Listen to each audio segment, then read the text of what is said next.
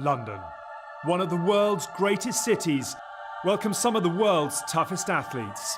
Superhuman is standard in T100. Another day in the Hurt Arena for a stellar cast, led out by the sensational Annie Howe. Challenge rock, she was faultless in that race. Well, this is one of the greatest runners we've ever seen in the sport. 30 seconds made up in the first K by Ash Gentle. Lucy Charles-Barclay, she does not mess around at the start. She's going to be able to tell that she's bridging that gap to Lucy Charles-Barclay. Her first ever T100 World Tour Series victory. What does this woman have to do to get first place at one of these races? Second again. Annie Howe, Ash Gentle and Lucy Charles-Barclay, just three of the headliners in a field of challengers and champions. But the big question in London, has the time come for LCB to move from challenger to champion herself? Welcome to the fourth race of the T100 World Tour. I'm joined by the one, the only, Jan Frodeno. Welcome to sunny-ish London. Yeah, thanks, Jack. What a day it is. Indeed, we've had a bit of rain the last few days, but it is a magic day here in London for this spectacular event. Jan, I'm excited by this women's race. It's probably as deep a field as we've had this year. Indeed it is. I mean, it's crazy the kind of depth of field the T100 series is providing on a regular basis. But here again, it is home of the great British athletes, and they are arguably the strongest depth of nature. And, I'm looking forward to this race having a lot more different facets than we've seen previously. I think a big talking point and one of the main storylines of today's race is the absence of Taylor Knibb. We saw what she did last time around in San Francisco. It was crazy, dominant. Do you think that gives an opportunity to the rest of the field and maybe some anticipation and excitement for a lot of the field? Yeah, absolutely. You have to look at the season progressing as well. Athletes build and build throughout, as the series has been. We're now in the thick of it, and we see athletes like Lucy Charles-Barclay, who is generally building throughout a season. But I think, of course, Taylor Knibb not being here will definitely guarantee suspense for us viewers and fans. And a strong field of locals. Talk to me about that. Absolutely. I've talked about Lucy Charles-Barclay, who is actually from London. And historically, the British athletes, we've seen moments in Miami, for instance, where the top 5 ladies were from Great Britain. And they are here with a home crowd support. I've personally experienced that in the London 2012 Olympics. And let me tell you, the home crowd support here is a force to be reckoned with. It's been a crazy 3 races so far. We hope for another big one today. Here's the T100 World Tour story so far. Miami and a new era of triathlon. Very first T100 about to take to the water. Lucy Charles-Barclay, she does not mess around at the start. Absolutely ruthless as we see the field getting decimated. We've literally never seen anything like this in triathlon. And she has just stunned the world. India Lee wins. And if Miami was the warm-up, this weekend these athletes step into an Asian furnace that can burn very hot. She cannot wait to get on land and try and make up the deficit. We are in for a show. Is there going to be one? The first ever T100 World Tour Series victory. The T100 has landed in San Francisco. We have all the ingredients for a truly iconic race. How is she so much better on a bike than everyone else around her? Another long shot of Taylor Knibb and No one else. And she has completely dominated from start to finish today. Taylor Knibb, our T100 San Francisco champion. It feels like after 3 races, the T100 series standings are really starting to take place. Lucy Charles-Barclay atop the standings. She's had 2 second-place finishes. I know this race on home soil means a lot to her, and I know she wants to finally get a win. Ashley Gentle, she's been dubbed the queen of the T100 series. She came off her worst ever performance at the T100 series last week at San Francisco, and I just wonder, will it be excitement or nervousness for her here today? India Lee, the Miami champion, again on home soil. Paula Findlay, consistent as ever. Taylor Knibb, the not-so-sleeping giant, coming off San Francisco with probably the performance of the year. I think a big name to watch is 10th position, Kat Matthews. It seems like she's a little bit lower down on the rankings, but clearly one of the favourites today. And then 11 to 20th, Imogen Simmons, on her day, the best cyclist in the sport. Els Visser, consistent. Laura Phillip, even more consistent across swim, bike, run. Holly Lawrence, she's pregnant, not joining us, but a great race in Miami. Emma Pallant-Brown, potentially the best runner in the field today. And Daniela Reif, we know she's injured, but can she make a late season charge? Jan, someone I'm really excited to watch in today's race is Annie Haug. You obviously had the same coach as Annie Haug. Tell me about what version of her you think we're going to get today. Well, it's of course quite tricky. She's just come off an amazing performance at Challenge Roth, where she has dominated the field. She's done extremely well in the series. You know, she's never been off the podium. I think maybe a 4th place in there. And we're seeing these images here where she topped off a world's fastest ever time with a 2:38 marathon. It is unbelievable what kind of form she's showing. And this will fit her training scheme exactly, because what we normally do is we have a hard, short, intense block where we really test heart and lungs to get back on fire. We increase the engine, as we like to say, and this kind of race is, you know, the epitome of that. I think everyone expects Annie Haug to be there when the guns are firing on the run. Someone else, Ash Gentle, who could be there to battle her. Do you see potential for those two to be head-to-head at some point today? I mean, the course really lends itself to a run battle, doesn't it? And I mean, the whole narrative we're going to see, we've got some strong swimmers up the front, but between Anne Haug and Ash Gentle, they will be pushing each other as well. Both of them fantastic runners. And the beauty of it is that it's wide open. You know, we haven't seen a repeat winner yet. Let's see what happens today. And I guess the one woman who wants to put a pin in all those plans is Lucy Charles-Barclay, the home favourite. She probably doesn't see herself as being the favourite if it comes down to a run battle. Is she going to try and spoil those plans for Anne Haug and Ash Gentle? As she always does. I mean, that is literally what she does. She's going to have some help in the swim, I think, today, in the form of Sophie Colville, who's going to come out and maybe even help her on the bike a little bit. It is a somewhat technical course on the bike, so we could see the two of them working together well. But I mean, she loves to build that kind of gap. Along with her coach, Dan Lorang, she's worked on her cycling strength over the years. And again, she's somebody that classically progresses into the season. She builds, and we've seen amazing runs from her. You know, this time around, she's been bridesmaid, you know, at the previous T100s races. But let's not forget, she does have a world-class run performance that could also just stick it to these ladies. Singapore, her and Ash Gentle went head-to-head, and Ash had a 5.5-minute deficit to catch up, and she got it with 5 kilometres to go. Do you think Lucy Charles-Barclay would have lost any confidence from that? You know, I think there are a few people in the world more resilient than Lucy Charles-Barclay. You know, she's been runner-up in Kona, namely 5 times, and kept insisting and kept trying and kept pursuing her dream of winning that crown once. I think Lucy definitely is somebody who would get fired up by this kind of performance. She knows where she's at in terms of her performance and her fitness, and you know, she knows the season is long. A lot is expected of her, and she will thrive in front of a home crowd for sure. And if the situation does arise where Lucy Charles-Barclay finds herself off the front of the race into T2, just how big a gap does she need over Ash Gentle and potentially Anne Haug? Again, as the season progresses, you know, I think Lucy Charles-Barclay is somebody who comes into form. Ash Gentle is going to have a bit of fire in her belly after San Francisco. You know, it's the first misstep she's really had. So the beauty of it is we're going to find out within the next 4 hours, and I'm looking forward to calling the shots as they fly.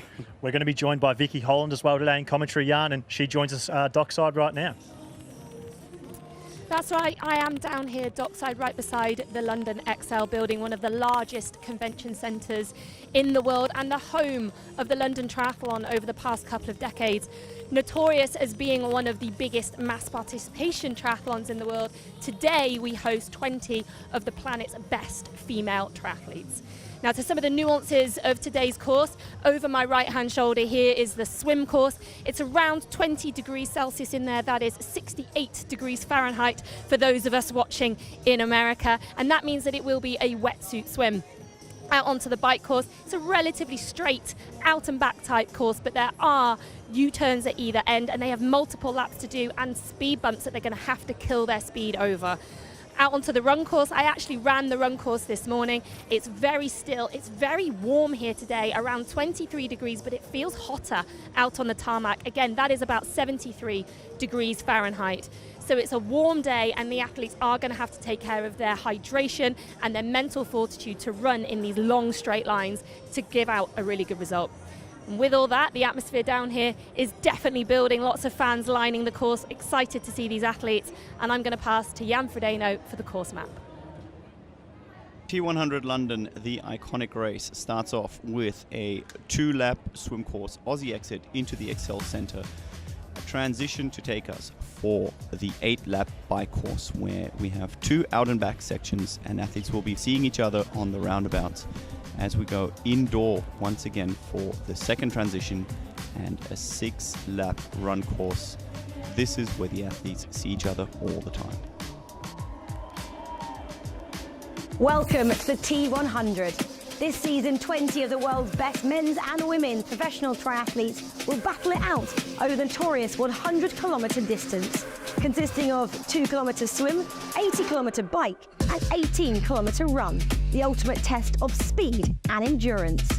Taking place across 8 iconic locations around the globe, the season culminates with the T100 World Championship Finals in November. Every finishing position earns points, from 1 point for 20th to 35 points for first place. The T100 World Championship Finals will offer even more points to keep every athlete fighting until the end of the season.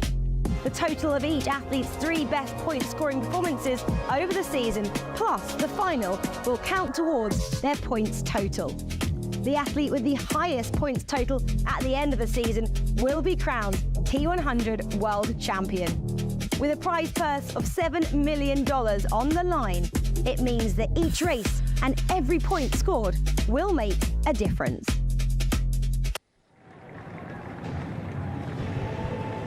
And it is almost go time. We've seen the ladies warm up as they now choose their positions. Well, they've actually chosen them, right? And they are lining up pretty much according to their numbers.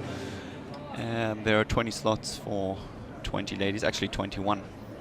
And we are about to witness what I think will be a very, very quick start to this swim.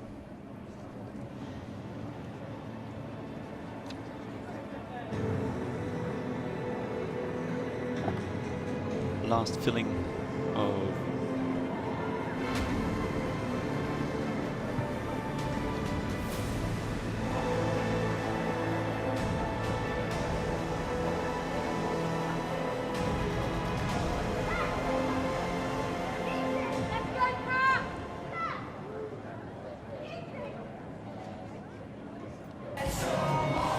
wearing number 17, fresh off a recent victory in Roth, the 2023 European Open winner from Germany, Anne Haug. Wearing number 8, she claimed the silver medal at the last T100 Tour race in San Francisco from Great Britain, Kat Matthews.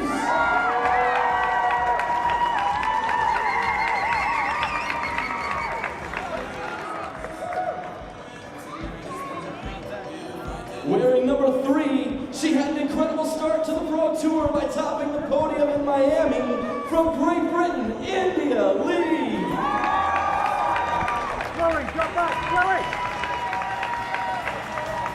Wearing number 2, she proved too much for the rest of the field in Singapore T100 from Australia, Ashley Gentle. Chloe, you're in shot! And wearing bib number 1, the reigning queen of Kona. She is sitting at the top of the T100 leaderboard from Great Britain, Lucy Charles Barclay.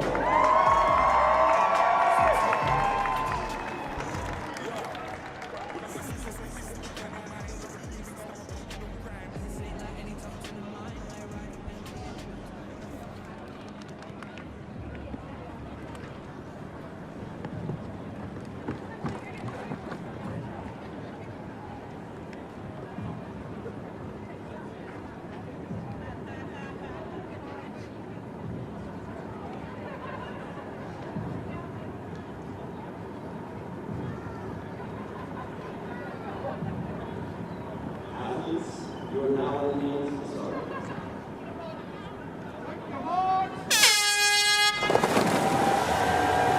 We have a start here in London. The women's field is in the water and underway. Watch as they work for positioning to get to the back of the pool. And we are racing 100 kilometres to go in the T100 London, fourth stop of the T100 World Tour this year. As we can see, and as expected, Lucy Charles-Barclay, front and centre of screen, in the pink cap, taking things off hard. Ashley Gentle picked a pontoon position right next to Lucy Charles-Barclay, I believe in the hopes of trying to get on her feet. And as you can see in the orange cap there behind Lucy Charles, she has already lost her feet. That train has left the station and no one got a ticket other than Sophie Caldwell. By the looks of this perspective, she's in the green cap on the right of your screen, and she looks to be the only one taking it out as aggressively. She's got someone on her feet. We can't exactly tell the color of that cap, but it's a group of three within, what are we in, 30 seconds of the race, making sure there is no doubt of intention, as for the first few meters we can see some great crowds making great noise for these ladies. So it was a wetsuit optional swim, which obviously means that everyone has chosen to wear a wetsuit, as you can see. Probably makes things a little bit easier for the weaker swimmers, which is quite an interesting thing to watch, because Lucy Charles-Barclay, she needs a big gap into T2 today, I believe, and having some company in the form of Sophie Caldwell, and I believe that probably is Lisa a little behind them, although it's very hard to tell at this stage, is going to be crucial. Yeah, I agree that the wetsuit debate is kind of endless, you know, and as technology has evolved, athletes, even the good swimmers, no longer mind swimming with a wetsuit because the materials are just that much more flexible and you know, comfortable to swim in. But we generally would have preferred, as good swimmers, to swim without a wetsuit because, as you mentioned, it's a little bit harder for the not so good swimmers to keep up, and the gaps just become a little bit smaller. But we see Lucy here breathing to the right, so this is normally what people start doing. You can see Sophie breathing to the left on the other hand, and this is just a simple preference, right? For me personally, it was always breathing to the right. Everybody has their favorite side, and everybody tends to breathe at least in open water every second stroke. And yeah, we are seeing a fierce pace being set, as already it looks like the third athlete, who we couldn't quite identify, has popped off the back. We talked about it a little bit in the pre-show then, Jan. Just how much time does Lucy Charles-Barclay need into T2? Obviously coming off Singapore, where she had 5 minutes over Ash Gentle, and it proved that she needed about 7.5 minutes if she was going to be there for the fight. Is this a sign of intent early? Do you think that, in your opinion, do you think that she needs to do this and push the pace? And if Sophie Caldwell is with her, that's great, but really it's on Lucy Charles-Barclay to go and do the work and make sure she has the lead required? Well, I think they're sort of in the same boat, right? I mean, both these athletes would like to see a gap over the simply phenomenal runners that we've got in the field with Anne Haug, and obviously Ashley Gentle could probably put a few more in that kind of category. But, I mean, that is definitely the strategy Lucy Charles has at every single race. And that's probably one of her weaknesses, that she only has that as her joker card, right? She can't really play a safe card and surprise these athletes by, you know, playing it out and just waiting to see what the others are doing. She always goes out, and she has no fear in her heart. I'm pretty certain of that. And so, speaking to a lot of the athletes after their time at swim prep yesterday in the afternoon, they noted that there was quite a strong current in the river. So on the way out, which we've just seen them get to the turnaround buoy, it's quite a strong head current. So it's slower on the way out, and then on the way down, which is the long straight section that they're on now, it's actually a bit of a current behind you. So they do swim quite a lot faster. Do you know if that suits the stronger or weaker swimmers, Jana? Do the stronger swimmers prefer to have the current behind them or in front of them? So in general, I would say the trickier the conditions are, the better it is for the good swimmers, because they have a stroke and they can maintain that stroke despite any outside influence, right? So if there's a strong current, if there's a bit of chop, today we can see there's not much wind, but they might be swimming with tail current, but they're swimming into an ever so slight headwind. So every little wave makes a difference so that these athletes can get the full length of their stroke. We see Lucy who really reaches out long under the water and makes sure she gets the full length of her stroke. And that's the sign of a strong swimmer, whereas a weaker swimmer could be distracted by conditions, you know, getting it into her head that they're moving slow. The great advantage is that on both sides, you've got buildings, you've got landmarks that you can reference off, and that you don't have to do as much sighting as you would in a normal kind of open water swim. And that also helps the good athletes, the good swimmers, to really focus on speed only. And we've seen Sophie Caldwell get nicely onto Lucy Charles-Barclay's feet here. I'm joined by Vicky Holland in commentary, who's spent a lot of time racing alongside Sophie Caldwell in their short course pursuit of the Olympic dream. And Vicky, Sophie didn't get selected for the Olympics, so we find her here at T100 London. Do you think she has a point to prove? Yes, but I also think that for her the most important thing right now is to enjoy what she's doing, and she said that herself. It might be a little bit cliche to say that, but she's come off a very, very tough selection process that she found herself on the wrong side of, and British Triathlon were in a, some may say, enviable position of having multiple athletes that they could have chosen into that Olympic team who were all medal contenders. And Sophie is now the only female athlete to have won a World Series short course race this Olympic cycle to not be on the start line in Paris. So you can look at that and say she's incredibly unlucky with the way the selections have fallen for her, and it's sort of left her in this position of, well, what on earth do I do now? All her eggs had been in one basket. She'd been preparing for that race for years, and unfortunately the selection didn't go in her way. So now here she is at the T100, and I think she's just going to enjoy the process and put herself out there, race the race that's in front of her, as she said to us earlier today, and I think she's just going to try and enjoy something new today. And Jan, it does look like Lucy Charles-Barclay has created some huge gaps here.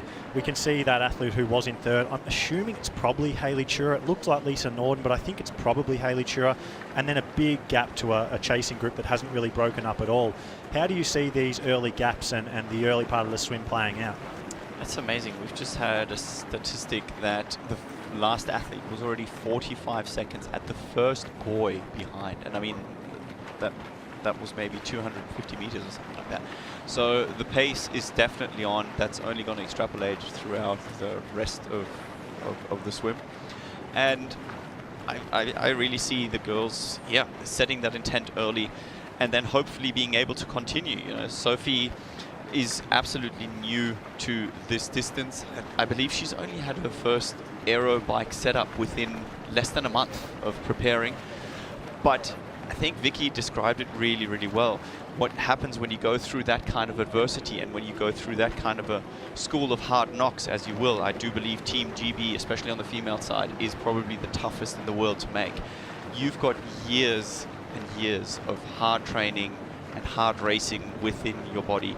And, it's exciting. She's a youngster and coming up to really show the experienced T100 athletes where potentially, she could disrupt the standings. Well, she has nothing to lose. This isn't her distance. As you correctly said, Jan, she's only been on a time trial bike for a matter of a few weeks. And while she is known as being a strong cyclist in short course racing, we all know that doesn't necessarily mean that you're going to get onto a time trial bike and immediately be one of the world's best cyclists in middle and long distance triathlon as well. So she is coming in with very tapered, metered expectations. She's not coming here thinking I'm going to blow everyone out the water because I'm a fast short course athlete. She's just going to have a go.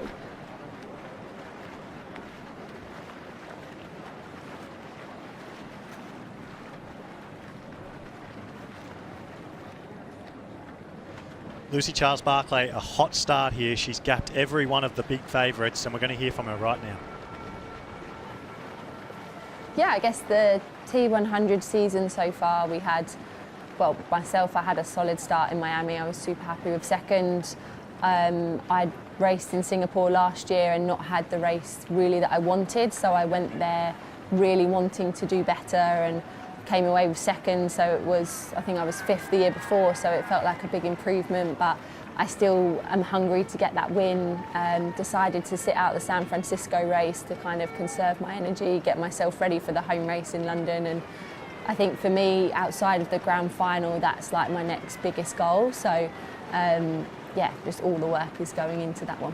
There's a lot of athletes that want to make it hard for me in the London T100. I mean, I feel like, yes, there's a lot of Brits doing it, but I live the closest to the race, so it feels really like my home race. And if anyone can take the opportunity away from me winning, they're going to try their hardest.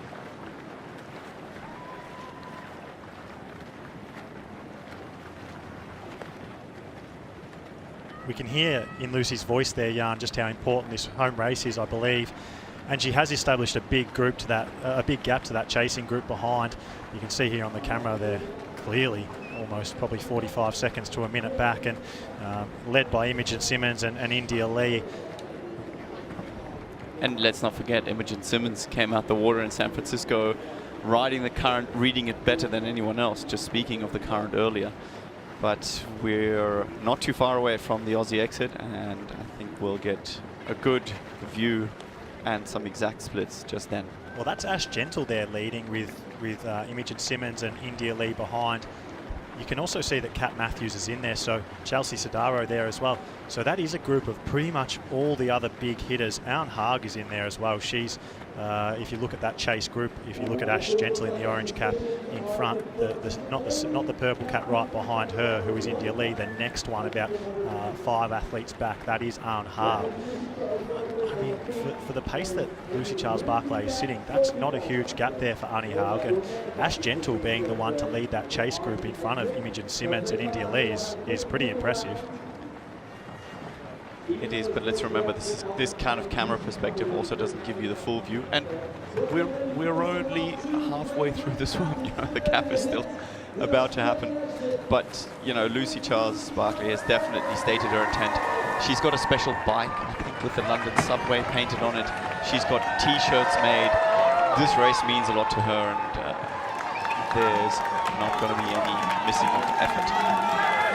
This Aussie exit, as opposed to others, you don't quite get the view of other athletes. When you get onto the pontoon, you can get a quick look right, like you just saw Sophie Caldwell took a good look. You don't really get to tell who's where and how far ahead of you are. It's quite difficult, but they definitely still would have seen that they had a decent gap there. Well done, Haley. Yes, my third athlete was Haley Chur, as we speculated, and I just noticed on the dive in there that Sophie and Lucy, I think they swapped positions. I think Lucy looked over a little bit at Sophie and sort of said, hey, come on, you take the lead for a bit now. And I think when we just saw them a minute ago, it was Sophie who was starting the second lap in the lead. Well, you know, Vicky, I think also there's a thing here. This kind of Aussie exit is very much suited to Olympic distance athletes. You are more used to going the high pace, the high intensity, and everybody's walking out a little carefully here. You know, Lucy was adjusting her goggles, whereas Sophie, she's used to this, you know, changing pace.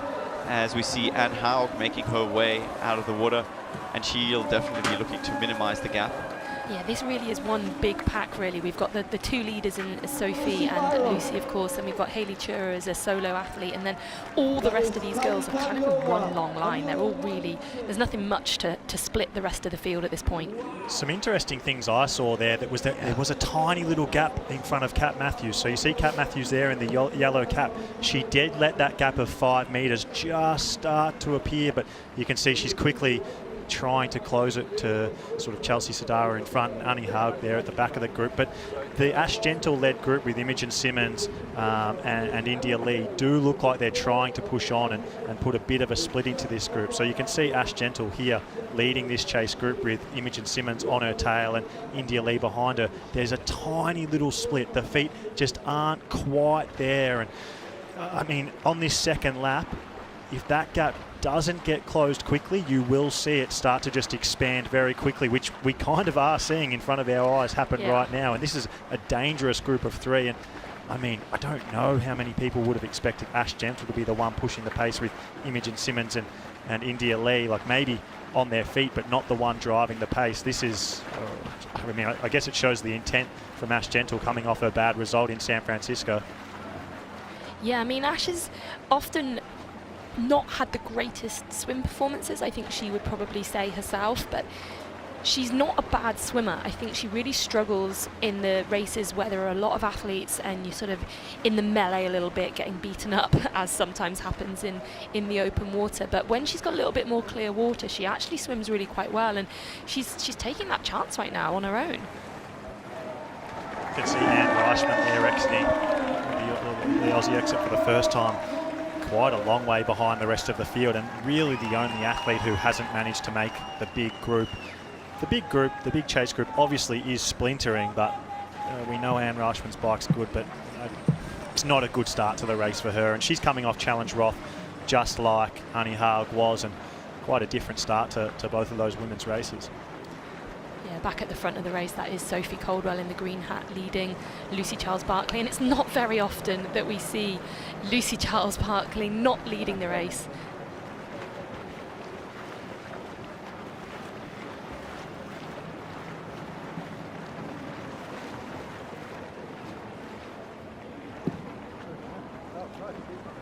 Would you have expected to see this, Jan? Sophie Caldwell leading the swim kind of at this point in, pretty much 3/4 of the way into the swim, or would you have expected Lucy Charles-Barclay to take authority and lead the whole swim? No, I would have definitely hoped to see these two working together, and it's fantastic because I think, we see this and we see this kind of wholehearted racing from Lucy at every single race that she does, and it's really nice to see other athletes seeing, okay, this could also be my ticket to the very front line. This could be a ticket to a podium, and if we work together rather than just benefit off Lucy's feet, then this could really turn into something great. And still, I don't think that Lucy's holding back. I don't think she's tactically sitting there to save energy. I think Sophie's simply setting a very, very hot pace. Well, that stat on the side there, we've got our time gaps. You can see that it's 53 seconds between these lead two and Ashley Gentle, who is leading those three athletes that we mentioned before. So that's a big gap to have at this point in the race. We don't often see it blow out that early, that early, and it shows a real statement of intent from these two girls who are clearly working together, as we've just said there, that Lucy Charles-Barclay has now taken over the lead again from Sophie Caldwell, so they are really working together in the water. You don't often see it really that people swap lead quite as often as this in the water portion of the triathlon, but I think it's a really good, statement of intent that they're going to share the lead and they're going to do their fair share. And as to be expected, on the second lap, those small gaps are definitely blowing out between athletes. What we can see from the balcony here, as you mentioned earlier, Jack, there's a few athletes who are just a meter too far off somebody's feet. That meter turns into 5, and next thing you know, there's a real gap there. And, fast forwarding onto the bike course later on, those kind of gaps where athletes see each other at the turnaround every single time are what's going to make these athletes definitely race their heart out, because it's so much easier when you have a reference point that you're trying to chase. This gap has definitely blown out over the second lap of the swim. You can see Hayley Chura there in potentially no man's land in third, maybe not quite swimming fast enough at the first 50, 100 metres to make this front two, but swimming too fast to be with the group behind her. She looked like she was almost a minute back to this leading two of Lucy Charles-Barclay and Sophie Caldwell, and yeah, you can see that gap to the chasers behind with Hayley Chura is probably another minute as well. So looking more like this gap to the chase group of three with Ash Gentle, Imogen Simmons and India Lee has really blown out to 2 minutes, but they have split to that group behind with Kat Matthews and Annie Haug and Chelsea Sodaro in it, and the other big bike runners of the field.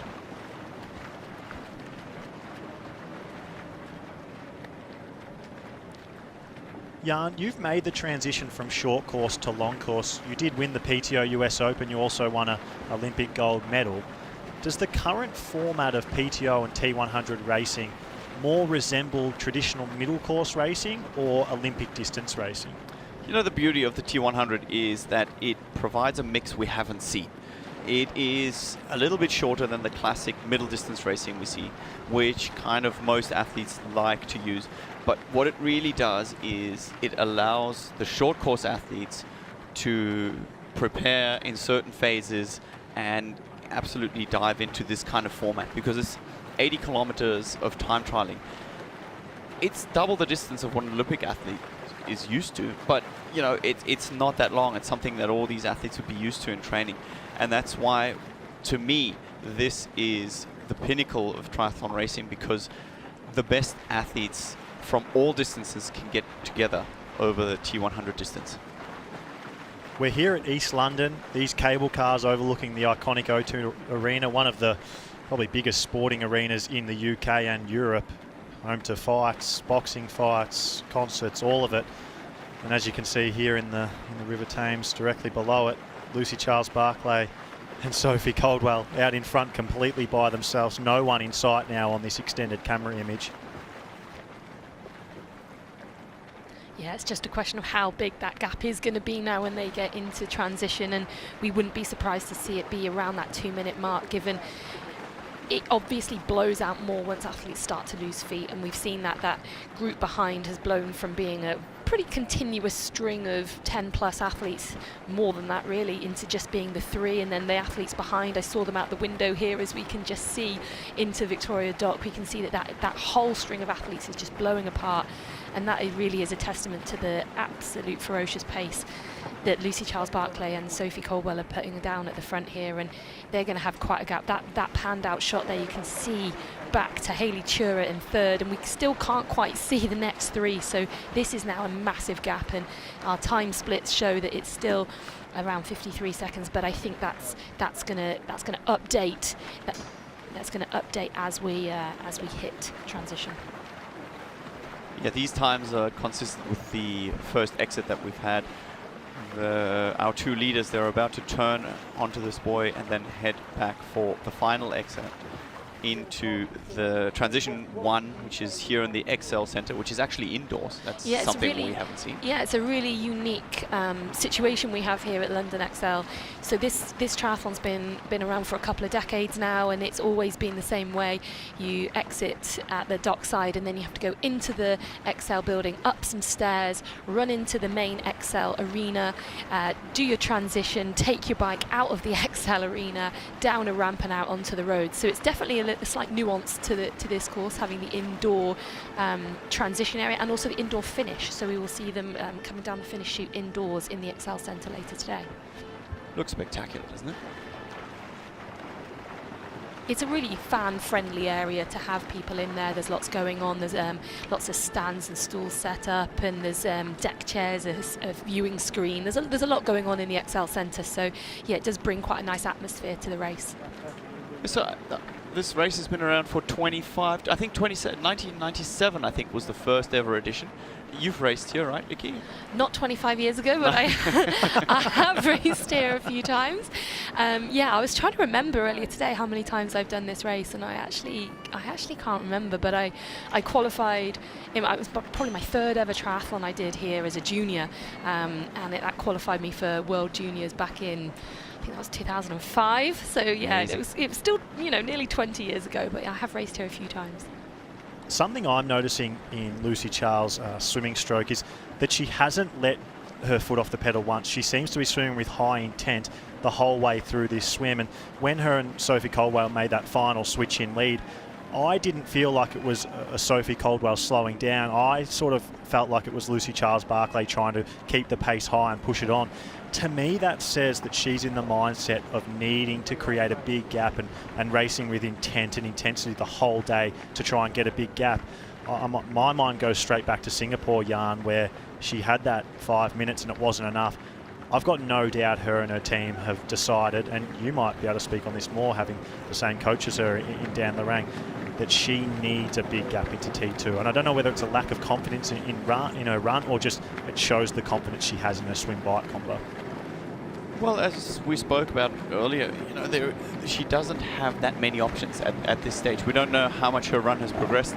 She did have some struggles earlier on in the season with a calf issue that she picked up at the World Championships last year. So again, she'll be building, and we know she's capable of very, very good running skills. as they hit the swim exit right now. Ladies and gentlemen, start your stopwatches. Let's see what this gap is as our two leaders head inside for transition 1 and out onto the 8-lap bike course. I mean, look at all the fans there. It's great to see so many people come out to support them, and to have two British athletes come out first and second out of the swim. That's just what the home fans are going to want to see, really, isn't it? Some stairs in there for good measure. What do you guys think? Are we going to see another scenario of having top 5 British athletes as we saw in Miami? It wouldn't surprise me. We aim to please, we aim to impress on home soil, so I know they'll all be gunning for it, and pretty much every single one of them has spoken about how they've got so many friends and family here supporting them, and they're just excited to race rather than nervous to race. So hopefully that plays out for them. It's already been almost a minute and no sign of the chasers coming into T1. Lucy Charles-Barclay and Sophie Caldwell, I guess they have to form a partnership here, Vicky. I don't think this can be a situation where Lucy wants to ride off the front or Sophie wants to ride off the front. I think we need to see an alliance formed here for either one of these ladies to have their best race today. Well, Lucy doesn't often get this, right? She doesn't often come out of the water with someone right there, and someone who she knows is a strong cyclist. That's the big in point. Sophie Caldwell as well. And, you know, she probably knows that over this distance, Sophie doesn't have the experience to maybe win the race on the day, so she can kind of use Sophie as someone to work with, especially in the early part of this bike course. And for Sophie's part, she has literally nothing to lose by just attacking the first part of this bike. I know it's been a nail-biter of a season. May I just remind you, we had this exact same scenario in Miami with India Lee. She came out, they didn't, we probably would have thought the same thing, you know, she's not that experienced of an athlete. And she, you know, they rode together, they worked together, and ended up winning. It was Lucy Buckingham who came out of the water in Miami. Of course, yeah. India Lee was about a minute 30 back, and funnily enough, she's just come out a minute 50 behind with Ash Gentle and Imogen Simmons here into T1.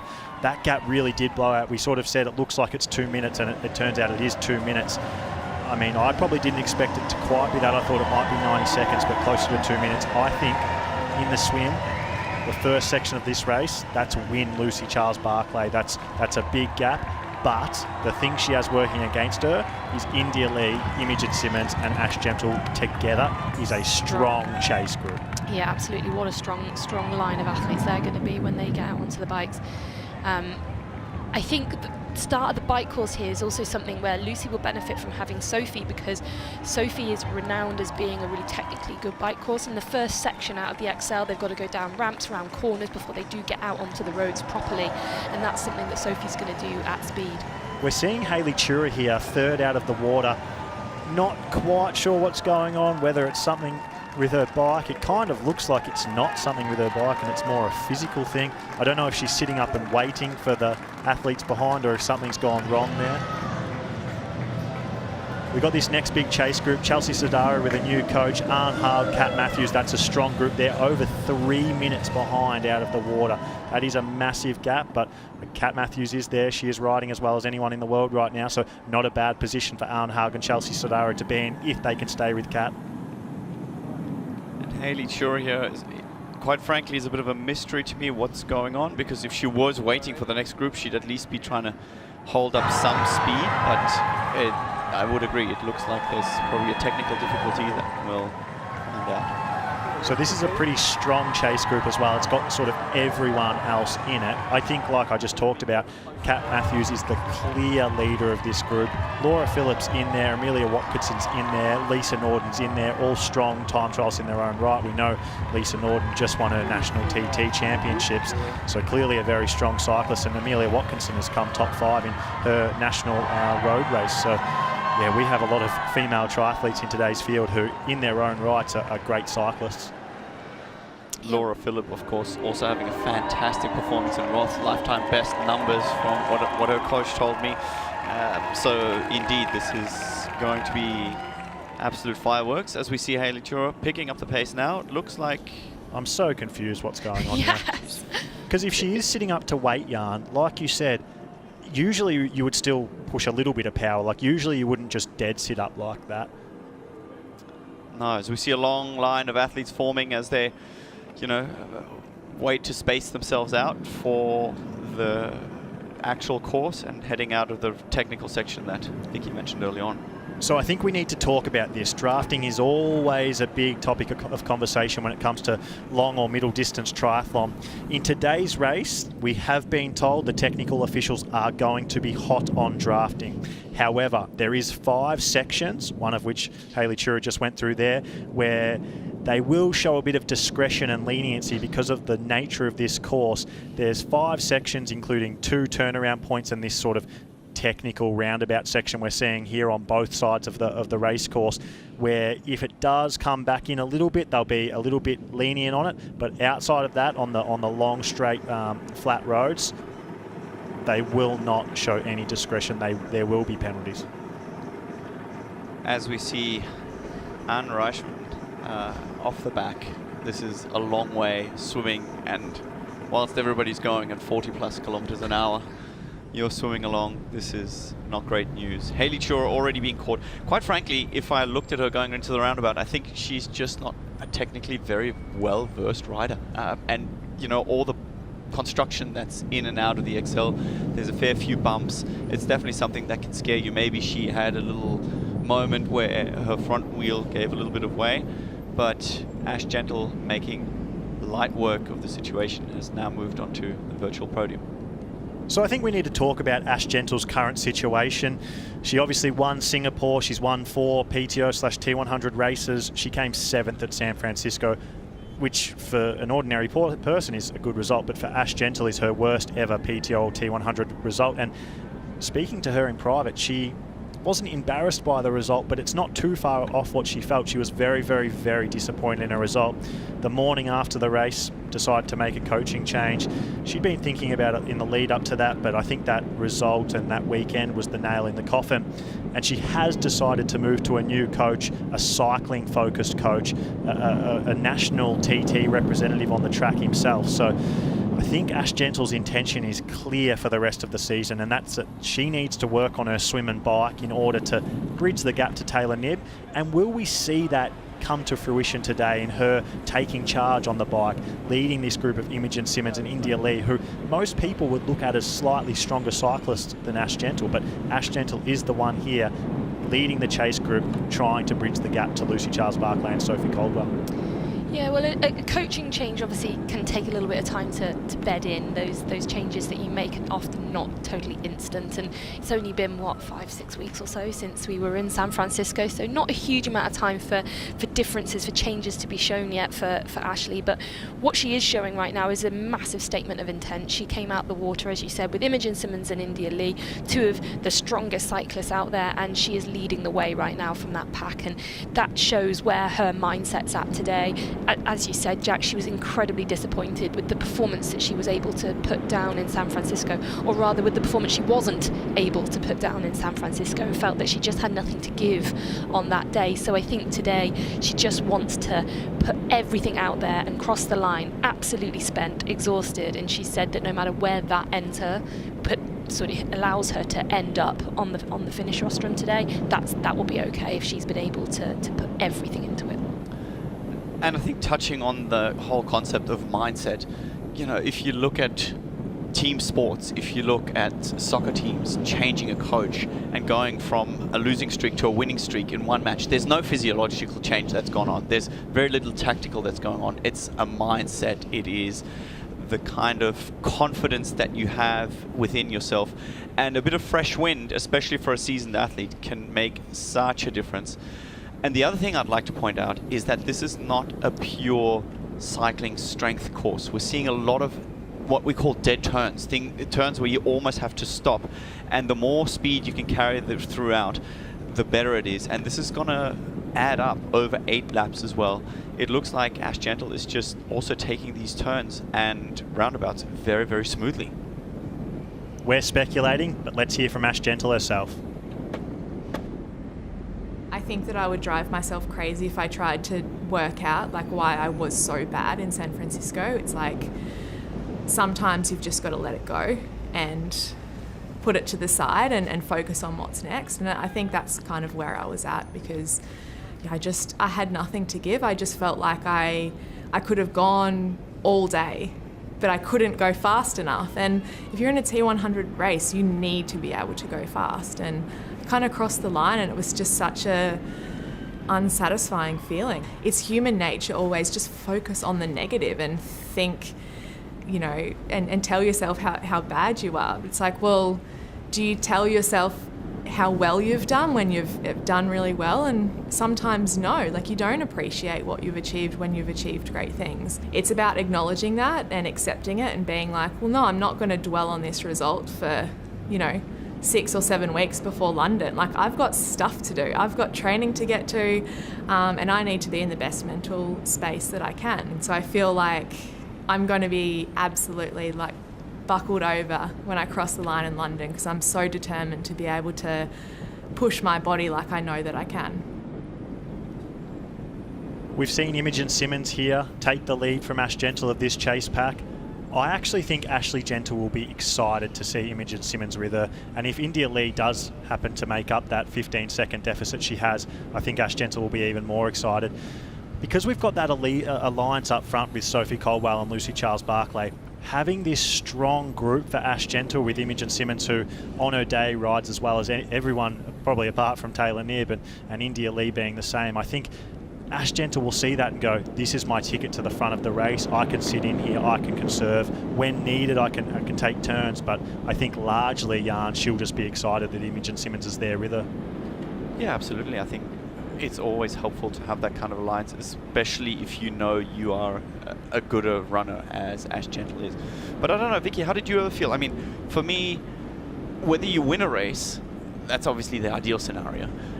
If you're terrible, I feel like is the next best kind of scenario. I was always worried about a race that was okay when I had big expectations going into it, because that really made me wonder whether the actual level had moved on. And I'm not saying a 7th place is terrible, I'm just saying by her standards it was way off. I don't know, how did you see that in your days? Yeah, I totally agree. A mediocre result is almost worse than an awful one. An awful one you can usually track back to something eventually. It'll become apparent that you're ill, or there'll be some really obvious reason why that was just an anomaly and that day is a write-off, and you can just put it out of your mind and go on to the next one. It's the days when, like you said, you just sort of mid-pack, when you may be expecting to be right at the front, or you've been right at the front in other races, and then you kind of have to go away and scratch your head and sort of work out what was it? Did the level move on, as you said, or am I just dropping? What's not working here? And those are the harder days, definitely. So having a look here at Imogen Simmons' ratings compared to the field, we can see that she's rated as the 4th fastest swimmer and 3rd fastest cyclist in this field today, but the 13th fastest runner. And I think that's why she'll be Ash Gentle will be so excited to see Imogen Simmons there with her, because she goes, great, this is one of the best cyclists in the field. This is someone who can keep pace with the Lucy Charles-Barclay driven front group, but I'm very confident that I'm going to be able to outrun her.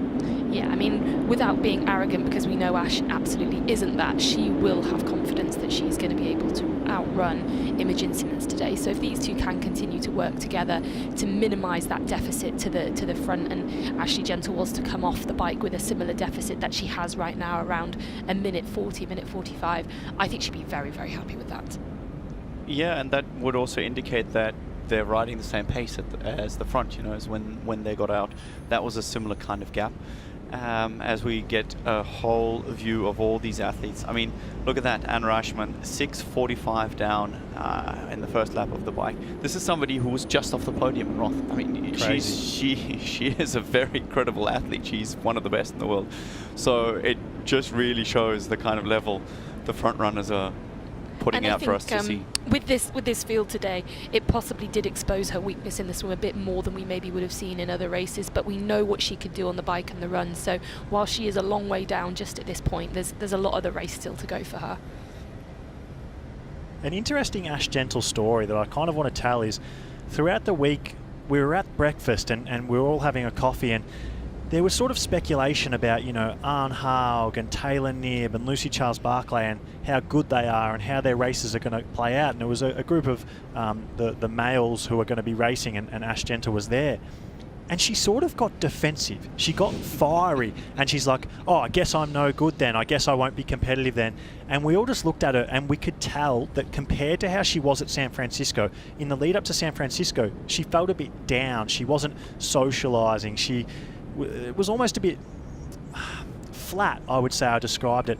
And we were all just like, oh, Ash Gentle's found her fire again. And she really we started laughing at that. And to me, I just have seen signs all week that Ash Gentle is here, focused, ready, excited to go. And I think that speaks to what you said, Jan, that sometimes a coaching change is completely mental and emotional. And maybe it was just that thing that made her be able to relax. Like maybe she was feeling some negativity in her life and in her training, and this point that just maybe set her free a little bit, and we might get that same fiery old Ash Gentle back that we didn't see in San Francisco. Yeah, mindset is everything, and I think, you know, certain athletes perform best being happy, others need to be angry. It kind of goes through phases in life, I think, and you know, it can also just be a breath of fresh air when you've seen a routine. To give you perspective, I mean, most of these professionals, they would do, in a short course pool, over 200 laps every single day. You know, repetition is the name of the game. Consistency is what you're looking for. And there's a lot of merit in that. So when you get somebody just changing even your warm-up, when you get new kinds of intervals, it can just be the kind of thing that gets you excited about going to training again, that gets you excited about racing again. And even though your physiology hasn't changed, it'll maybe let you tap into what is actually there a little bit more. And we've seen that Imogen Simmons and Ash Gentle have been able to bridge just a little bit into this gap. So it's a minute 39 back to the lead now. It started 2 minutes like we talked about, Vicky. And we are seeing that India Lee hasn't made this group. She is about 15 to 20 seconds down behind. Yeah, she's on her own, which is a really tough place to be at this part of the race. You know, you do want to have people to work with a little bit like they have at the front.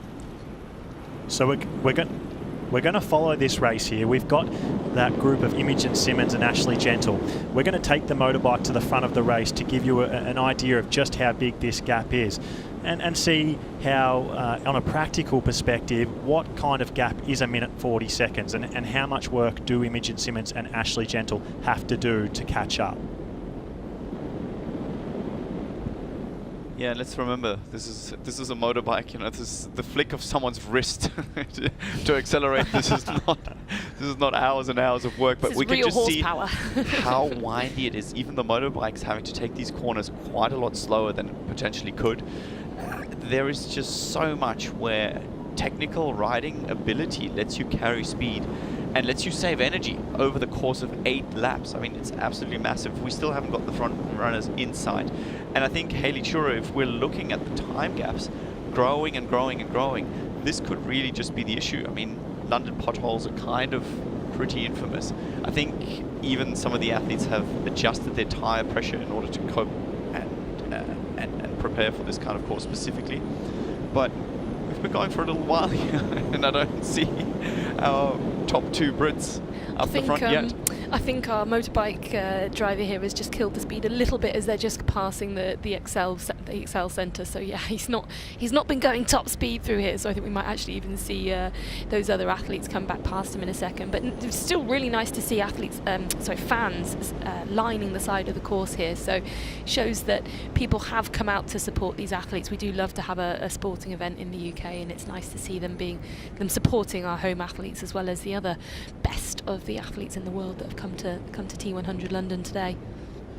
We can see some other gaps that are sort of evolving throughout the race. Remember that Kat Matthews and Laura Phillip came out about 3 minutes behind the lead, and they've now got that down to 2:30 behind the lead. And you can see that Anne Haug, who was with them in Transition 1, has not got with that group. So she's been dropped by the Laura Phillip, Kat Matthews, Lucy Byram and Lisa Norden group.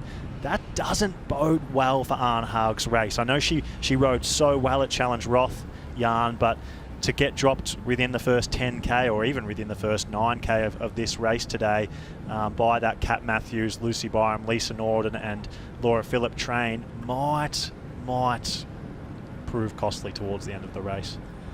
Well, personally, I mean, for me, it would be unimaginable to race this kind of field on this kind of course so close to a long distance race. I could never do it in my career, but different athletes obviously cater for different abilities.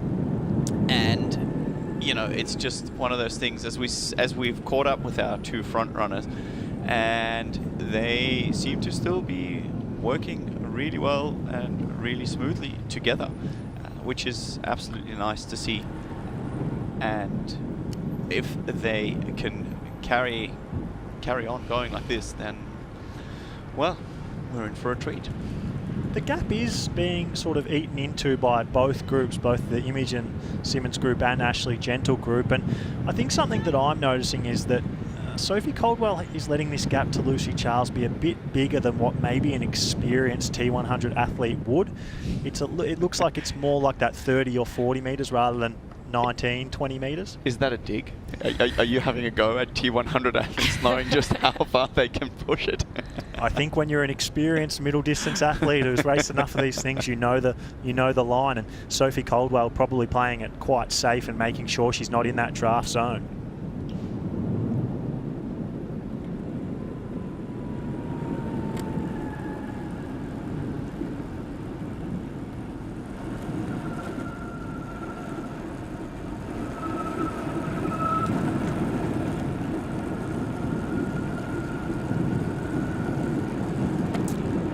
As we're back with Sophie Caldwell, they lost about 14 seconds on the first lap to Ash Gentle and Imogen Simmons.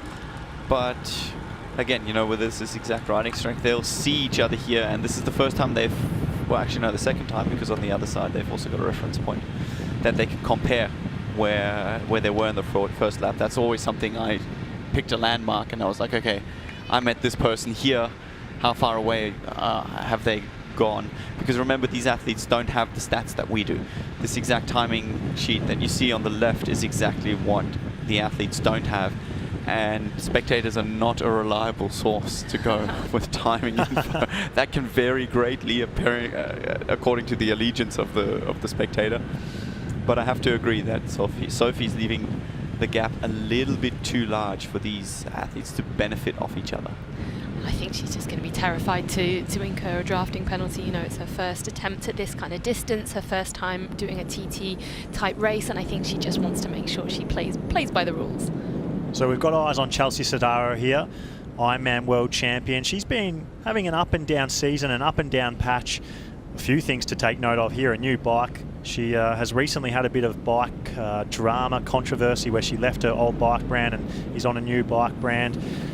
She's also had a coaching change, just like Ashley Gentle. She moved on from her longtime coach, Dan Plews, who took her to an Ironman World Championship victory, and she's now working with Neil Henderson, an experienced triathlon coach out of Boulder and professional athlete himself back in the early 2000s. And as you can see, everyone knows Chelsea Sodaro is a great runner, the 4th fastest runner in this field today, 9th fastest swimmer and 17th fastest bike rider according to the statistics. However, Chelsea Sodaro's bike sometimes is 17th best in a field like this. Sometimes it can be a lot better than that, as we see her making the pass here on Hayley Chura, who did come out of the water 3rd and is now dropping back to 11th following this pass. Yeah, you can see the little group in front, the pack of the line of athletes in front of her, and I think she'll just be desperate not to lose contact with them. She knows that being just at the back of that line of athletes is super beneficial for her, and as they are tearing through the field and starting to take a little bit of time out of the leaders, she wants to be part of that. She doesn't want to let it go, so she rode quite aggressively through that corner and really sped past Hayley Chura. And you can see Lisa Norden is the athlete in front of Chelsea Sodaro, who's involved in this group of Lucy Byram, who you can see in front of her, Kat Matthews, who you can just get eyes on up in the distance, and Laura Phillip as well. So this group here is vital to Chelsea Sodaro's day. You can see that group they're sort of together at that 20-metre mark. Chelsea Sodaro, however, is about 150 metres behind. She needs to close that gap.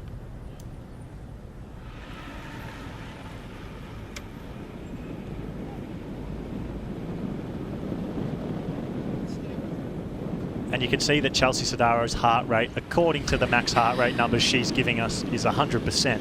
That, to me, suggests maybe she's given us slightly inaccurate heart rate data, because if it was 100%, then her day's pretty much She'd already be in trouble. done. Yes, but absolutely. it does show that regardless, her heart rate is very high relative to some others in the field. So say Lucy Byram at 89%, Kat Matthews at 93, Laura Phillip at 87 in that group in front of her. They are working not quite as hard as Chelsea Sodaro relative to the heart rate data that she's provided us. If you remember, this is a 4-hour effort, and there is no one here with less than 82% max effort. Ash Gently up there in her 90s. But there is no doubt to me that Chelsea is working extremely hard at this moment. She didn't come around Hayley Chura and just breathe past her. It definitely looked like it's labored. She went into a very, very high cadence coming up on that little bridge. And you can tell she knows that Lisa Norton is her ticket to the front, and she's desperate to get close enough to have some sort of benefit, which is, you know, at the T100, 20 meters off the back wheel. Just one quick more thing on Chelsea Sodaro before we talk about Sophie Caldwell and Lucy Charles-Barclay at the front here. We know that Ashley Gentle made the shift in her coach to Jordan because he's a bike specialist, and she wanted to chase that gap to Taylor Knibb. Chelsea Sodaro, she's also working with a coach in Neil Henderson who used to coach Taylor Knibb.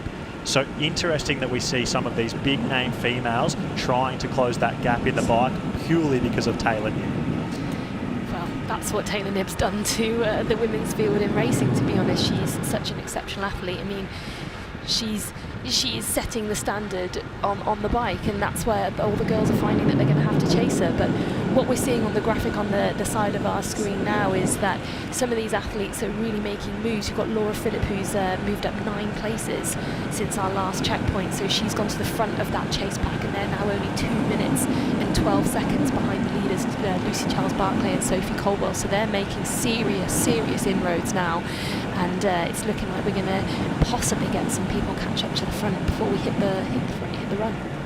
I think Laura and Kat definitely are also technically 2 very strong riders. We've got information that they had the fastest first lap, which was 26 seconds faster than our front runners here. And that's really, yeah, I think where the game's going to go. That's what these 2 athletes are trying to do. And, you know, then they are very strong runners as well. So this could really be an absolute nail-biter of a run race. So we've touched on Sophie Caldwell already. She's here at the front of the race with Lucy Charles-Barclay. We know she narrowly missed selection for the Olympics, and she's here with us today at T100 London. Let's hear from her. When I kind of found out I got the wild card, it really was like a silver lining for the year for me, because at the point I was like, well, I've missed more training in the last 6 weeks than I probably have in the last 18 months. Like, it has been really hard. So yeah, obviously with the T100 saying, you know, you've got a wild card, at the point I was like, okay, at least I've got something to focus on. So I think for me, am I angry and upset and stuff at this decision? Yes, but I think for me at the moment, I've really have just parked that and been given this opportunity to, like I say, if anything else, just open doors for me. Like, and yeah, that's kind of what I'm coming here on Saturday to try and do. Obviously, I'm an athlete, I'm competitive, I want to have a great race, but I think it sounds so cliche, but I just really want to enjoy it. Like, I have no idea if I'm going to love it or hate it. And I just really hope I love it, to just open more doors for me and, yeah, allow me to do a different style of racing and yeah, do something different, I think. I've kind of, like, obviously got an idea of what I'm going to try and do, but in all honesty, it's kind of race what's in front of you, and if you blow up, you blow up. Like, at least you know, do you know what I mean? And we're seeing Sophie Caldwell here. She has not taken a turn at the front for quite a while now. She's letting Lucy Charles-Barclay drive this bike pace, and I just do think, like we've touched on a few times, she's leaving this gap too big. Jan, I look at her position on the bike and I see someone who is fresh into long course and hasn't quite decided that, hey, this is what I'm going all in, and hasn't had the time to go into the wind tunnel and nail her position, because it really isn't a very aggressive TT position, is it? No, it's not, but it seems to be somewhat adjusted. I mean, she did have a session. She posted on her social media that she's gone out and had some kind of bike fit done. And that's where you have to start. I mean, everybody's journey starts somewhere on the long distance, and she kind of has to go and, you know, see it. Whereas now we're getting eyes on Lucy for the first time. She's got a fresh race suit, which I believe is adapted for the conditions here. They've worked more on the shoulder flexibility so she can actually benefit from her swim. The calf sleeves, which are an aerodynamic benefit, you know, she is the kind of exact opposite end of the spectrum. She's 100% dialed in. You see that cockpit is custom made for her. It's years and years of dialing that position in, and that's, you know, the beauty for someone like Sophie, who just comes in and says, well, I'm going to race till I blow up. And, you know, right now she's racing the best women in the world, and she's in a very, very high up position. You've also got to be a little bit careful, I think, when you first go onto a time trial bike. You can't just immediately go into the most aggressive aerodynamic position possible, because it's not something you're used to. You have to gradually, slowly do that over the months and years once you become a time trial rider. Otherwise, you do really risk sort of injuries and just not being able to perform once you get onto the run. But just on the bottom right-hand side of our screen now, you can see the QR code. If you want to take a photo of that, you can go to the T100 triathlon.com/live website, which will give you a lot more live data and can keep you up to date with absolutely everything that's going on out on course. Interesting point you raised there about the progression into an aggressive TT position coming out of short course racing on the road bike.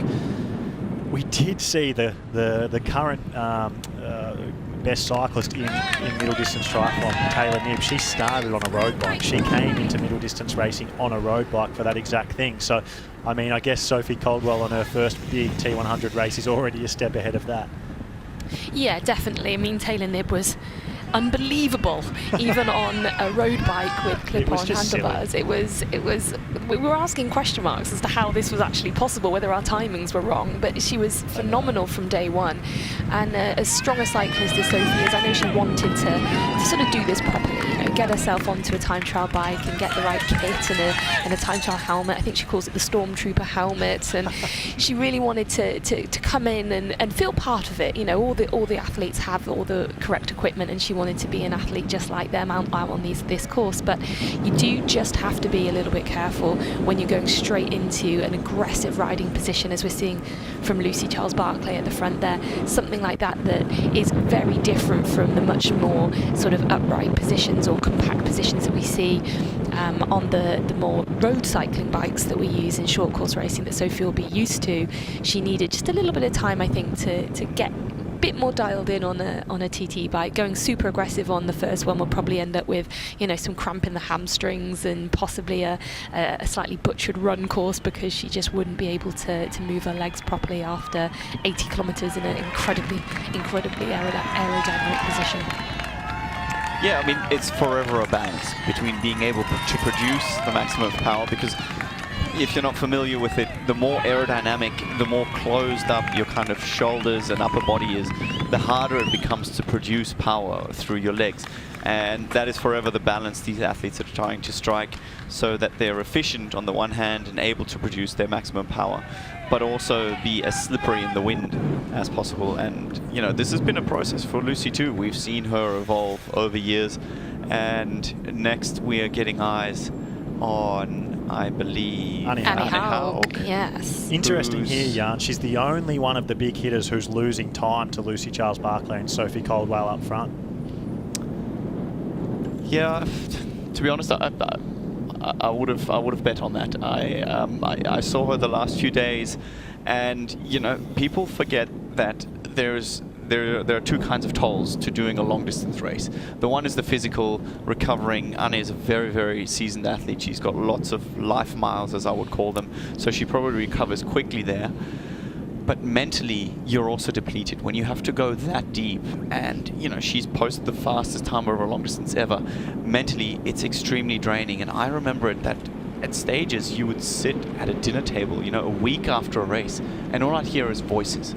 It kind of almost be like in a deep jet lag, and that's the kind of fatigue that you also have to deal with. And, you know, I saw her warming up on the bike, and yeah, she just looked like, she looked at me as I was an alien. And I was like, oh, okay, just go recover, have some carbohydrates, and I hope you come around. It's a gamble they take, and you have to take in this kind of level of racing, and it's fantastic that she still comes out and says, all right, I'm going to come here and have a crack. So we're having a look here at the comparison between Lucy Charles-Barclay and Annie Haug, and you see Annie Haug dropping back, and you might think, oh, well, why isn't her heart rate higher than Lucy Charles-Barclay? Isn't she suffering? And sometimes what happens when you've come off a big race, a big training block, and you get to your next race, you have quite a suppressed heart rate because you're just not quite capable of getting to the upper end of your aerobic threshold as what you might be if you're fresh and you haven't raced recently and you're specifically tapered for this race. And usually a low heart rate but an inability to produce power is a sign of heavy fatigue, and it does look like that's what Anne Haug's experiencing here today, whereas Lucy Charles-Barclay slightly higher than her and out in front leading this race.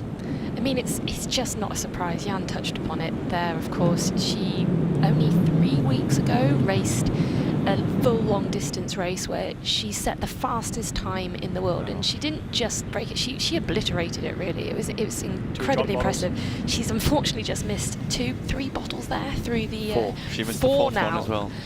Well, that's not going to bode well for her later in the race. I touched upon it right at the beginning of the show. It is actually a lot hotter than we expected it to be. The official forecast says about 23 degrees Celsius, 73 degrees Fahrenheit, but it is actually really hot down on the pavement. Here we go. That's the first missed bottle. We've got another second, third missed bottle. She wasn't even close enough for that one. And then I think she's going to try one more. Oh, we just missed that, but there was one more coming. So four missed bottles for Annie Haug out there on the bike at that aid station. And yeah, it's quite warm out there. It's really exposed. The run course even more so. There's no wind down there on the run course. And yeah, we'll see if she pays for that later on. She's riding up to some athletes now that at least mentally that will give her a boost, that she's not completely out on her own. Jan, I've got to pause you there. You won't believe it. I think we've got our first ever drafting penalty in T100 history. You're kidding. Jan's going to have a party. Yeah, Jan's pumping a fist. He doesn't even know who it is yet. Lucy Byram, young Lucy Byram, who usually is someone... Now I feel bad. Now I feel bad for Lucy, honestly. Yeah, Lucy's going to be coming for you, Jan. It's all your fault.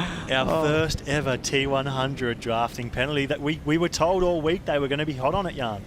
Yeah, and the referees are coming through on it. I mean, you have to remember that traditionally 20 meters is also not a draft zone that the referees are used to. You know, it used to be 12 meters and that's 10 from the rear wheel.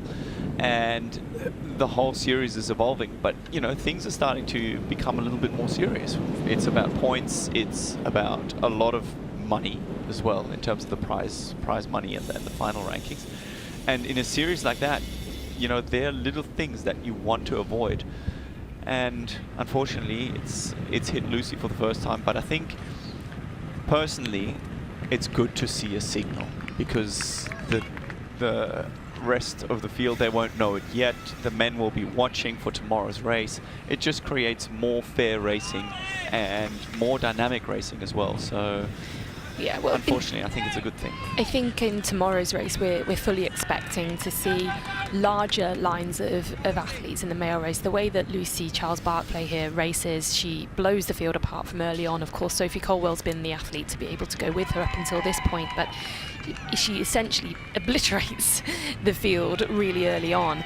Whereas in the men's race, we're very likely to see more athletes coming out of the water together. And I do agree with you, Jan. I think it's a really good sign to those athletes to just say, look, they're going to be really hot on this. And if you are drifting into that 20-meter zone, you're going to get penalised unless you make a pass. So tomorrow, watch out, lads, because the technical officials are on it. And just noticing on the side here, the leaderboard that we've got Imogen Simmons, Ashley Gentle now only just over 1 minute behind the leaders at 1:09 and 1:12. So they've really brought that down at the 26-kilometre checkpoint. So they are eating into the lead of Lucy Charles-Barclay and Sophie Colwell all the time.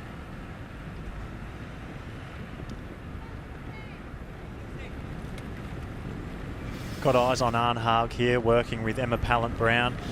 They're down in 15th and 14th position respectively, and I mean, we can see that chase group of Ashley Gentle and Imogen Simmons are eating in time to Lucy Charles-Barclay and Sophie Caldwell, and so is that Kat Matthews, Laura Phillip and Lucy Byram driven group, who are just about to catch up to India Lee and produce and sort of become a really, really strong chase back. They're all eating in time, but yeah, Annie Haug and Emma Pallant-Brown, two of the stronger runners in the field, have not eaten in any time and are in fact losing time to the front of the race. Would be interesting. I mean, the way things are going, we've you know, we're within 5.5 laps to go.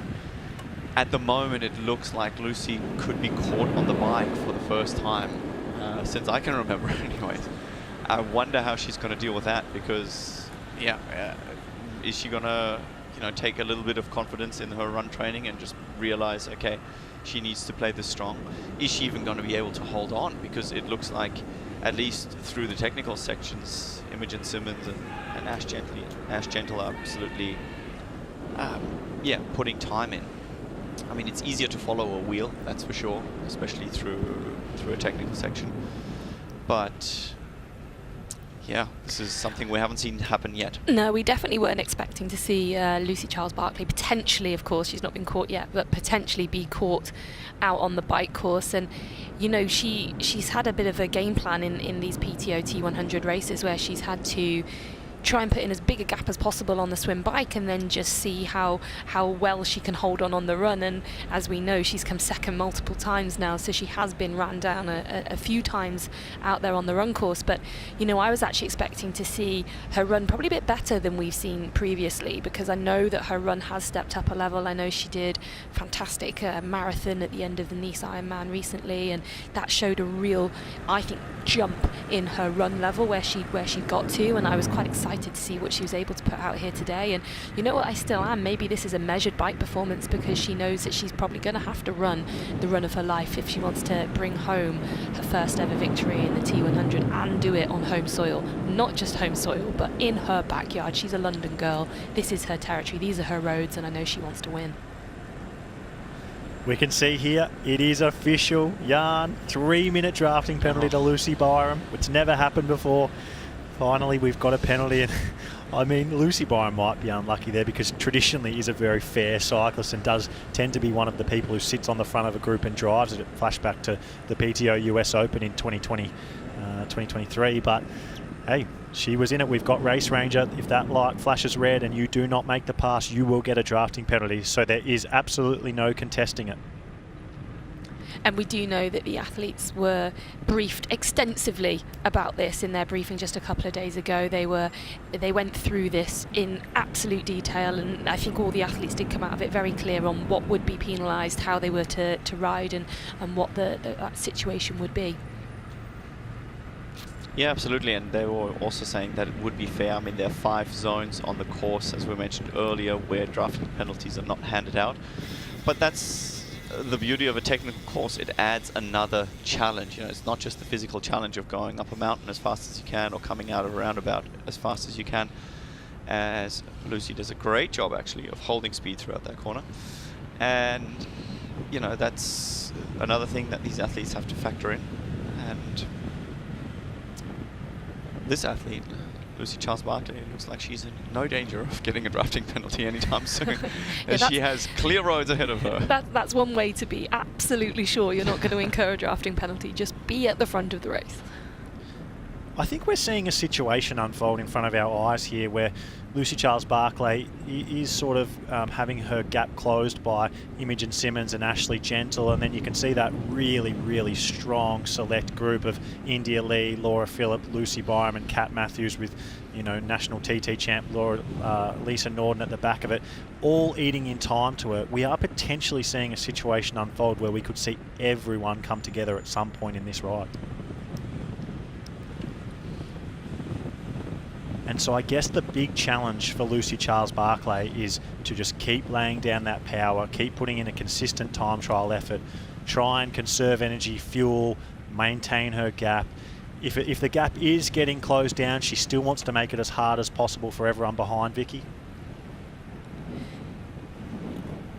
Yeah, so I think Lucy Charles-Barclay can still put in time to everyone behind, and I also think I was just pausing there thinking about her running again. You know, I feel like Lucy has been renowned as the best swimmer in our sport for years now, and she's also shown her amazing strength on the bike. She's raced many times where she's led from gun to tape, and she's put time into athletes out on the bike as well. But then when we come to the run, I think that's always been the one that's been a bit of a question mark for Lucy, and especially over the last 3 seasons. She's been injured at some point over each of the last 3 seasons now. And the question mark has been, where is her run going to going to end her up? Is she going to be able to hold on? Are people going to be chasing her down from behind? And, you know, today could be the perfect day to show that even if she is caught on the bike, that actually she can still run with the absolute best in the world. And what a statement that would be, to show that maybe on a day where she's not riding her absolute best, she can still deliver on the run course as well. And I know that would bring a huge amount of satisfaction to someone who has been known as this incredible swim biker over her career, to then be able to put the final piece of the puzzle together and say, actually, I'm a gun runner too. And it did look like at 20 kilometres into the bike that the gaps were closing really, really quickly.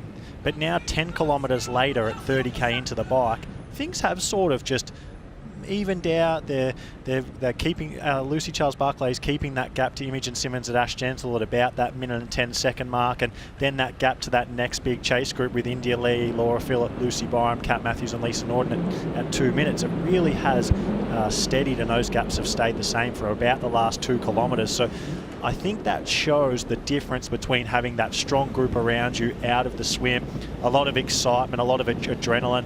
This group in particular seemed to be the ones who displayed that, who have put a minute into that chase group over the first, to the lead group, into the first 30 kilometres of the bike.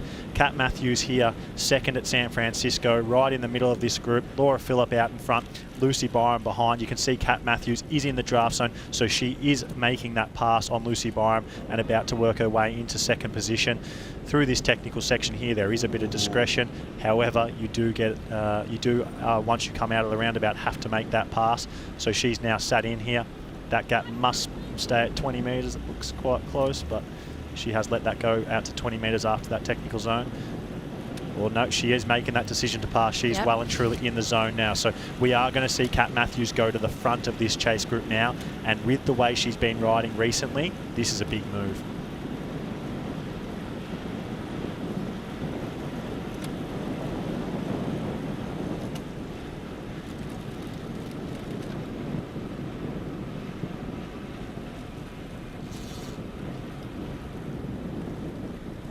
Jan, we've seen a big start of the year from Kat Matthews. Second place at T100 San Francisco. She's won 2 full distance races so far this year, and she is now the one leading this big select chase group with lots of strong cyclists in the group. Did you expect to see this move 30k into the bike from Kat Matthews? Well, you know, it's again, she's taken that same gamble, having raced the long distance previously or very shortly ahead of this. But, you know, what she has is she has very, very good power, and she has good technical skills. And that's where, you know, she's able to accelerate out of these corners, and she's able to go past a whole line of athletes. You know, normally you'd pass one and then sit in, but no, she's gone right past this group who we actually thought were moving fastest on course, taken charge, and I think, you know, she'd be looking to hopefully create a gap, because I think her and Laura Phillip can potentially both light some serious fireworks on this run course. Something that you and I have talked about, Jan, is having the physiological capabilities to play tactically good races. So if you're fit enough, you can play a very tactically smart race, whereas if you're not fit enough, sometimes you just don't have the physiological capabilities to do the tactical things you wish you could do in a race. Kat Matthews in 2024, to me, seems like an athlete who has finally got her physiology back to a place where she can start racing really, really tactically. And I now see her as one of the smarter racers in female middle distance triathlon. Well, she certainly lives and breathes the sport. You know, she's somebody who's very, very involved and knows all the athletes. Trying to get a bottle here, she gets it right second time around, refilling the water bottle that she's got kind of aerodynamically optimized between her arms, making sure that, you know, she does have enough fuel going into the rest of this race. But I agree that she's in a position where it's fun to race. You're racing, you're not holding on, you're not surviving, you're actually racing the athletes and trying to create a difference. And that's what we know. You know, that's how we see her in Miami. She was devastated when she had to pull out of the race. She had a little tear in her calf, I believe. And, you know, she's come back with a vengeance. And that's very often one of those things. A little injury, a little setback can just be that thing that gives you the fire in the belly to have that extra nudge in training and also go in with the needed bit of aggression. as she's showing right here. You can't forget as well the devastation of that accident that Kat had back in 2022, I think would that be, and you know, it was an awful accident on her bike where she was hit by a car, and you know, she broke multiple bones in her body, and she was very lucky actually to be able to come out of that accident with her life. That's how serious an accident it was, and it really did take a long time for her to be able to build back up from that accident, and the physiology, as we touched upon just a minute ago, that she's had to work on that to get back to this level. And I feel like we're just finally now, it's taken nearly 2 years, seeing her back at her absolute best, and what a credit to her that is. And so far in 2024, 2 full-distance Ironman victories, that second place in San Francisco. Kat Matthews has expectation on her in 2024. My expectations are lower than San Francisco, but still reasonably high in terms of like confidence with my fitness generally. I think I just, right now, 2 days out, I don't have that sort of spark, that edge that I felt like I had in San Fran. It's not like my energy is low because I can't be bothered. It's just a little bit dampened from racing. So I think I need the next couple of days to really ramp that up. I don't perceive any negative expectation. I've already sort of put out the dampeners to my family, being like, it's okay, by the way. If I'm not, I won't, full stop. They know I won't be at the front at the start. So it's not like I'm going to lose the race. It's just how much I can really like bring myself into the race. But at the moment with this field, everyone's here. I honestly think it would be an absolute gift, considering where I'm at in racing and my general feel. But I think that doesn't necessarily do myself justice. That's like my backstop. I am still trying, as always, to get to the front of the race and to win it. We are seeing some very interesting things unfold here on our screen while we're at that Kat Matthews interview. She sat up and let Lucy Byram get a massive gap and was almost laughing at Laura Phillips, saying like, go and take a turn, get in front of me. What, are you going to let Lucy Byram go up the road? I'm not pulling this turn. You're not sitting on my wheel all day and getting a free ride. If you don't want Lucy Byram to get up the road and get away, you go and catch it. Let me have a turn behind you. And that's what we talked about just then, Jan. The difference in how she can race tactically based on the physiology she now has in 2024 to put herself in positions. To me, that wave through of one of the greats of the modern era, Laura Phillips, was a very, very confident and aggressive racing move. Yeah, she's obviously feeling it today. I mean, in that interview, she sort of put out a few disclaimers almost, didn't she, to be like, you know, I'm just a bit fatigued, a bit jaded. And that's what happens when you do a big block of racing. She's been in several different continents, and she's raced incredibly well over the last couple of months and put down some really great performances.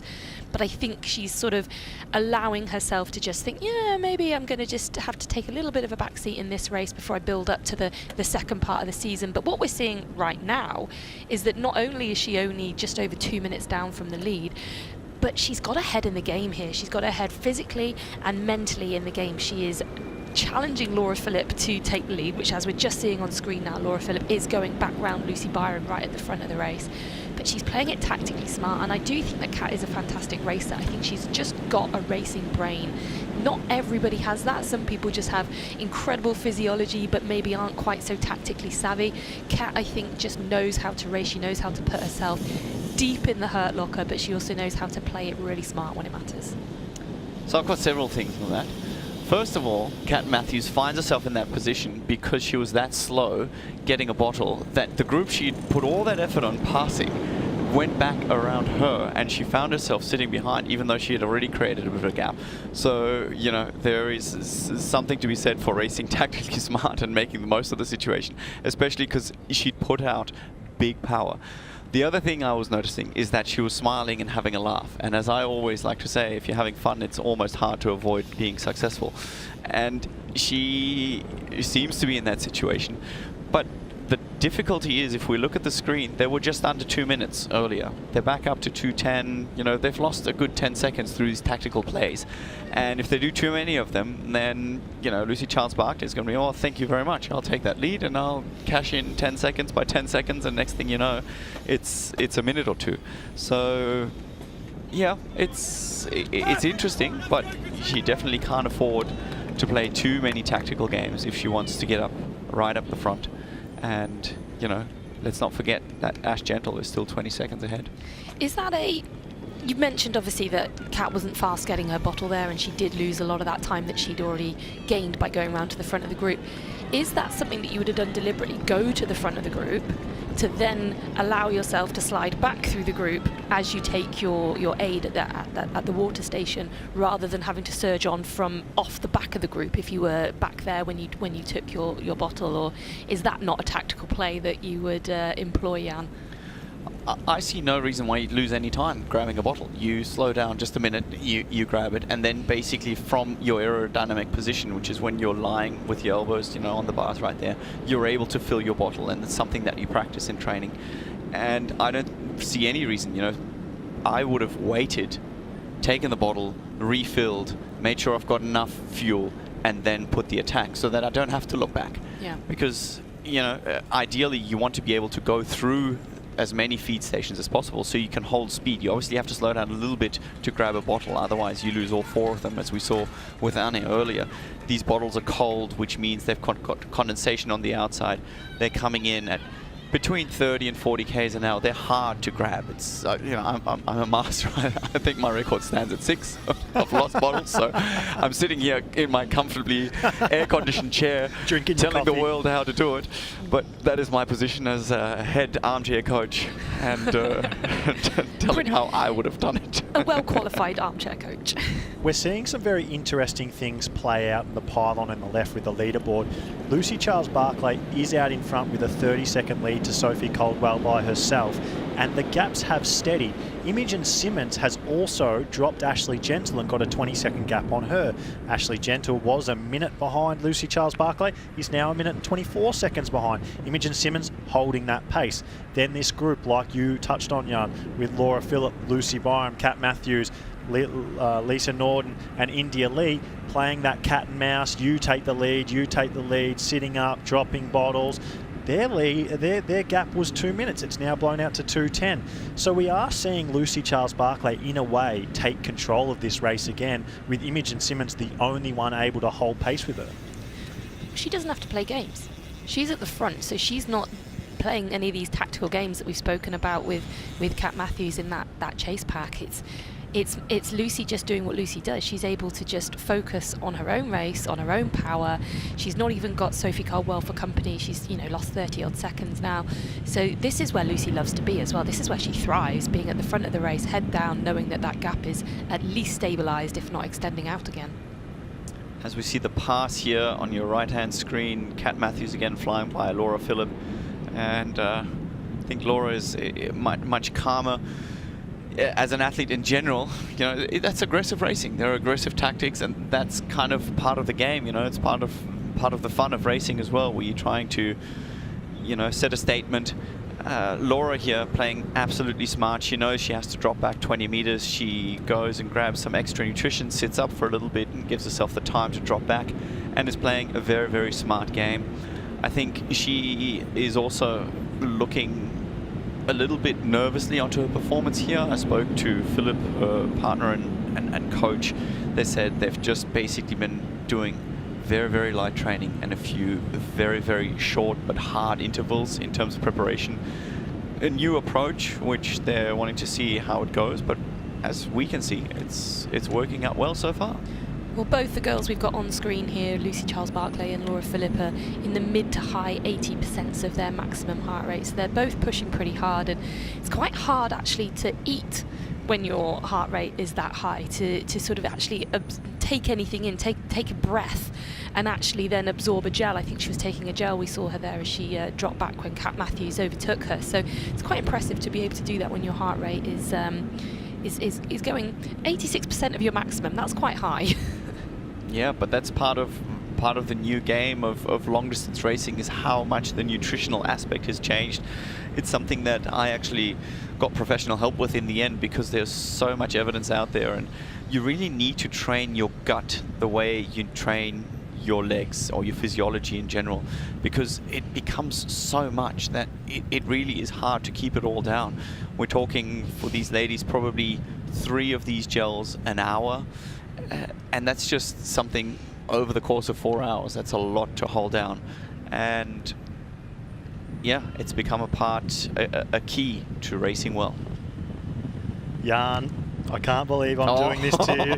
No. We have started fireworks. The penalty with Lucy Byram has been revoked. The race ranger data was not correct, and it has been revoked. I had to turn my microphone off there because I was laughing, waiting for Jan's reaction. There has to this. not been a penalty for drafting in T100 history still. Oh well, gentlemen, feel safe for tomorrow then. Maybe consider coming with a road bike. No, I mean, happy for Lucy, obviously, and mistakes do happen. So, yeah, it's always better when there's no penalty.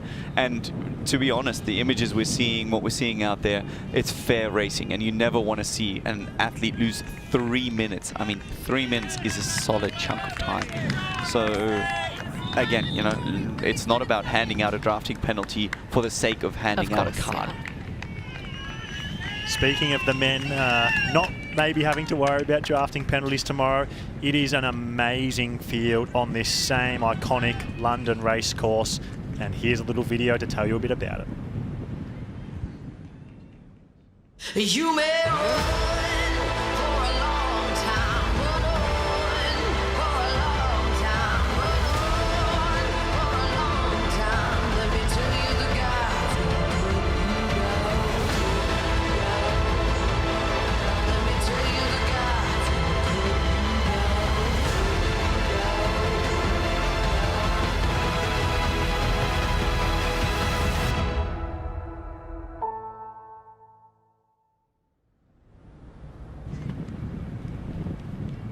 Jan, an amazing women's field as we talked about in the pre-show, but an equally amazing men's field tomorrow.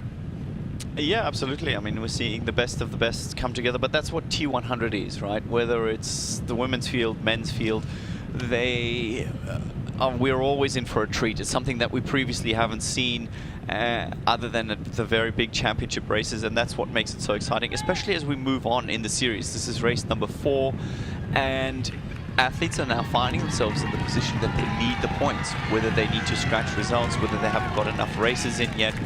And the later on we move in the series, the harder it's going to be for wildcard athletes to get a wildcard to race the best ranked athletes in the world.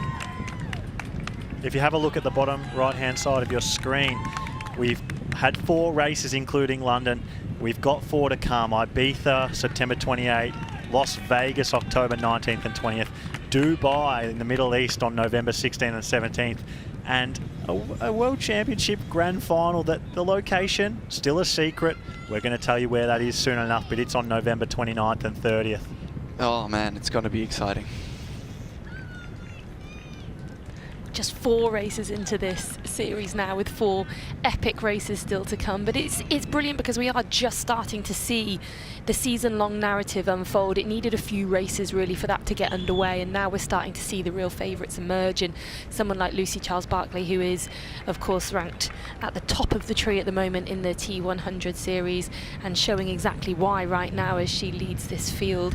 That gap now back to Sophie Colwell's blown out to about 44 seconds, and we know from other athletes who first attempted to do this distance on their first go, they found that around between the 40 and 60 kilometre mark that their legs went from being absolutely fine to all of a sudden really struggling, and that's probably a testament to the fact that the distance that short course athletes race over is 40 kilometres, so that's their distance. And interestingly enough, what we're seeing here is very similar to Miami, when we saw lap for lap, Lucy is finding her groove. She's going closer and closer to the apex. We see the line that kind of marks the side of the road, and she's coming much closer. She's really getting her groove and making technically the most of this course, and essentially leaving less and less seconds out there.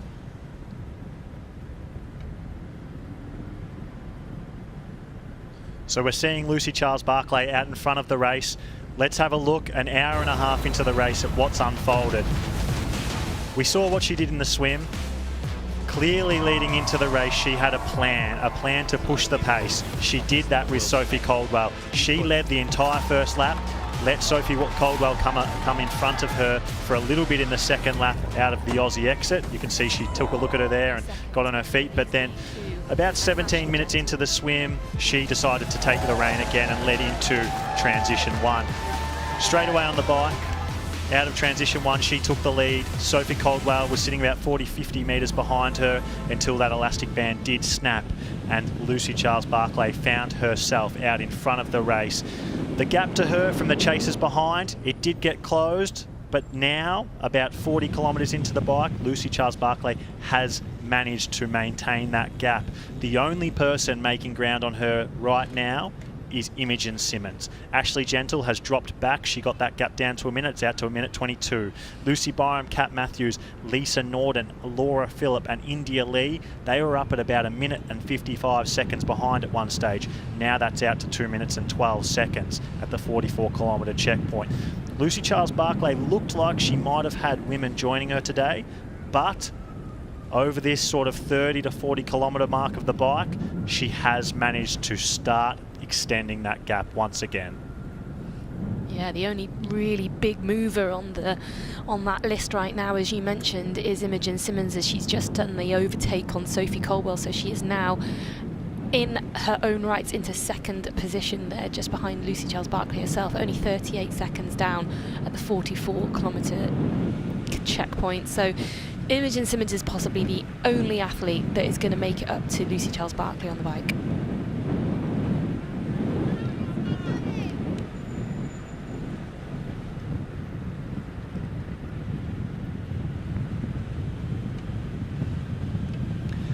So, a scenario I'd never really thought of in my head, but if Imogen Simmons and Lucy Charles-Barclay can work together, what does that add in terms of spice to this race? Even on the run course, could they potentially, you know, spend a few laps setting pace and, well, there's no real wind, but, you know, edging each other on for a good pace? What do you guys think?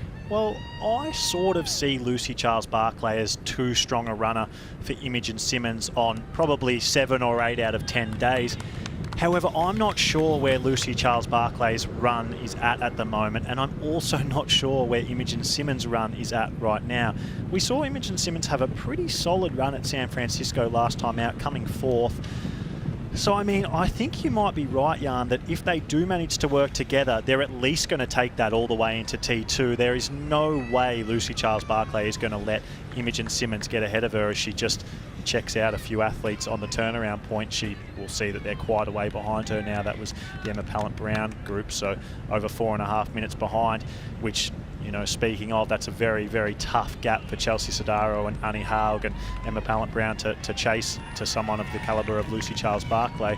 What do you think, Vicky? Do you think that if Imogen Simmons is able to get up to Lucy Charles-Barclay, that they will be able to extend that gap to the chasing group behind of Lucy Byram and Kat Matthews, Lisa Norden and India Lee? And if that does happen, who do you think is the better runner out of Lucy Charles-Barclay and Imogen Simmons?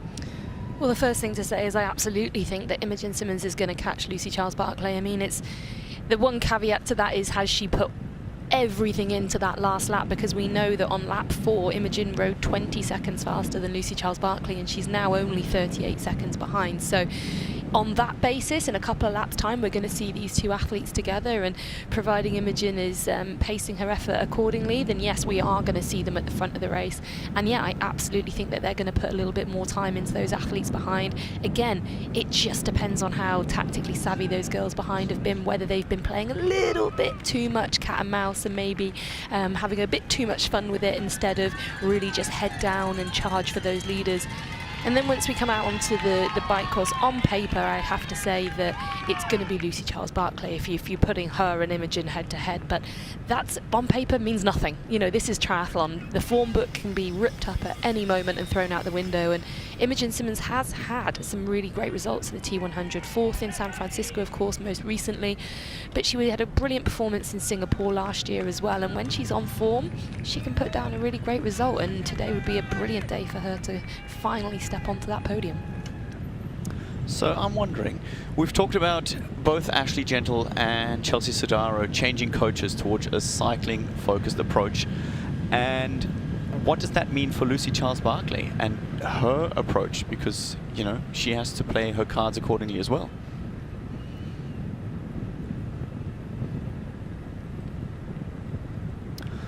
So, you know, if we talked about the options that Lucy Charles-Barclay has, and she's a very aggressive swimmer, she's a very aggressive biker.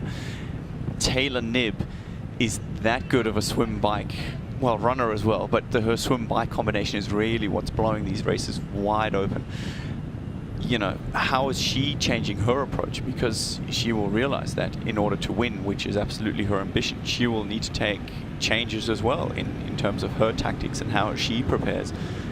So again, this could be, you know, a possible philosophy change of focusing more on her run and trying to create a difference there and being able to hold the heels of Taylor Knibb when she's back. Jan, before the race, we stood out and looked over the swim course, and we were listening to the things that were said, and you said, do you think Imogen Simmons is the best cyclist in the field? And I said, without Taylor Knibb in it, I think she probably is the strongest cyclist. And it really has played out, that conversation we were having, where she is showing herself to be the strongest cyclist in today's race up until this point. Well, as we look at a side-on shot here, you can very well see as well the change in her setup. I mean, she is aerodynamically fine-tuned a lot of things. We had that conversation earlier about Sophie Caldwell, but she's got a new suit. Her bike setup, I believe, has changed as well. This looks very much like a similar bike setup to what we're seeing from other Canyon athletes, similar to probably, more of a Sam Laidlow position where, you know, they're kind of aerodynamic optimizations taking place. So yeah, she's playing her strength and taking the race quite aggressively, which is nice to see. Say that, because looking at her on that bike, on the Canyon with the Ryzen suit, she does look very similar to Mika Newt on the bike. Like, setup looks really, really similar and really aggressive, and both absolutely phenomenal cyclists. As hours are spent in the wind tunnel and she's got her hair hanging off the back of her shoulder, and I don't even want to think what that's doing to the wind turbulence and the engineers and optimizations going into that. But think how much faster she would be. Yeah, absolutely. I mean, the thing I'm noticing looking at the split screen we've got here is that as phenomenal a cyclist as Lucy Charles-Barclay is, and this particular image isn't the best one because she's going obviously around a corner, but I felt like there's a little bit of movement from Lucy out on the bike, whereas Imogen is rock solid. There's no sideways movement at all. She's absolutely rock solid. The only thing that's moving is the ponytail and the legs, which they should be. So she looks as aerodynamic as she possibly can be and as strong and stable in that position, whereas from behind here you can see just a little bit of wiggle, a little bit of rock and roll from Lucy, and that, you know, that's possibly making some difference here, and now why we're seeing Imogen just start to reel in Lucy Charles-Barclay at the front of the race. Interesting there to see Imogen Simmons brush the cameraman back and say, hey, you're getting way too close to me on this roundabout. She sort of sat up and said, get away. I wonder if that was from a safety perspective or a sort of more draft zone perspective. I don't really think it was that kind of thing. It was just, you saw the way she corners is just something we're not seeing from anyone else right here. This is probably, you know, her living and training in Switzerland, I believe. There's a lot of kind of mountainous passes there where you really, on a day in, day out kind of basis, practice this kind of cornering.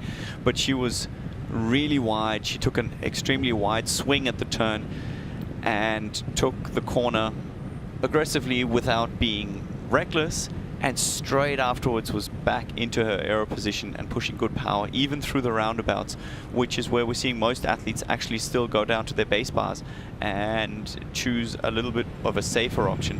But exactly as we're seeing on screen here, you can't fault the position. Nothing is moving.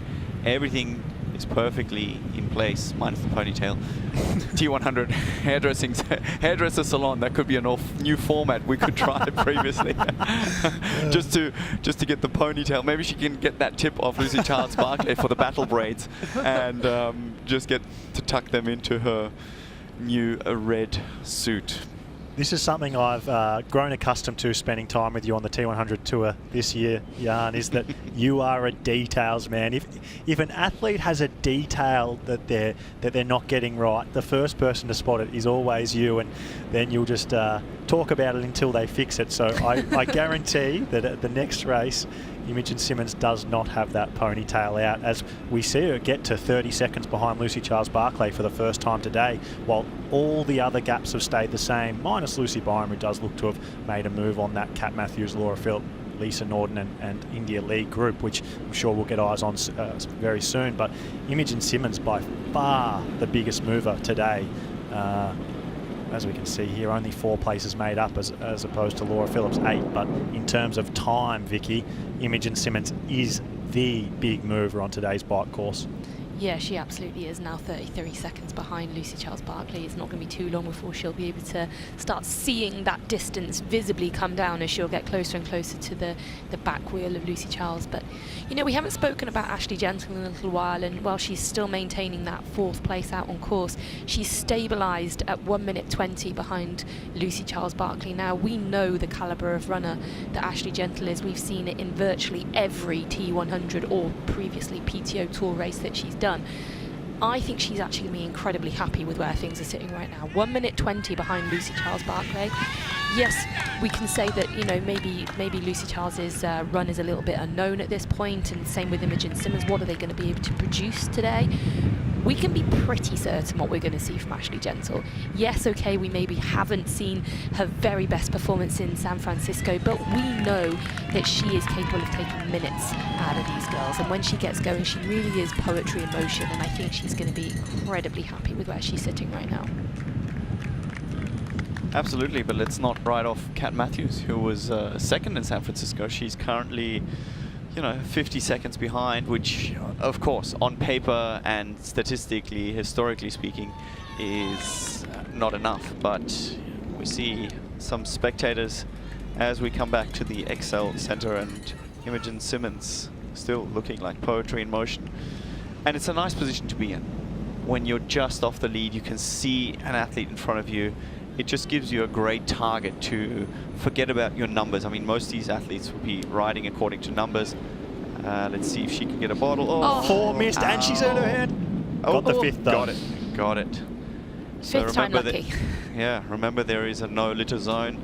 I think that's probably just water that they'd be getting from the aid station. She's still got both of her bottles, and she's got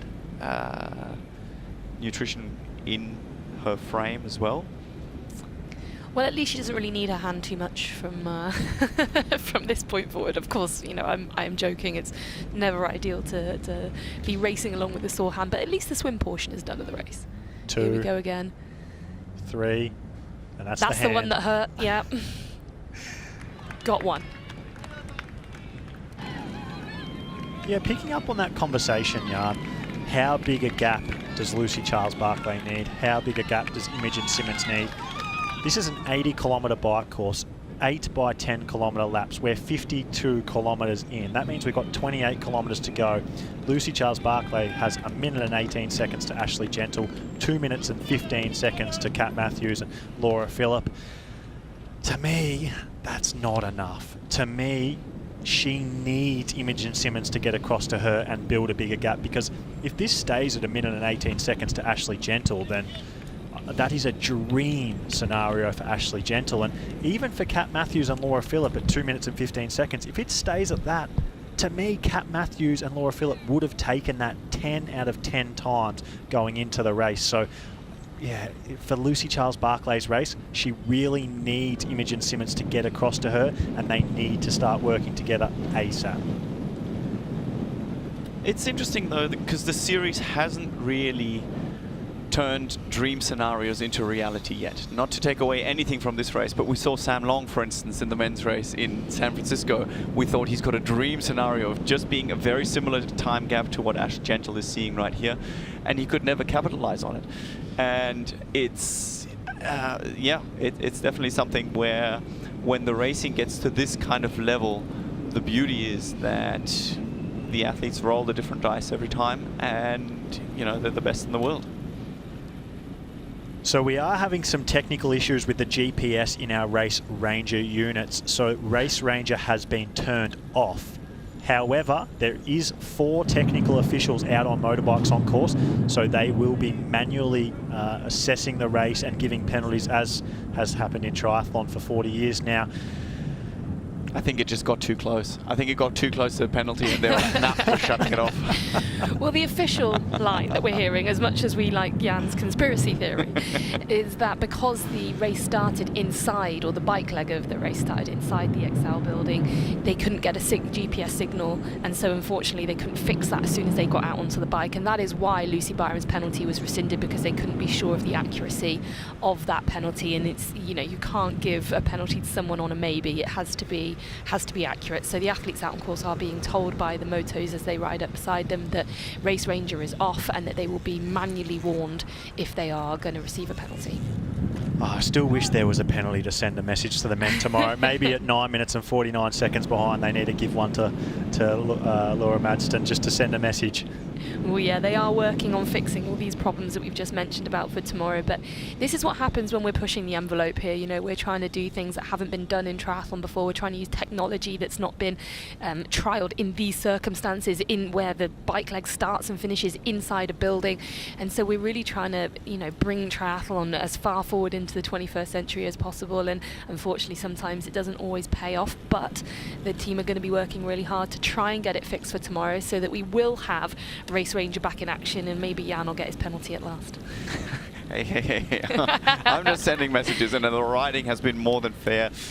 We see another smart little move here from Imogen Simmons. She's on an uphill section where she's going up a bridge, which means that she's going a little bit slower as she opens a compartment that she has in her frame to get a gel out, to get more nutrition again. Again, I'm really impressed with how smoothly she's going around these technical sections, because that doesn't only mean that she carries her speed, it also means she can save some energy not having to accelerate just quite as hard. And we're 54k into the race, meaning there's about 25, 26 left to go. And I agree, it's about time she closes that gap so they can maximize on gaining as much as possible. Well, that's what we want to see, right? We want to see someone with Lucy Charles-Barclay at the front of the race. We want a head-to-head. We want that race to really start to unfold in that manner. And I do think it will happen. It's just a matter of time. But Imogen Simmons very much managing her effort to get there, not blowing all the candles out in one go. She's just taking her time to get to the front, and it's now 21 seconds, whereas Sophie Colwell's dropped back to 1 minute 14. That's still a pretty impressive performance from my mind from Sophie Colwell to still be at 1 minute 14 behind the lead at the 54-kilometre checkpoint. She's putting in a more than respectable performance in her debut. And again, Ash Gentle still just holding absolutely rock steady at 1 minute 20. That's a pretty dream scenario, as we mentioned. And to me, it boils down to expectation, right? We look at Lucy Charles-Barclay and we look at her, the expectation is for her to win every time, right? And that's how she comes out. She does the statement. She wants to win at home. Someone like Imogen Simmons, managing her effort, she would be over the moon with Podium, I believe, right? And if you're racing for a podium, it's a very, very different kind of race that you're doing. You're trying to, you've got a little bit of room for error. Whereas if you're winning, you really have to make sure you try and close it down as soon as possible.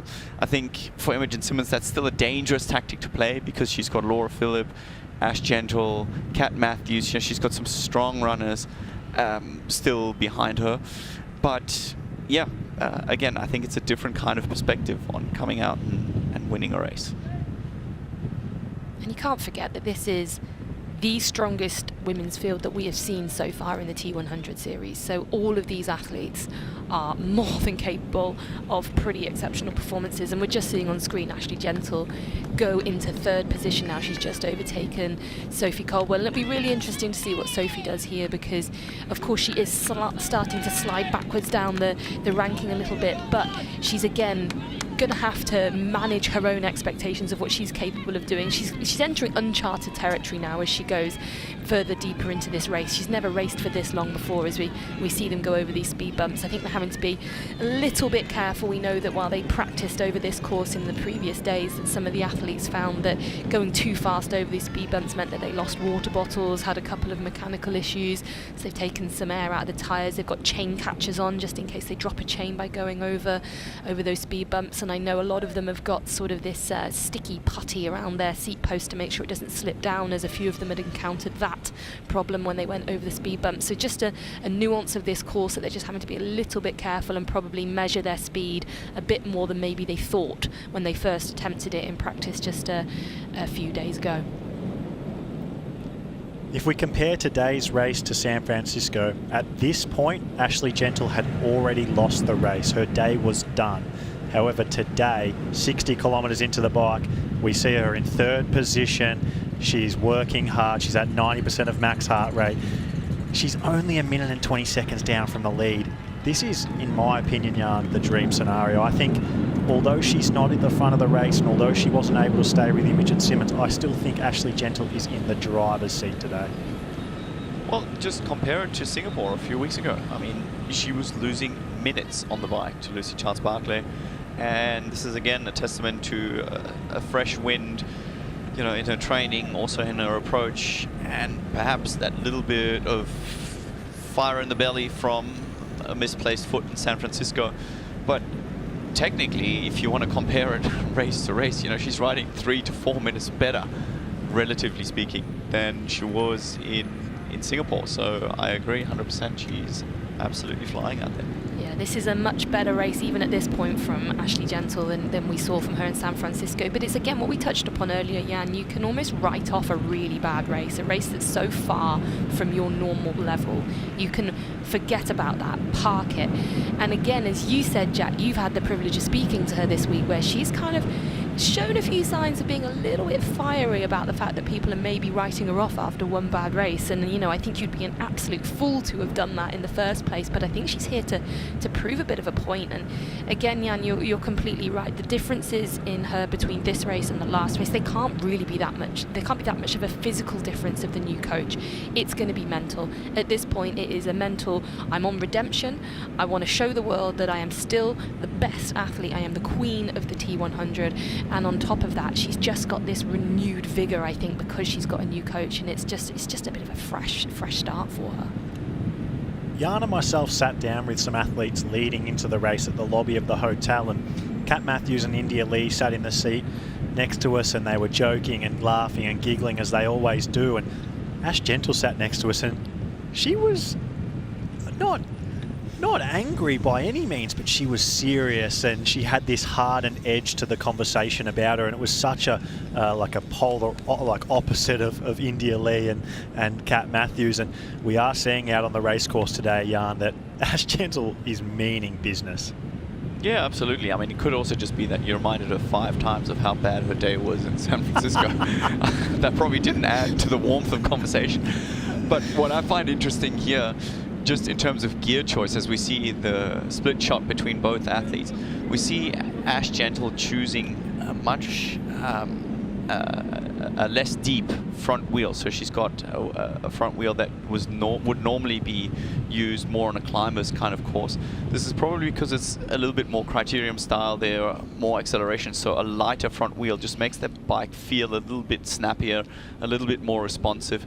They've all got the aerodynamic disc wheel at the back, but Lucy Charles-Barclay was choosing a deeper front wheel. And again, they're just little tactical choices, I think, that athletes use in order to try and get a little bit of an edge. For the record, I had a coffee with Ash and Josh after that, and Ash actually agreed with what we were saying in the interview and said, no, you're 100% right. I was insert choice word at San Francisco. And Justifying yourself a little bit there, Jack. she said it, because I said to her, I said, oh, hey, Ash, sorry about, because we're obviously good friends. I said, sorry about those questions. Jan was playing good cop, I was playing bad cop. And she just agreed. She said, no, I need to be better here this weekend. And to me, that really sort of solidified the fact that she does have fire in her belly. 100%. So we've now got spotters out on the course saying Imogen is only 10 seconds behind Lucy, as Ash has come around here about to complete, I believe, the 6th lap. And yeah, we're getting to the fiery end of the race.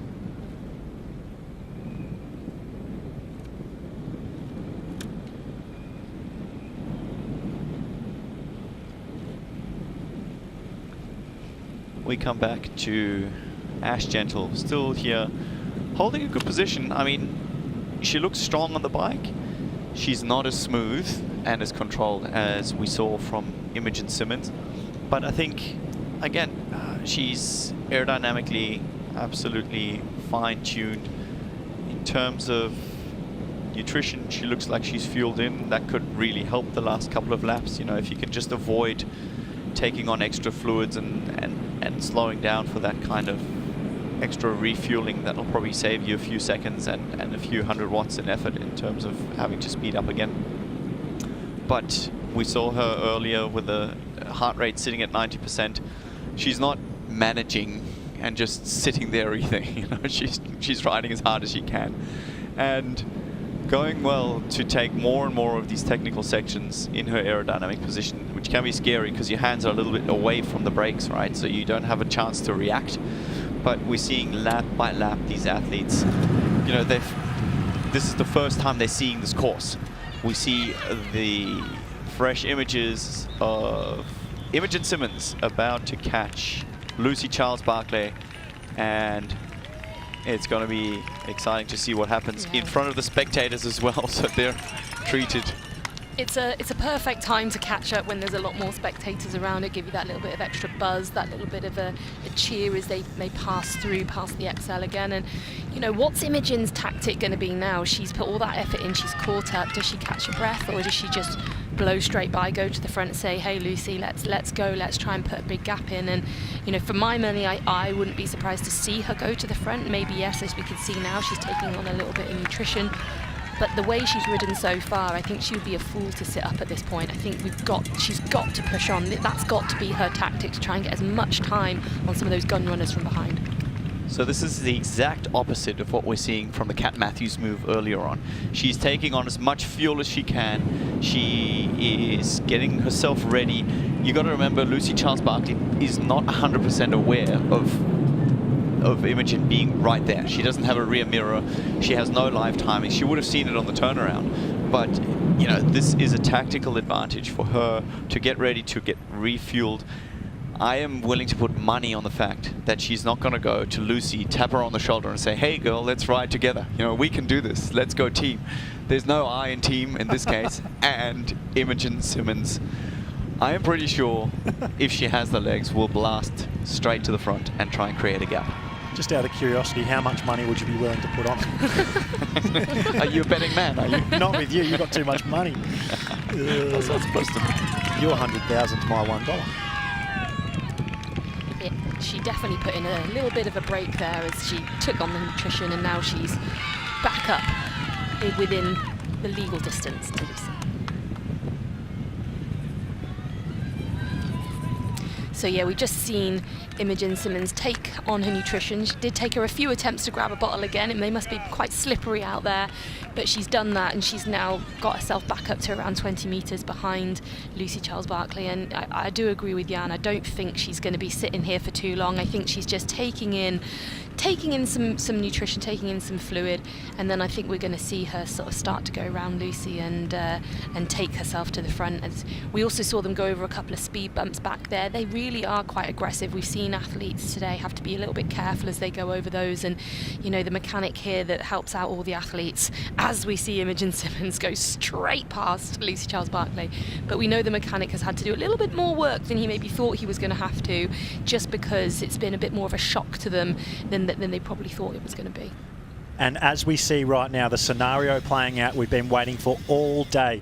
Lucy Charles-Barclay has finally been caught up to and passed by Imogen Simmons. And Jan Frodeno, as always, is right. It's so annoying how often he's right.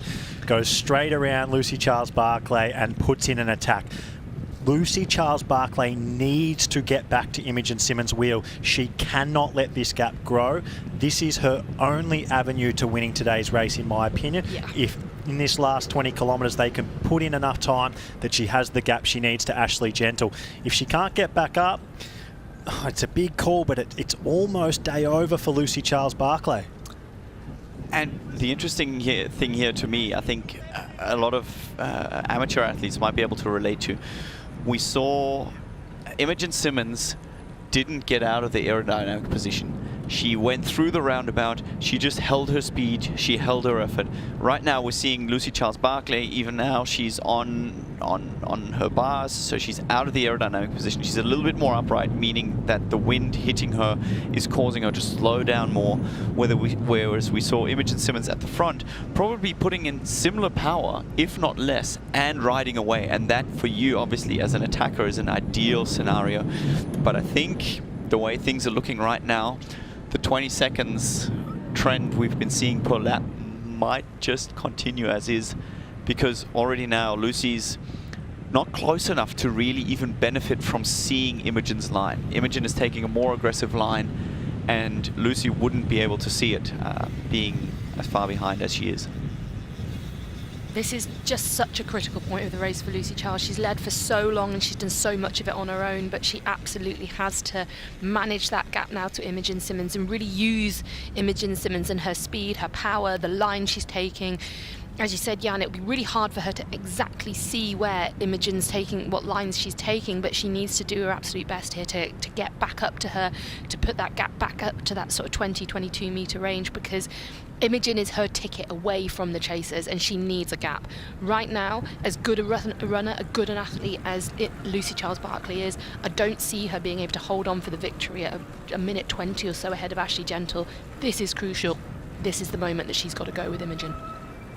And eat my words, I mean, she came around that dead turn, the roundabout, the turnaround at the end there, which is quite tricky because she's taking two very sharp corners, so it's not intended to go with the flow of the roundabout. She's actually cutting it on the inside, which means you have to slow down. And it looked like from the pictures that we're getting that Lucy actually managed to maintain, if not close, a little bit of that gap. So we know she's a fighter. We know her name is synonymous with resilience, and let's not let it be over until Lucy Charles decides it is. And I know she became a little bit known for coming second at Kona for quite some time, Jan, but I think today Lucy Charles-Barclay won't be satisfied with second or third. I think she wants a victory here at London badly. She hasn't won a T100 race yet. She came second at Singapore. She came second at Miami. And so when I say that if she can't get up to Imogen Simmons, it might be day done, I don't mean that she can't come second or third. I mean that's her avenue to winning this race. And for most people, coming second or third, amazing result, career result. Like Kat Matthews' second at San Francisco, in my opinion, was an amazing result and potentially her best ever result. But for Lucy Charles-Barclay, that is not why she came to London. No, Lucy, you're absolutely right. We were talking about this being absolutely a crucial point in the race for Lucy if she wants to win. To win this race, she needs a gap off the bike. There are some incredible runners coming from behind her, and she does need that gap. That is not to say, of course, that if she was to come off the bike in this position with this kind of gap, that she wouldn't be able to hold on for a podium result. And, you know, most athletes would be utterly delighted to have a podium result, especially at a series of this quality, but in a field of this caliber. But Lucy Charles-Barclay is no ordinary athlete. She was 4 times runner-up at the Ironman World Championships before she finally won it. She's won the 70.3 World Championships. She's won pretty much every distance you can win, but she's never won one of these. So we're having a look here at our Garmin transition 1 times. We saw Anne Reichman was about 6 or 7 minutes behind in the swim. She did manage to make one of those seconds up on Ash Gentle in T1, Jan. We know that you're a T1 and T1 connoisseur, so despite losing the better part of 10 minutes on the swim, very good transition 1 from Anne Reichman. Absolutely, and you know, they're the little things that make a difference. What I'm also happy to see is that Lucy Charles Barkley has been working on her transitions, because they're the ones I've been picking on the most.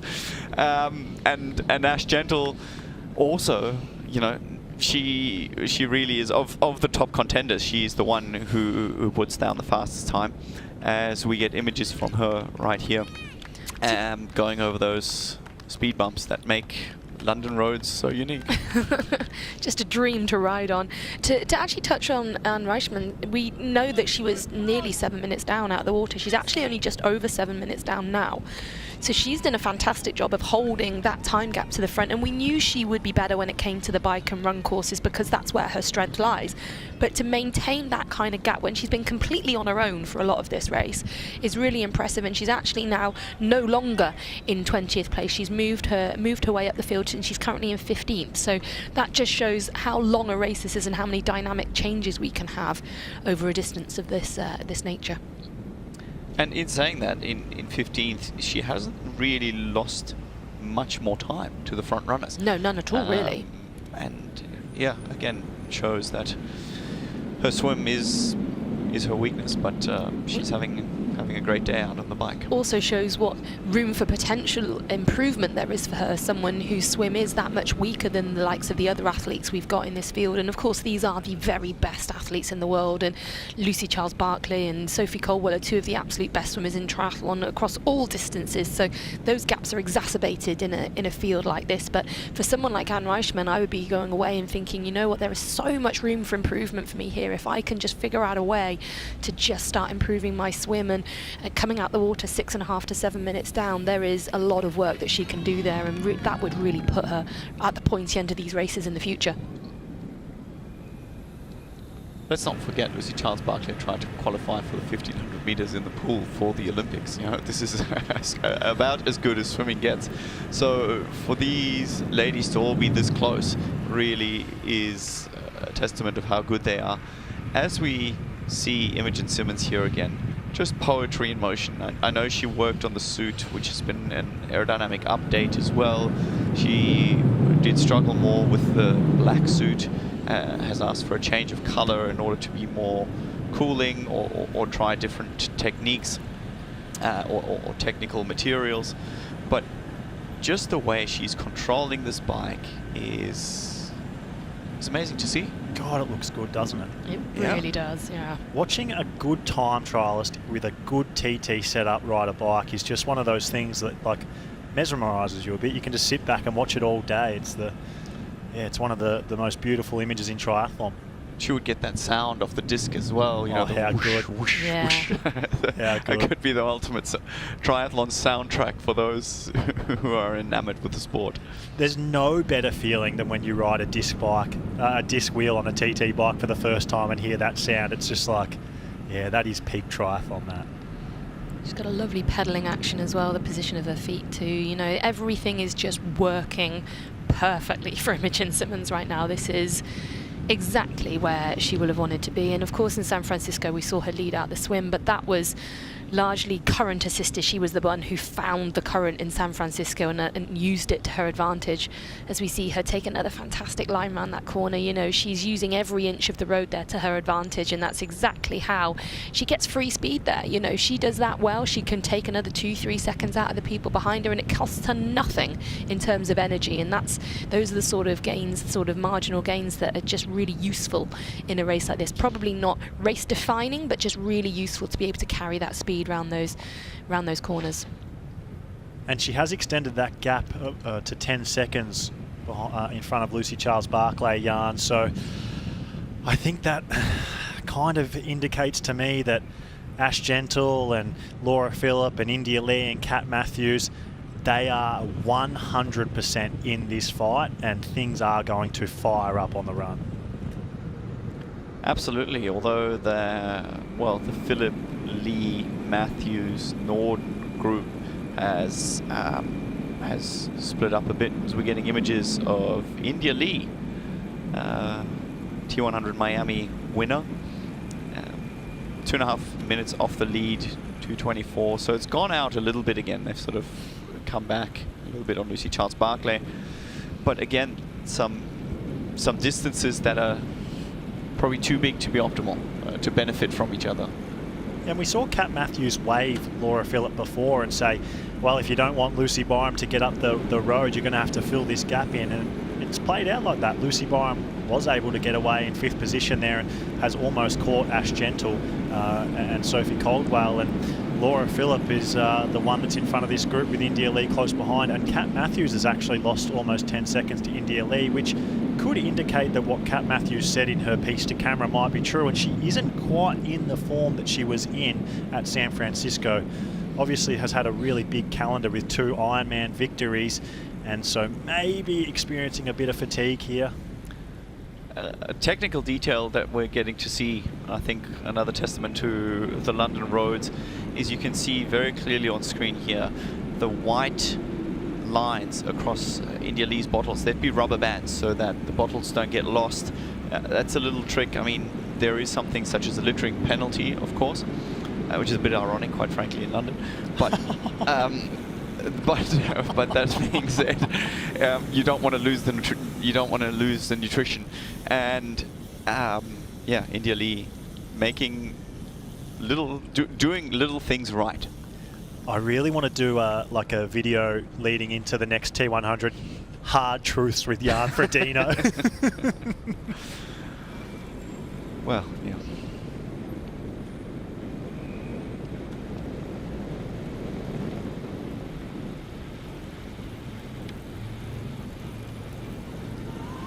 I think a big thing we're seeing here in London, Jan, as opposed to maybe say Miami earlier in the year, is we have a massive crowd watching this race. I think they've counted at almost 5,000 people here on race course today, which I know isn't the 100,000 you might get at a Tour de France, but it's a massive live crowd for a triathlon. It is, and I came here with the London Underground, and the amount of time trial bikes, so participants that I saw coming to the race, checking in, getting their race numbers, was startling. I mean, every carriage seemed to have at least 3 or 4 TT bikes, and this triathlon here seems to have really caught on in the local community. People speak about it. It's a big deal. Tomorrow is obviously the big age group day where all the age groupers will be out on course, but Great Britain having such a strong triathlon history, I feel yeah, I'm probably not the right one to talk about it, but I will never forget running, frankly, behind the Brownlee brothers in the 2012 Olympics. They were, you know, a minute or so ahead, and you just heard the bubble of noise move with them. People are passionate about sport in this country, and people are passionate about triathlon, and it's fantastic to see. As much as I love racing overseas, in terms of triathlon, Europe does things pretty well. Yeah, we do love a big major sporting event in this country, and it's something that ever since 2012 we've sort of prided ourselves on doing quite well, I think. And the support that is always out there on these courses, whenever there's a triathlon in the UK, you can usually bank on there being a pretty good amount of support out there. And we also we love triathlon. You know, it's been one of the, if not the fastest growing sport in this country for many, many years now. I think we did about 10 years in a row where it was the fastest growing sport in the UK, and that's just a real testament to the addictiveness, I guess I would say, of trying to perfect all 3 sports and transitions and your nutrition all on one day. It's a really addictive game. And you know, the London 2012 Games really catapulted triathlon to another level in this country. Of course, we had some real success there with both Alistair and Johnny Brownlee, 1st and 3rd that day, and we'll be lucky enough to see Alistair race tomorrow, and I'm sure racing in London holds a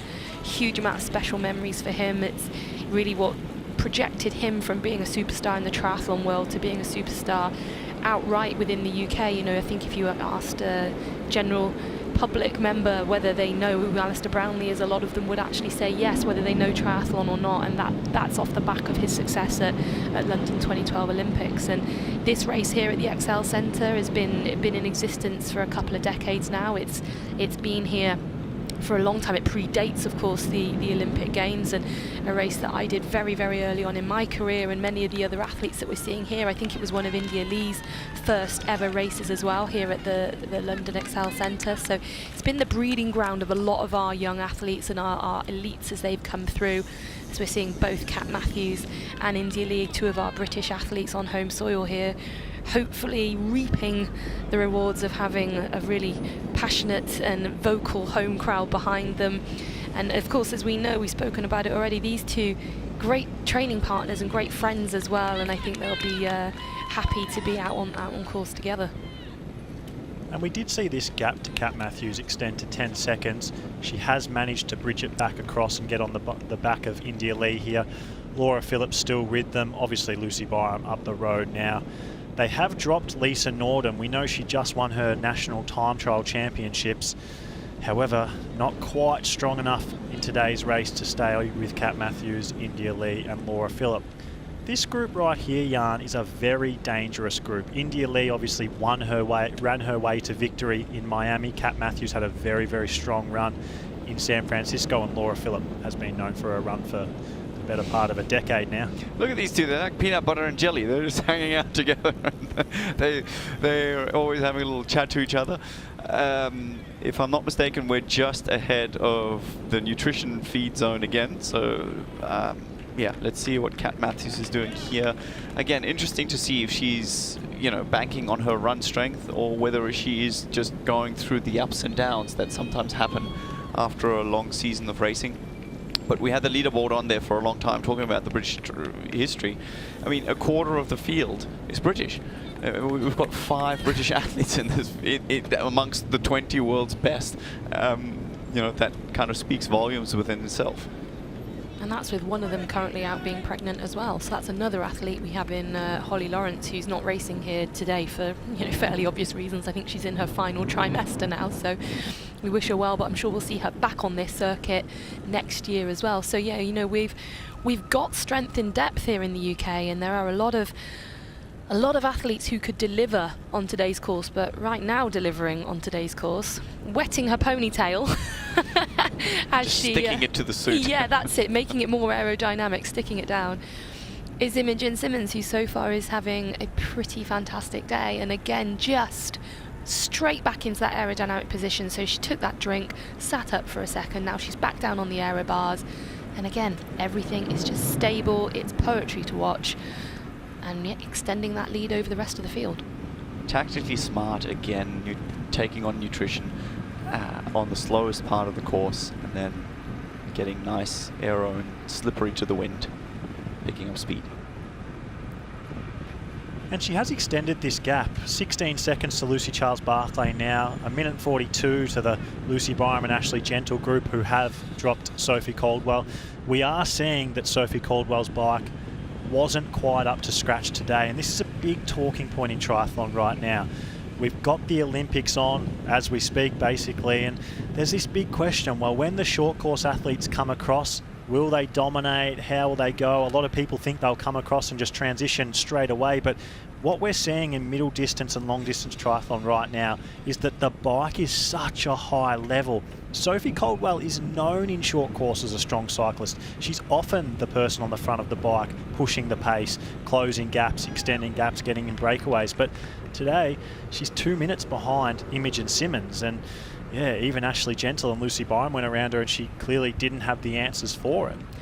I think there's a couple of points to mention there. I think firstly, if you asked any of the short course athletes, I don't think any of them would say that they're just going to hop across to this middle distance, this T100 series, and dominate it. Whilst they obviously want to have a go at it, I've spoken to many of them who are really excited to have a go at this distance.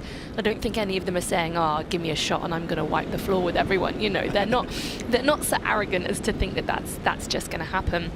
And then when we come back to Sophie specifically, she's had really limited time to prepare for this, and given everything that's been going on in her life recently with missing out on the Olympic Games and the heartache that sort of comes with that, she's openly admitted she's missed a lot of training. She's not been able to sort of get ahead in the game as quickly as maybe she would have needed to be a real factor in this race today. But personally, I think to only lost so far just over 2 minutes to the lead in this race, as they're coming, and they're on the final lap now, so she's coming into the final lap of the bike, I think that's actually pretty impressive. I don't think, with the time she's had, with the amount of time she's had to prepare for this, I think if she comes off the bike in that 2 to 2.5 minute range behind, I think she'll be quite pleased. Yeah, as we see Laura Philipp here, she came a little bit closer. She came within 2 minutes of the lead. She's back to 3 minutes, which feels like it's exactly where she came out of the water. But closing the discussion on Sophie there, we saw similar things from Flora Duffy and even Hayden Wild, you know, when they made the transition. Flora Duffy obviously being infamous for being a very, very strong rider and setting the pace. They struggled at the later stage of the race. London, we've got 4,500 athletes competing on Sunday in the age group race. If you want to be a part of it in 2025 and race on this iconic course with a huge field, then get your phone out, get your camera out, get yourself on that QR code. There's only a limited number of pre-sale entries available right now. It's going to be on August 2nd to 3rd. 2025. So get that in your diary now. Get the QR code up on your screen. This is a chance to save 45% off the entry fee on various distances. So get into that early. It's sold out this year. It definitely will again next year with 4,500 people out there this year. They'll definitely want to come back. So make sure you get in early, save yourself lots of money and become part of this iconic race. This almost looks photoshopped. I mean, it looks fantastic. It's such an amazing day here in London that we're seeing. What do you guys think? Should we do a commentator's relay? Okay, who would do what? I think we have to ask Jack first as to which leg he's going to take. No, on. I think we should decide where we can lose the most time and then put Jack in that position.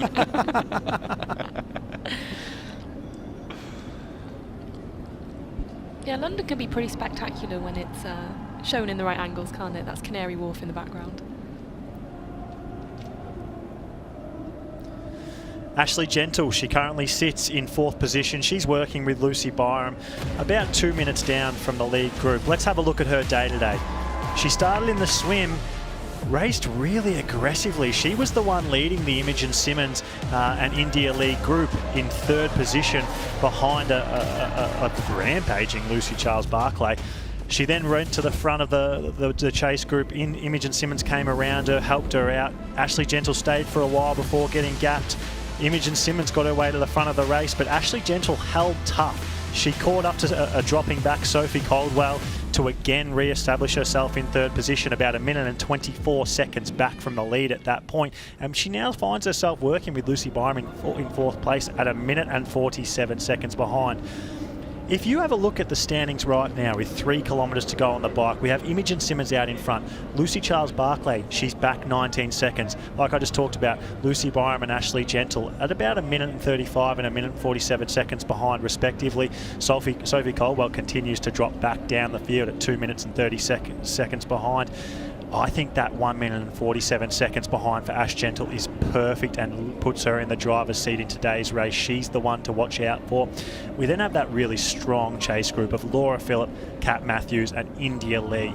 All in their own rights, great runners. We've seen Kat Matthews run this year. We've seen India Lee's run at Miami, and Laura Philipp never has a bad day on the run.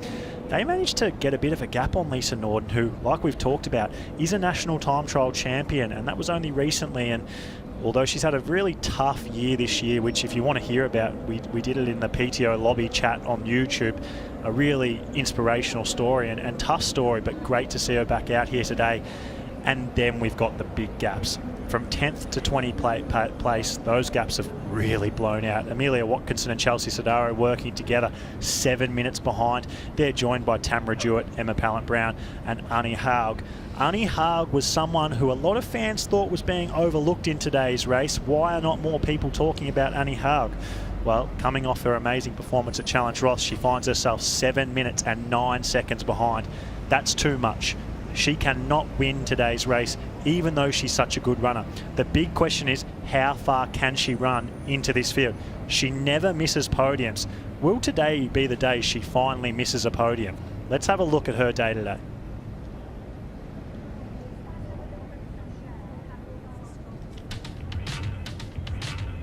Top 10 girls are lining up, so I mean, everyone can win this race, so I think it will be a really fight.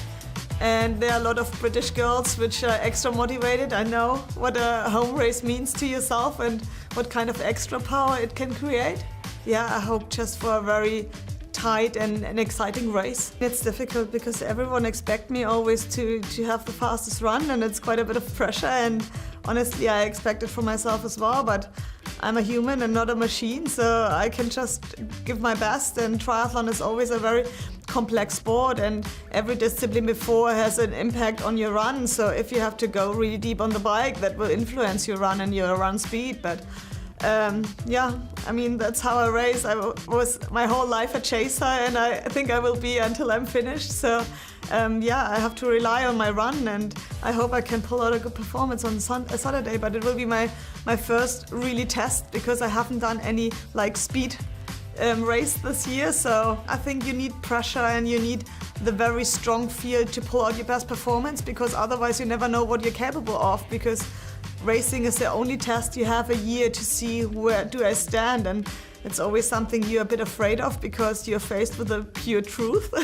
I mean, you can't fool yourself in training or have any excuses. That's where it counts and where you have to lay all your cards on the table, and it's always like, yeah, exciting.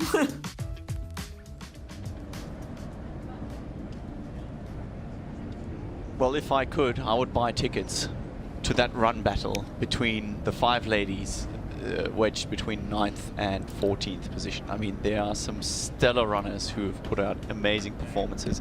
We've had the statistic handed to us that Anne Haug hasn't been on the podium.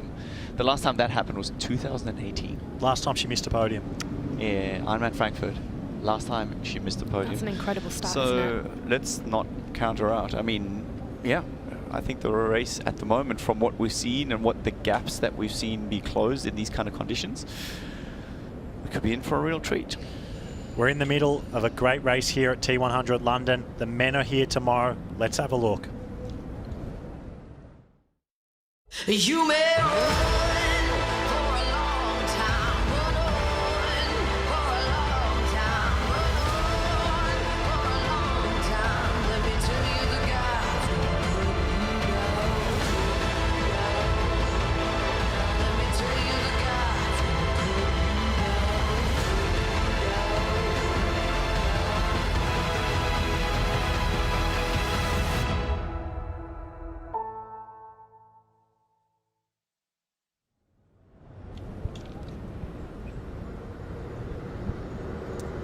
As we're back looking at the standings,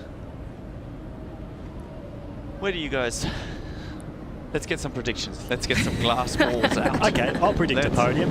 All right. Oh, we've got the images back. We've got eyes on Lucy Charles-Barclay. They're at the 80-kilometre checkpoint. That means they're just about to come into transition 2 onto the run. It's like we almost saved the predictions there. Jana just said it. You know, should we go to predictions? Should we start? Should we get into that? And then, no, sorry, we're back in the race, so the predictions are not happening just yet. Oh, might be back to Indian curries for me for dinner rather than glass shards, which is normally what I tend to eat when I look at the crystal ball. Give us a prediction, Jan. Give us something to keep us entertained. We've seen Imogen Simmons just entering into T2 here. Jan, you know what I do at T2 every time we're at one of these races. It's on you. You are our resident T2 expert. All right, as we see Imogen Simmons take a little climb. So this is a little bit of a technical section that we haven't actually seen. Yeah, this is the ramp right back up into the Excel Centre. So that little sort of tunnel they just went through, that was underneath the Excel Centre. So now she's going up the ramp on the other side. As she'll come round here to the left, she'll then take another left at the end, and that will lead her into the Excel Centre for transition. This is a crazy T2. Like we saw, was that like a little you know, street cleaner that just was in front of her that went off to the left? I think it might have been, yeah. So it's basically the access ramp for all the lorries that come into the Excel Centre here to bring in all the goods and stuff. I mean, the venue is absolutely crazy. They had Formula E here a few weeks ago, and now we're about to see a transition and the first athlete come in. Here we go, off the bike, and no infringements. Nobody wants to waste the time here. Don't want to start with the penalties now. Look at these new racking options where athletes can safely store their bikes. She is into her run shoes, like all athletes these days, choosing carbon shoes. Ash Gentle also a few meters away from the red dismount line. Remember, if they touch that, sorry, Ash Gentle, it's just Lucy Charles-Barclay, I'm losing my mind. And making sure she doesn't incur a penalty. She obviously goes back to the first spot, racking her bike from the wrong side, lost a couple of seconds there, putting on her second socks. We saw that Imogen Simmons already had her socks on, so that definitely saved her a couple of seconds there, whereas Lucy's got to put those on now. Absolutely, but I mean, that's, yeah, the kind of short course tricks that you take along, right, where it's that much more crucial. But fleet-footed, I would say. She looks good at the minute. She looks good right now, running out. She doesn't look like she's just obliterated the field over 80 kilometres in perfect time trial position. She looks smooth and fresh. And the next thing I'm noticing here is that she's taking her time, putting on all the extras. She's put on a watch, she's putting on a headband, she's getting herself ready as she is running, right? So athletes sometimes choose to do that at their transition spot, as we see. Lucy Byron. That's Lucy Byron, yeah, she's rode her way up into third place, so she really was the big mover in the last probably 20 kilometres of the bike course. We saw Imogen Simmons get to the front, but then beyond that, there was Lucy Byron moving her way steadily up the field, and she's now in transition as well. Putting on socks as well. You find that 18-kilometre distance is just a little bit too long to run without socks. I mean, you tend to have to fight with blisters. It's obviously a very hot day here, and we see the heels of Ash Gentle, wondering who else is going to get to see those heels. How good is this crowd? We've never had a crowd like this at a T100 event. Yeah, it happens every time we have the London Triathlon. It is one of the unique features. We keep mentioning it, this transition, this finish that happens inside the Excel Centre, and it really does allow the crowds to build. They've got all the facilities and amenities around them right there, so it's actually a pretty cool place to hang out, and you can watch the race from there as well with big screens up. So yeah, it really does help to build some atmosphere to this race. So we've got Ash Gentle here, 1 minute and 55 seconds down at the end of the bike into T2. Imogen Simmons looks amazing. I've never seen Imogen Simmons exit a T2 at the front of the race looking this good. I'd heard stories that her training was going really well before this, and it does seem like they are true. I don't know, I didn't think Lucy Charles-Barclay looked that good out of T2. I thought she looked like she might have been suffering a little bit compared to Imogen Simmons. So, I mean, the big talking points now, as we saw the Kat Matthews, Laura Phillip group come into T2, are who is going to have the legs on today's run. It's 25 degrees, it's about 50% humidity, it's not crazy conditions. Ashley Gentle at 2 minutes behind Imogen Simmons. Before the race, we might have thought that's not enough. Ashley Gentle will run into that. That's the big story to watch unfold. But right now, early into the bike, Imogen Simmons is flying. She is full of bounce, you know, and as much as I've seen Imogen Simmons race, and I've seen her put in some pretty good performances, I've never seen her look like this. I've never seen that bounce in her stride. And you know, Lucy Charles-Barclay does look to me like she's running a little bit better than she was in those first few meters out of transition, but she's holding her shoulders quite high, you know, she's holding a bit of tension there, so she needs to relax those a little bit, I think, to find a bit more free speed as she continues through the run. India Lee, past champion, running out here. Interesting, I thought, was that that Lucy Charles-Barclay is running with a bottle already. I mean, that's early days. We see the same from Kat Matthews, but this is one that she would have picked up from one of the aid stations, dropping it there as we get eyes back on Lucy, who seems to have lost that bottle now. So she obviously just took it on and took on her nutrition. You can see she's got a gel that she's kind of placed readily accessible. Yeah, she will have undoubtedly dropped that bottle in one of the littering zones, so that's another nuance that the athletes have to abide by. The bottles or gel wrappers have to be discarded during a designated littering zone, or they will receive a penalty. As we got eyes on Lisa Norden now coming in. Now, she was riding with that group of Kat Matthews, Laura Phillip and India Lee, but she lost a fair bit of time towards the end of that bike section now, as we're seeing her 4 minutes and 28 seconds down as she heads out onto the run course. But back with Imogen Simmons at the front, and I know we are super early on in this run course, but right now I am incredibly impressed with what I'm seeing. She looks incredibly smooth, fresh and bouncy. what am I watching with Imogen Simmons? Like, she's a great athlete. She's had great results. Think back to Singapore last year and 70.3 world champs last year, and then again at San Fran. But this is a new Imogen Simmons. I've never seen. I've watched her race for years. I've never seen her run like this out of T2. Well, we spoke about the form book earlier and how it's pretty easy to rip that up on any given day, but with the form book that we had, we were looking at there being a differential between Imogen and Lucy of around 4 minutes on this run course in Lucy's favour. That is not going to happen today. Doesn't look like it. The way that Imogen has started this run is with serious intent, and unless she's gone out on an absolute kamikaze mission, we're going to see something pretty special from her today. Well, if you look at this camera, you can't even see Lucy Charles-Barclay. The beautiful thing about this run course, it's 6 by 3 kilometre loops. It's out and back, so it's about 1.5k out, about 1.5 kilometres back along the river. You get eyes on your competitors everywhere, so as soon as you turn around at the far end and come back, you just get to see everyone, and you can sort of look at your watch and compare time splits and see how far in front you are, and you just see this is the far end turnabout. So this is about 1.4 kilometres into the run, roughly it is. And so now Imogen Simmons gets a chance to look at everyone, and what she's going to see here, Jan, is going to excite her and motivate her, because she has extended this gap significantly.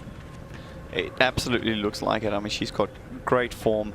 Considering she was the only lady to ride under 2 hours for this technical 80k bike course, it is phenomenal as we, in the background, see Lucy Charles-Barclay coming around her first turnaround. But she, for the moment, Imogen Simmons, is in a league of her own. And funny enough, someone said to me before the race, I have a feeling she's going to go great. And I absolutely did not have her on my cue sheet, to be very honest. She wasn't on my podium list, but right now it'd be hard to take her off the podium list. But they are now on that return leg of this really straight out and back course. And having been down there on the course, as we see Ashley Gentle fly in the other direction, she does look good. This way back into the Excel Centre, there is a slight headwind, so it's not ginormous, it's not a really, really big factor, but it is something that it's big enough for you to notice. So when I was out there on the course this morning, I definitely noticed that there's a little bit of a breeze as they head back to the Excel Centre. And would you think it's maybe at this stage something that's comforting? We see everybody's got their race suits wide open, so the perceived temperature must be quite high. Is that something that you would have enjoyed? I mean, I personally always found mind-boggling, because I just always thought of speed that I'm losing, right? I always want to be as fast as possible. But having a little bit of a fresh breath of air in your face could be helpful. Yeah, we're just seeing this next larger pack coming into transition. That's Amelia Watkinson, who's just taking her aid with her as she heads out into the run. But, you know, I think it varies athlete to athlete how they feel with that heat out on course, and whether it's worth the marginal gains of having the suit done up versus the feel and the cooling effect of having the breeze. Personally, I never often felt too hot during a race. I often feel very, very hot at the end of a race. But I think there's something about the racing mentality and how you feel at that moment in the race when you're just sort of, everything else is blocked out and you're just doing what you've got to do and you're trying to be the best you can be. I don't really ever find that I'm actually really struggling, and I have raced in some fairly hot and humid conditions over the years, and usually I'm absolutely fine till I hit the finish line, and then you really feel it. So we had eyes on Annie Haug there, Emma Pallant-Brown. They're almost 8 minutes behind. It's a massive gap. I think it's going to be fun to sit back and watch how many minutes those two can run into the field and where they do end up. But the podium looks like a very hard ask. I think with Imogen Simmons looking great here, and maintaining that gap to Lucy Charles-Barclay behind at about 30 seconds, it's going to be interesting to see, can she maintain this, or the fact that she came into T2 in the lead, did it motivate her and excite her too much and she's gone a little bit too hard too early? Well, the big mover so far is Ash Gentle. She's only 1 minute and 38 seconds down from the lead. She was 1 minute and 55 seconds down into T2, so she's already made up over almost 20 seconds on Imogen Simmons. Jan, are we seeing a repeat of Singapore all over again? That could be, despite the fastest runner on course actually currently being Kat Matthews. She put 6 seconds into Ash Gentle in the first K, and I have to say she's moving well, but we've seen more fluid movements from her. I mean, she's catching Lucy Byram right here. Things are looking good. But her shoulders, she looks... Yeah, she doesn't look like she's easing along. Yeah, she's currently run the first kilometre in 3 minutes 39 seconds, and we know with Ash when she's absolutely flying and when she's firing and she's really, really on form, she'll be around 10 seconds a kilometre faster than that. And she's not quite got there yet. Now that's only a split from the first kilometre into the race, so give her a chance, you know, to sort of get into it and really find her legs. She only has a minute and a half to close as well. she's got time to play with, but yeah, we're not seeing the absolute best from Ash yet, but she doesn't need the absolute best. Well, we're just a bit over 2 kilometres into the run, and she has put over 30 seconds into Imogen Simmons. So if you extrapolate that, you know, just a bit over 2K, times that by 9, yeah, we could see a big win from Ashley Gentle here if that trend continues. Ash Gentle and Kat Matthews at the 2 kilometre mark have ran it in exactly the same pace. They've both gone through 2 kilometres in 7 minutes and 19 seconds. Imogen Simmons went through in 7 minutes and 43 seconds. So right now it does look like Ashley Gentle and Kat Matthews are going to work their way through this field. How long is it until Ashley Gentle gets to the front? I think that's the only question to ask. It's not if, it's when. Yeah, and with stats like that, it's hard to look beyond Ashley Gentle making it to the front of the race and Kat Matthews not being too far behind. And wouldn't it be great if we could see those two battle it out side by side as we get deeper into this run course? But Imogen Simmons is back into the Excel Centre. That is 1 lap of her 6 completed. So with it being a really straight out and back course with just a slight bit of headwind on the way back, the only other nuance to this run course is that they have to come up that ramp that we saw them ride up at the end of the bike leg, admittedly at the other end of the Excel Centre, but they have to come up that ramp each lap as they run through, and then Imogen will double back on herself now and probably see Ashley Gentle some point on her way up the ramp.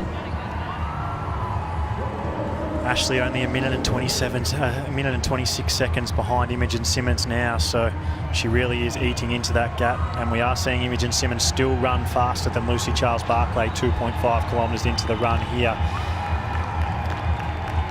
But Ash has definitely changed her fluidity now. She's looking light-footed, and she's flying up this climb, and yeah, definitely looks like the mountains of Andorra, where she's been preparing, have helped her build some strength and helped her carry some speed for the climbs, as she looks absolutely relentless. I mean, she just, yeah, she looks like she really, really wants to dominate, and it's coming out with a vengeance. Yeah, I mean, I think she looks really good here. I don't see any signs of her fatiguing or looking poor here. I just think this is how Ashley Gentle looks when she's running well, and the time she's putting into everyone sort of shows that she is now officially the fastest runner out on course. Bar Tamara Jewett. Sorry, in the top 10. Yeah, of course. Tamara Jewett's just run away to the top 10. Oh, she's into 10. She's in 10. We're just going to keep picking holes in you here, Jack. But, you know, Tamara Jewett, of course, is a bit further down the field. She was, 7 minutes and 40 down. But she did run her first kilometre in 3:22. Now, that is absolutely flying. I don't think even someone of the calibre of Tamara is that she could continue at quite that pace for the entire 18K. But, hey, go and prove me wrong, girl. I'd love to see it. And still, Imogen Simmons looking good. I mean, she, again, would have hoped of a podium here, and this would be a dream that I think is fueling her pace a little bit as well. And good on her, taking the race on the scruff of the neck and leading.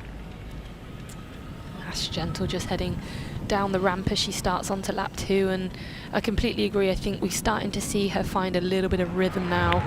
And there, that's Kat Matthews, who is on the charge. Currently in 5th place, but I think she's going to catch a couple of those in front of her, and I think she's going to be challenging for a podium position pretty soon.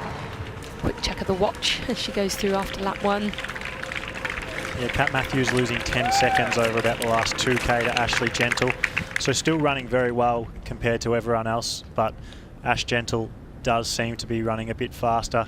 Kat Matthews with the home crowd, and it is a big crowd that love her here in London. She does seem to have been getting one of the bigger receptions all week here at London.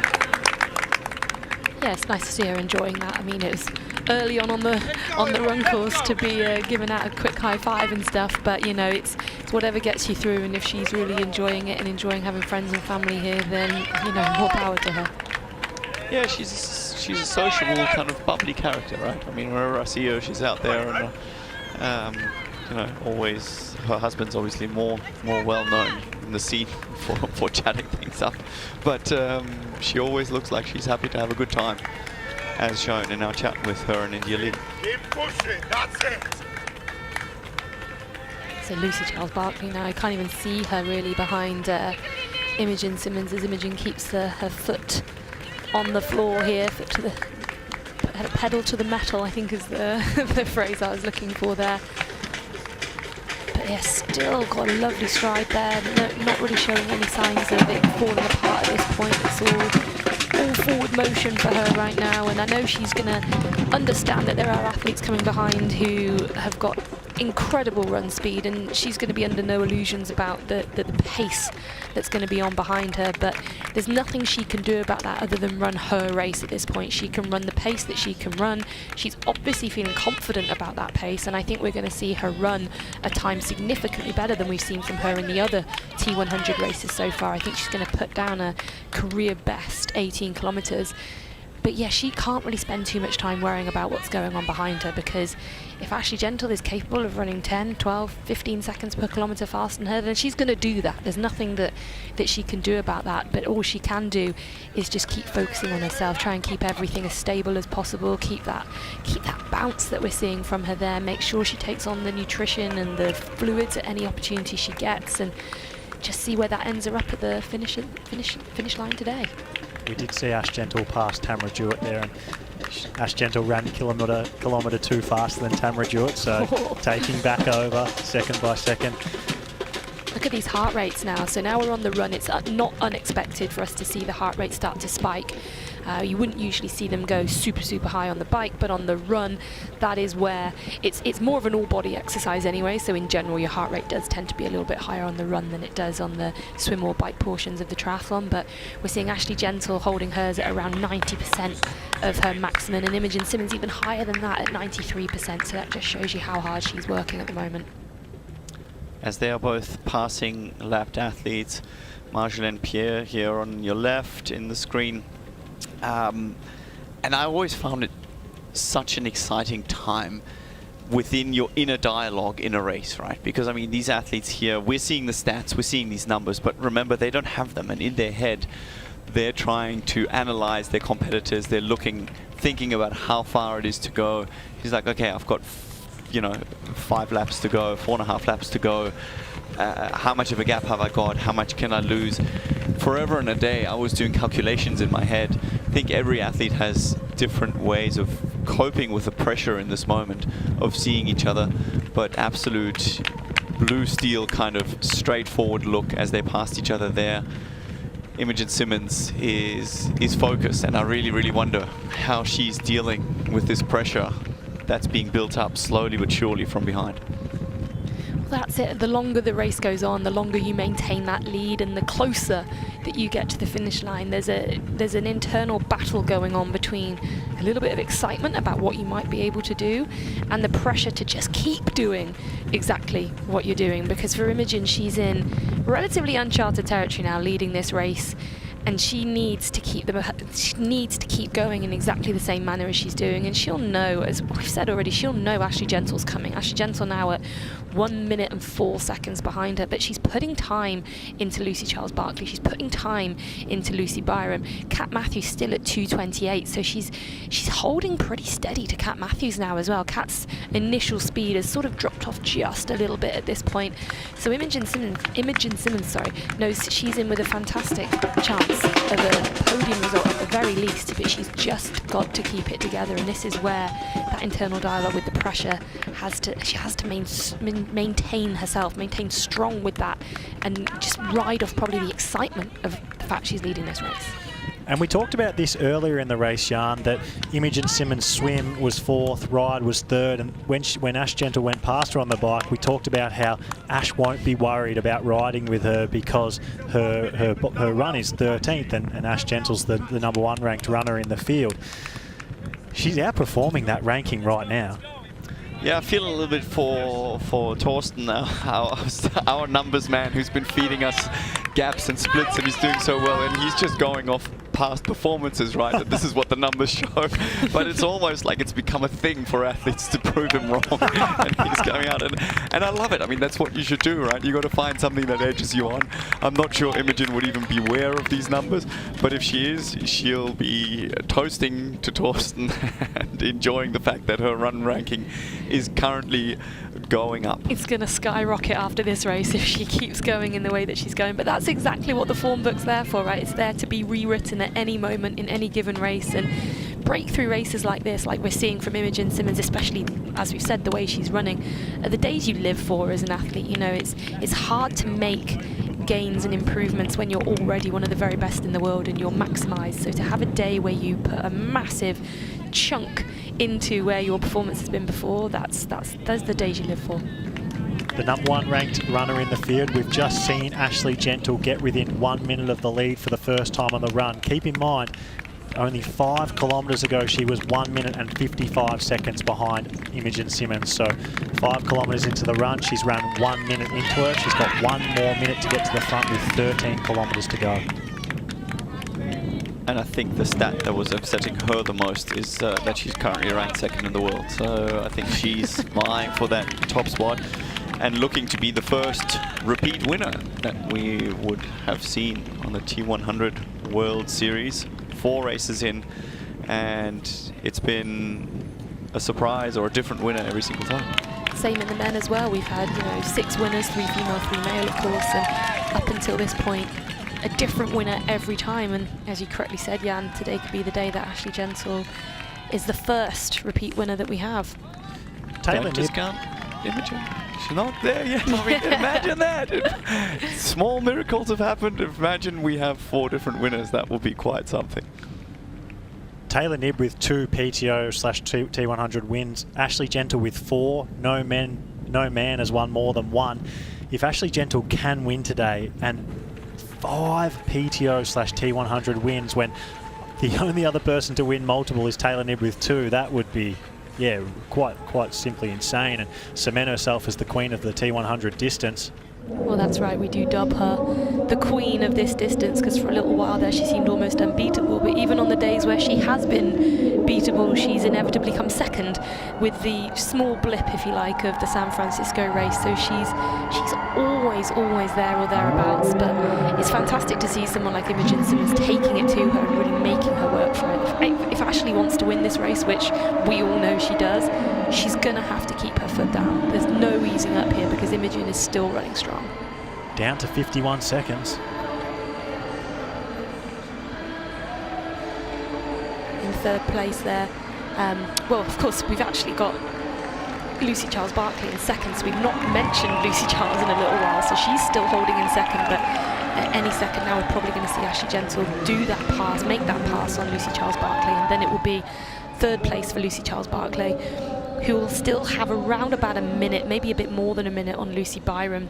So that's looking like, at the moment, those podium positions are starting to come into focus a little bit, but there's still so much time left in this race. And again, some of these runners a little bit further down the field who we know can really put down incredible run splits. And someone like Kat Matthews, she's known for coming strong towards the end of the run. She shows that strength, especially when we go to the real long distance, the iron distance in triathlon. But she's shown in San Francisco how she can just maintain her speed throughout the run. And if she can do that today, then let's not count her out for hitting the podium either. Did I miss something? Or did Lucy come past just now? I don't think we've had eyes on her. I think she's still in 2nd place, but at the last split that we saw, 7 seconds to Ashley Gentle. So if that's correct, and that Lucy is still in the race, as we assume she is, and we just haven't had eyes on her, then we should be seeing Ashley come up across her pretty soon.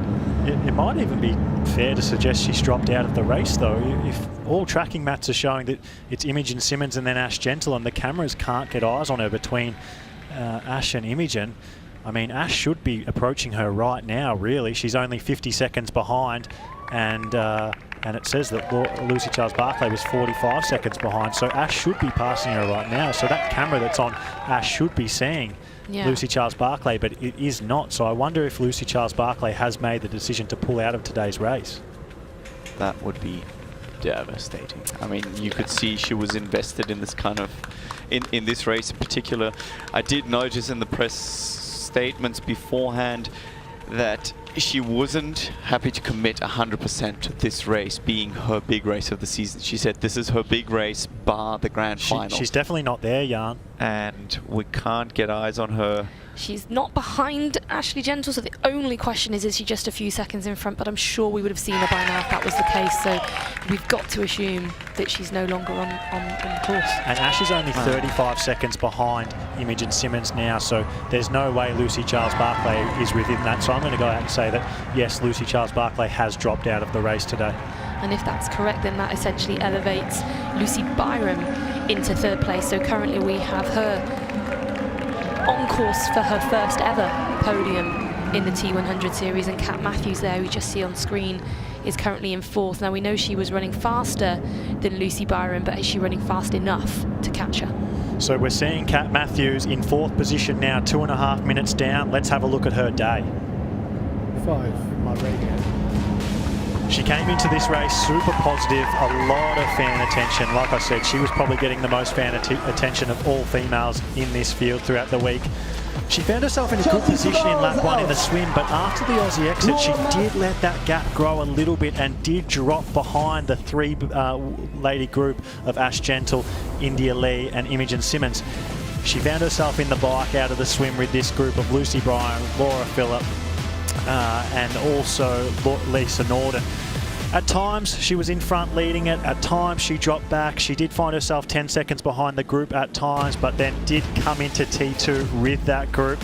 Some mild frustration at Laura Phillip throughout the bike course for not taking charge, and as we saw, that gap to Lucy Byram did extend. She came into T2 with Laura Phillip, and now she has ran herself into P4. And again, some more fanfare. That just shows how much she's loving being part of this T100 World Tour, where fans are at the races.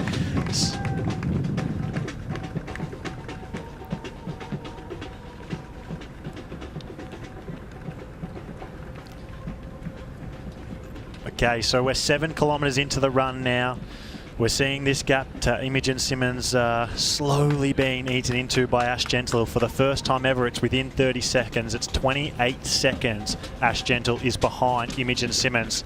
Look at that heart rate on Imogen Simmons. We can also confirm at this point that Lucy Charles-Barclay has DNF'd. She is out of the race.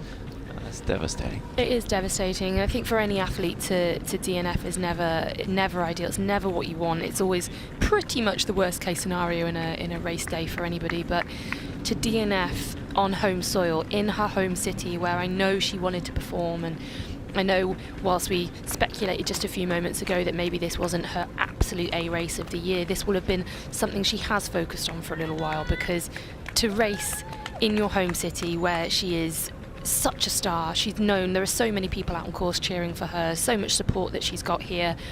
She would have been an incredibly popular winner had she taken home that win in the T100 here today, but it's not to be. She's DNF. We don't have any information on that right now as to just why she's had to step off the course, and instead we are back with Ashley Gentle as she continues to eat into that lead of Imogen Simmons, and I believe it's now around 25 seconds. So she's slowly catching up to Imogen. And this is something you see with the season progressing as well. Of course, athletes taking more and more flight and getting ready for a classic season where you normally have a world championship at the end. And here things are spicing up with more and more points on the line. I feel like there's more and more athletes being held together by tape. You see little patches of kinesio tape here and there. We actually saw Ash Gentle had some on her calf. And that really makes me hope that a DNF is not due to any serious kind of issue, because, again, Lucy Charles-Barclay isn't the kind of person who just gives up, you know. She wouldn't do it lightheartedly, especially here in front of a home crowd. Triathlon very much has that sign of respect that you honor the race by finishing it, whether your day goes good or not. And she's a real star of our sport as well. You know, when she's out on the course, it brings an extra level of excitement. She's known.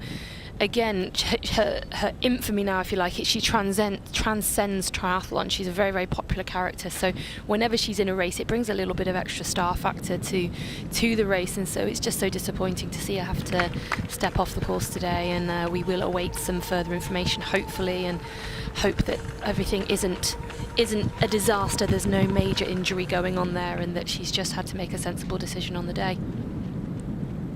We see Ash Gentle here overlapping Grace Tech. Grace Tech, a college runner, so an Australian who made the move to the States following high school to pursue her running dreams at college. And she actually, her and her team won a Div 1 championship when she went to college, and Ash is making it look relatively easy getting past her there. And this gap, Ash Gentle is now just under 20 seconds behind Imogen Simmons, Jan. But Imogen Simmons is, regardless, I mean, you would have never, ever thought on paper that Imogen Simmons would put out such a run performance. Ash Gentle is the fastest runner out there. Yeah, someone like Chelsea Sadar or Tamara Jewett, who are some of the sport's fastest runners, they're barely putting time into her. So it really is a breakthrough performance, and I think a bright sign for the future. But again, I think she's got a very, very good chance of securing a podium spot here. For those who have missed it, you can see just then, gone off the screen at the bottom of the pylon, Lucy Charles-Barclay has DNF'd and is out of her home race. Just behind the motorbike, you can see Ashley Gentle. She's 13 seconds behind Imogen Simmons. This pass is imminent. She can almost smell her now, can't she? She is within striking range, and we've seen this so many times from Ashley Gentle now. She comes off the bike with that little bit of a deficit, but she knows that her strength, her biggest strength of the three, is the run, and she backs herself. She knows that she's going to be able to catch up, and there's just a motorbike and a few meters between her and Imogen Simmons, and she will know that that is the front of the race. And from that point, you often see her push on and make huge gaps because she just becomes so relaxed and comfortable at that point in the front of the race. And you know, this is a fantastic race from Imogen. Let's take nothing away from her. For me, this is the best race of Imogen's career, but pretty soon we're going to see a new leader. And Jan, we are seeing that not only is Ash Gentle about to make this pass on Imogen Simmons, but she is officially the fastest runner on course. Tamara Jewett now is the second fastest runner on course. Yeah, they're both running incredibly well. What I'm kind of currently also fascinated by is the battle, what will probably be the battle for fourth between Kat Matthews and Laura Phillip. They're pretty close within each other. They started running together, but they're 15 seconds apart now. Both incredibly strong runners, and I think that could be a very, very interesting fight for the final podium spot, as Imogen looks over her shoulder to respectfully make way. It is a brave way of racing from Imogen Simmons, though. She went around at the front of the bike. She attacked out of T2 on the run. There's just sometimes nothing you can do when Ash Gentle is in one of these moods on one of these days. We felt it all week as we see the pass. Oh, and she put her foot down there as well. That wasn't just I'm going to go around you. She accelerated. She absolutely accelerated. She moved to the side, moved across to the barriers, put her foot down, and she's put 10 meters into Imogen Simmons over the last 10 seconds. She's really not messing around here. Ashley Gentle back at the front of a T100, and I'm sure she's, as much as this race isn't done, there's still 3 laps to go, 9 kilometers left, she will be breathing a bit of a sigh of relief, because this is where she likes to be. San Francisco was an off day, and she's now about to be able to prove that to the world.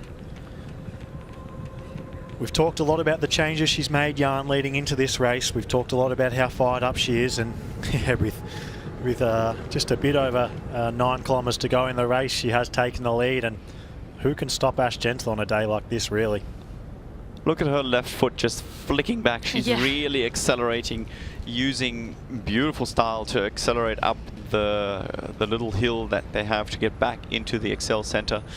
She mentioned in the interview previously that she doesn't feel like all the changes she's made have taken effect in terms of physiology. It's such a complex thing where I think in a good mind space you can just really dig that much deeper, and yeah, she's doing a great job of it here.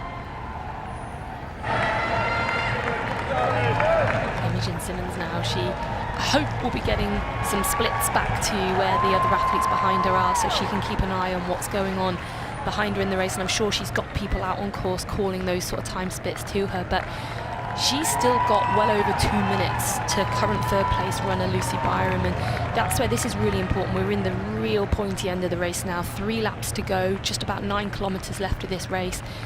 She needs to stay strong now, she needs to hold firm, because 2 minutes is a nice buffer, but it's not a big enough buffer if she was to just take her foot off the gas. If she takes her foot off the gas, she's going to end up getting swallowed up by some of those runners, the likes of Kat Matthews and Laura Philipp. They're still running at a really great pace behind, so she's got to stay completely focused now as we see Kat Matthews round that corner near the bottom of the Excel Centre, so it won't be long before we see her heading up the ramp into the centre itself. And at the moment there's only really just over, well, we've got 12 seconds between Kat Matthews and Laura Philipp. You can see Laura Philipp in the yellow, 2 athletes behind, because Marjolaine Pierre is in between, but she is a lapped athlete, so there's still not done between these 2 athletes. They are locked tight in a battle, and they are both 30 to 40 seconds behind Lucy Byram, who's currently in 3rd place, and Lucy Byram is running about 8 seconds a kilometre slower than these 2 girls. So on that basis, we're going to see both of these girls overtake her and probably catch her within the next lap or so. But it's so much still to run. Yeah, with Ash Gentle out in front, this is a battle that I could have the cameras on for the rest of this race and be pretty happy.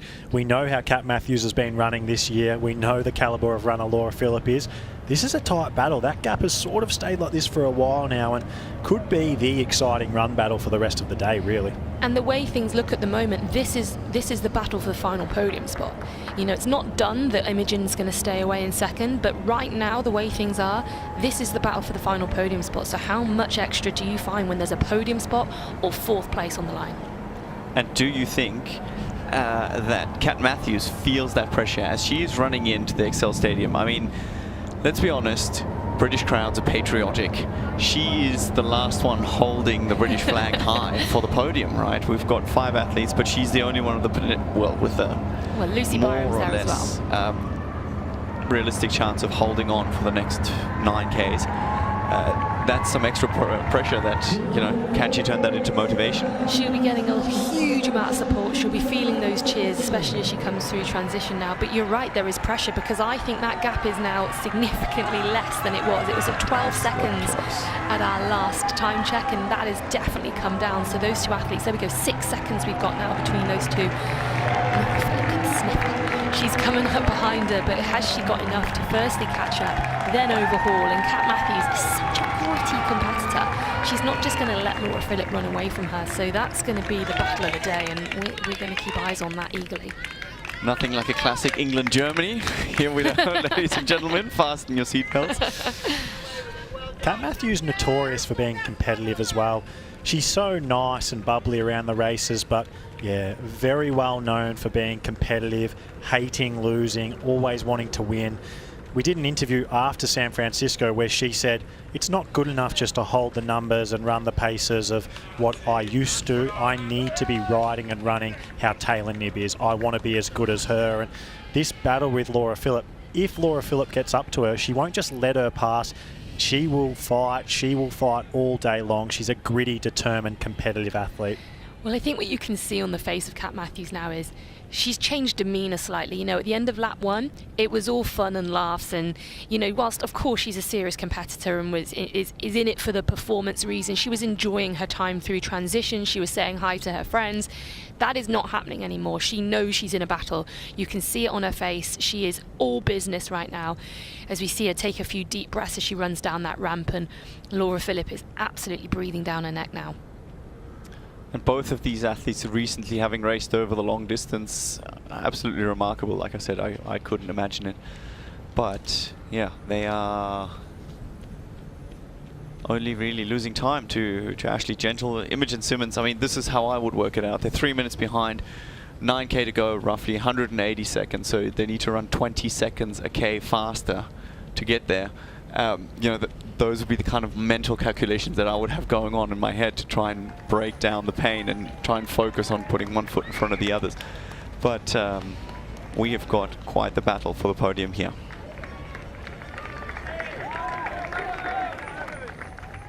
So as we have a look on the bottom right hand of your screen, as this battle between Kat Matthews and Laura Philipp really fires up, with Laura Philipp catching her. This is the standings as they stand with the current positions. So Ashley Gentle now is the leader of the series with where she sits in first place here at London with 86 points.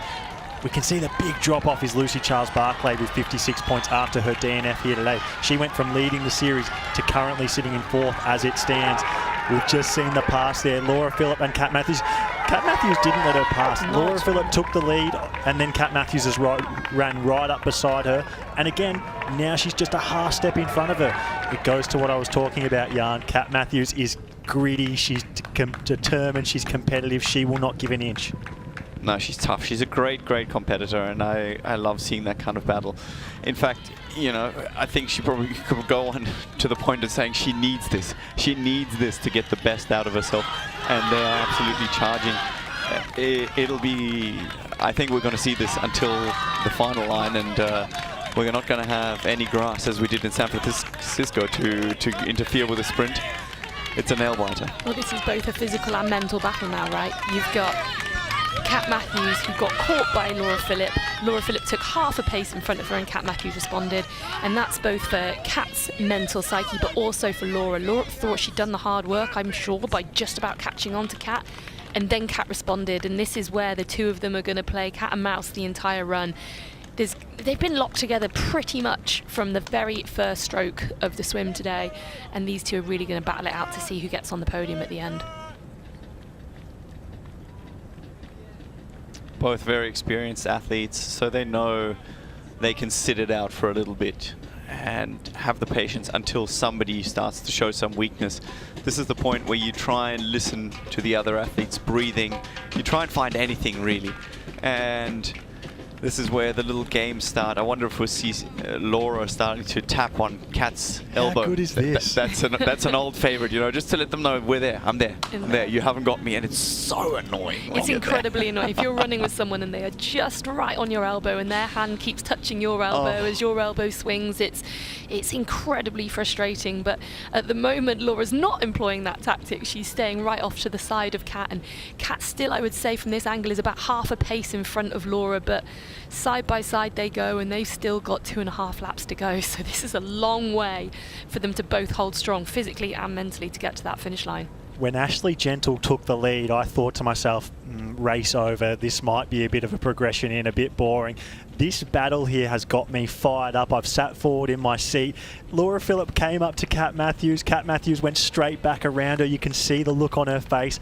The camera doesn't even need to go anywhere else today. I could sit here and watch this battle all day. I want to know who gives in first. I mean, Laura Phillips, the one who ran up to Kat Matthews, but I would never bet against Kat Matthews in a 1-versus-1 head-to-head battle. She just doesn't give in. She's as tough as they come. And let's not forget, Lucy Byram is still ahead of this motorbike. She's 20-odd seconds ahead. They haven't even made it to the podium yet, so it's a cat and mouse game that I can't wait. Is one of the best. Yeah, well, it's worth mentioning she's currently 17 seconds in front of these two on a sort of a live split. We've not got that one on the side of the screen at the moment. That's still at the last checkpoint, but on our sort of more live splits that we've got in studio, she's about 17 seconds as we watch Annie Haug now. 10 minutes down at this point in the race, and you know, we thought that she might struggle a bit today coming off that huge performance in Roth just a few weeks ago, but we sort of expected to see a little bit of the trademark Annie Haug run where she might take huge chunks of time out of those people in front of her, and whilst maybe it wasn't going to be enough for a podium, we thought we might see some fireworks there, but she's definitely been a bit of a victim of this T100 course today at 10 minutes and 4 seconds down. Similar to Ash Gentle, though, I think for her it's a result to write off. You know, it's the mediocre results that you have to worry about. It's kind of easy to explain, and we go back to the head-to-head battle of these ladies taking it out. Oh, I'm loving this. Like, okay, it was great to see Annie Haug. I love watching her race, but she's 10 minutes down, and then a quick check-in on Ash Gentle. Yeah, yep, Ash still looks like a robot dominating out in front, but this is the battle right now. I just love that Kat Matthews has taken the lead here. It's not very often in a middle distance triathlon that someone makes the pass on someone and then doesn't just slowly extend it. Kat Matthews is fighting for this. Laura Philipp has now just taken the lead again, Jan. This battle is amazing. And Kat's not giving her an inch. She's moving straight over. I'm Look not at sure this. she's giving her the same courtesy of not touching her elbow or heels. She's straight. Remember, this is also the section where they've got some headwind. So it The could exact actually... tactics that you wanted to see, Jan, Yeah, we are seeing employed right now. Absolutely. I am loving this battle. But Kat Matthews' facial expression has just changed. Like, it's just gone from I'm suffering. She was really gritting and biting her teeth on that descent, and you can now just see this is her army mode. Yes. She is ready to march through, and people, you just don't give up until it's over as they change lead again. Look, just flash back to Kat Matthews running off to the side of the course, giving that crowd member a high five, smiling, and now look at her.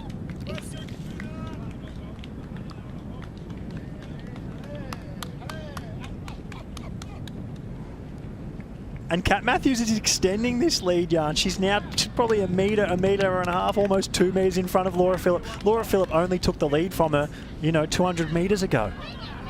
Yeah, absolutely. I see Laura straight away leaning slightly forward, adjusting her position, and this is what you want to see. I mean, yeah, it's the kind of battle that dreams are made of. Mark Matthews has just messaged me. He's saying this is exactly what she needed, and it looks like he knows Kat well enough. Well, she said, didn't she, that she's just been feeling possibly a little bit flat after that incredibly impressive run of results that she's had recently, and so this is what she needs. When you're feeling that way, you need something to really spike you up again, and having that battle is exactly what she needs. Now, we were just on the camera with Lucy Byron, and we could see these two coming behind her, so any second now they are going to pass Lucy Byron and go into third and fourth outright, and that is the battle we thought we were going to see for that final podium spot. That angle there did just show a slight gap between Kat and Laura now, so as Kat really put her foot down, as Laura just let her get that little bit of gap as they went through that aid station. This battle is far from done, but at this point it's as much mental as it is physical. It's who can keep pushing, who can dig the most amount of times, because inevitably there's going to be ebbs and flows as you run through this whole 18-kilometre course, but you've got to keep pushing on and responding each time, and that's what Kat's done brilliantly so far. Everything that's happened she's responded to, but equally Laura's done the same, and right now it looks like Laura's just coming back up onto the shoulder of Kat Matthews, so the two of them just have to keep swinging and responding. So they're about to come up to Lucy Byron, Jan. A really pivotal moment in the young Lucy Byron's career. She's currently holding a podium place at a T100 race with only 5 kilometres to go in the run. Can she hold on to this group, or are they just too fast? Well, if you look at where she's come from, I was hoping for exactly the same thing, the kind of her progression she's made over the season, and maybe she too can find that little inspiration that she needs, just to kick yourself out of gear. It can sometimes just happen that you get into a mode and it's just kind of ticking along. You feel a little bit sorry for yourself at this stage of the race, and you're just like, oh, why can't it just be a 3-lap run, or maybe 4? And, having someone there, having that kind of pressure. There are athletes that thrive on it. There are athletes that love it and that realize that this is what they've worked for their whole career. And others, simply realize, okay, today I haven't got the legs. Let's hope she goes and puts all her chips on red and joins this battle. Laura Philipp just made another little move up to Kat Matthews' shoulder and pretty much came side by side with her, and as soon as she did that, Kat Matthews once again put the hammer down, extended it out to about 5 metres. This back and forth between Kat Matthews and Laura Philipp has made them catch Lucy Byron quicker than they may have beforehand.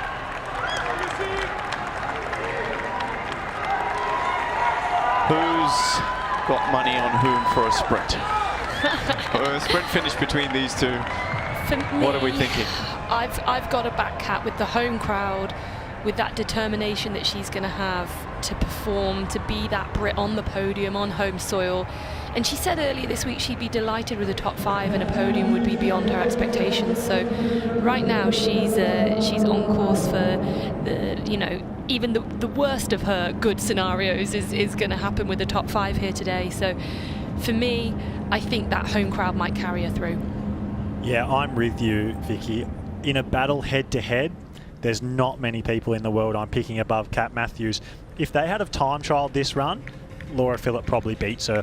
But that moment that Laura Philipp come up onto her shoulder, that was the moment where the race changed for Kat Matthews. And she is able to find gears that others aren't when she's involved in a head-to-head battle, a battle of attrition, a battle of determination. She doesn't lose those very often. And this might not be completely physical like Jan and Vicky, you've both touched on. This is a mental battle, and Kat Matthews is as tough and gritty and competitive and determined as anyone in the sport. It almost feels like she's lined up a few kind of back exits to take a little bit of pre-pressure off herself. But if you look at that sparkle in her eyes that she has about winning races and doing well, you know, there is a certain love affair that you get to have with having success. And Kat is definitely riding high on that wave. And she's always got the right mix of motivation in terms of positivity, of being bubbly, also in terms of proving people wrong. You know, she often feels like she's underrated as a runner. And here we see her training partner or somebody that she trains with quite often in terms of India Lee, I think. And opposite ends of the day, and they still seem to find motivation from each other's performances. Yeah, they're great friends. They do train together a lot. They often go on sort of training camps together. And Indy currently in 7th place, so not her best ever result by any means, but also not a shocking day. But we saw when Indy won back in Miami, Kat, who had to pull off the course that day, was there on the side to welcome her. The first person that she was able to see, you know, was Kat and Kat's husband Mark, to give them a hug and celebrate with good friends. And now we're seeing Kat Matthews come right up past Lucy Byram, and she is about to go into 3rd place out on the course. And quick check behind her, she sees how far she's managed to get away from Laura Philipp, and the answer is it's not far, but it is probably the most decisive move we've seen in the last lap and a half or so, where Kat now looks like she's really coming into her own. That was a huge sign of intent then.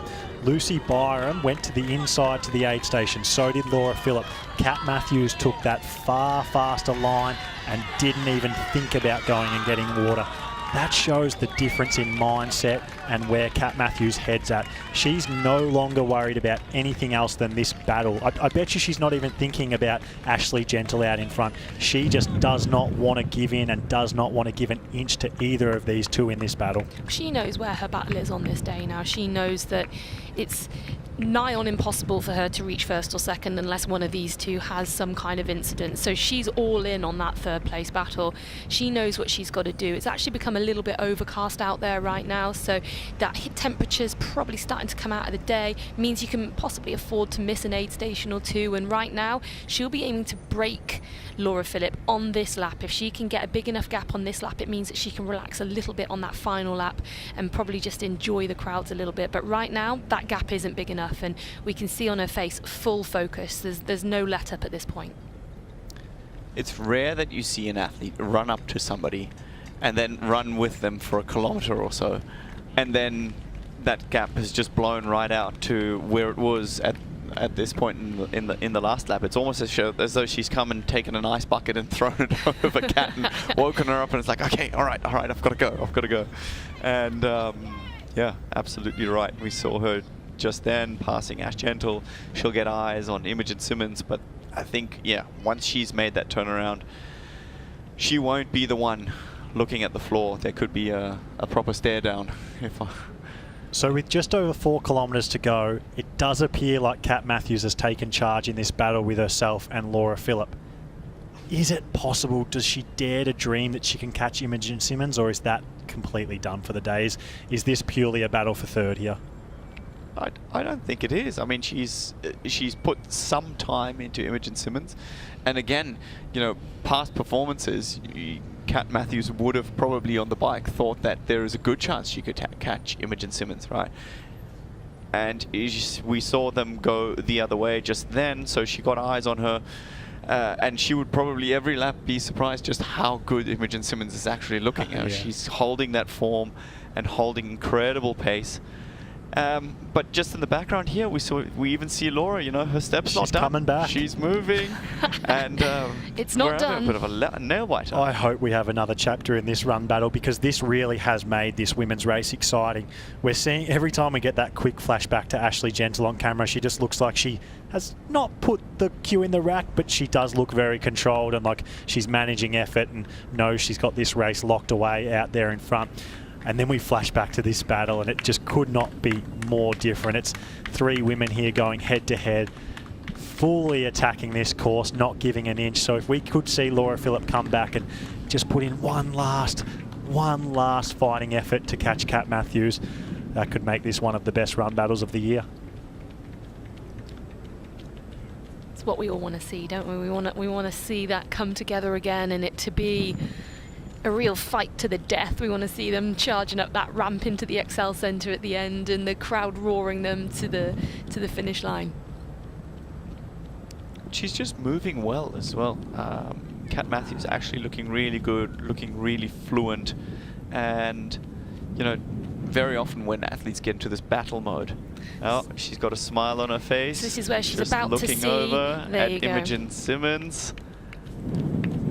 What was she thinking there? Why the smile, Jan?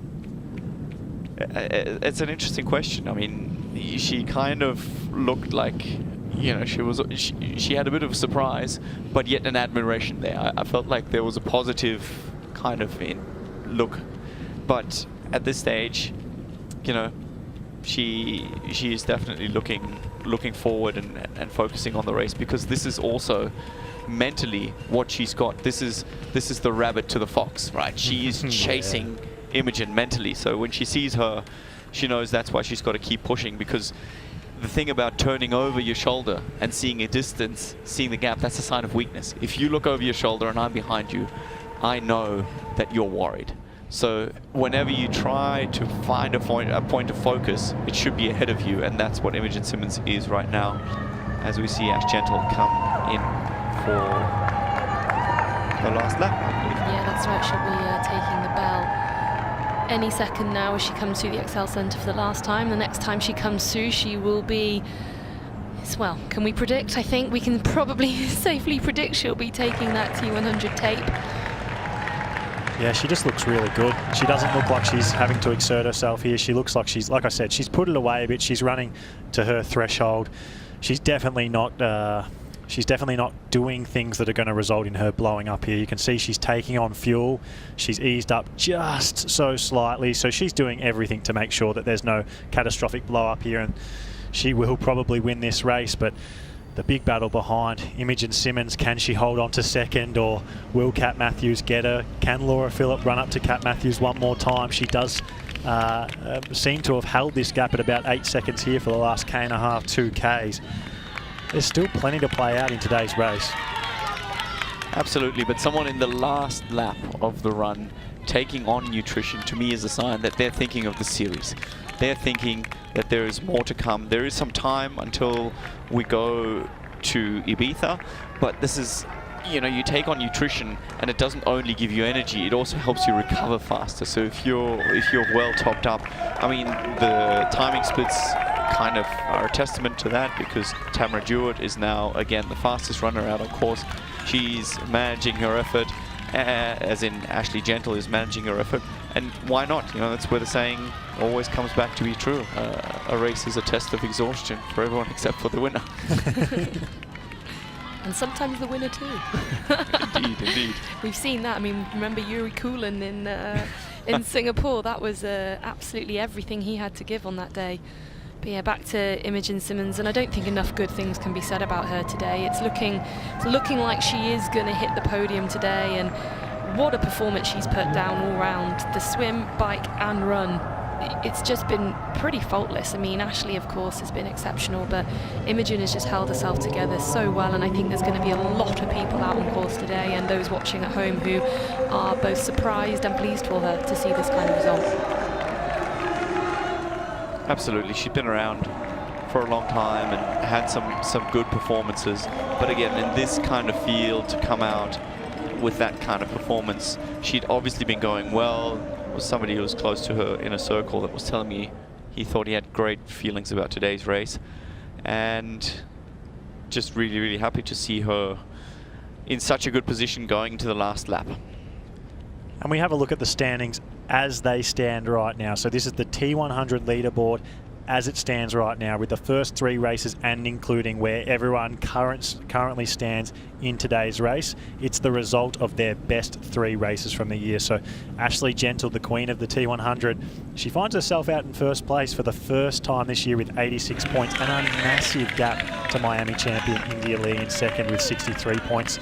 Lucy Charles-Barclay, she started the day in first place on the standings with 56 points, and she is going to leave London with 56 points still remaining, and down to third place if it stays as it stands right now. Imogen Simmons with this amazing second place puts herself up into 4th position on the standings, and Lucy Byram, the young Brit, 54 points even with Imogen Simmons, but it does come back to a countdown, so she finds herself in 5th position.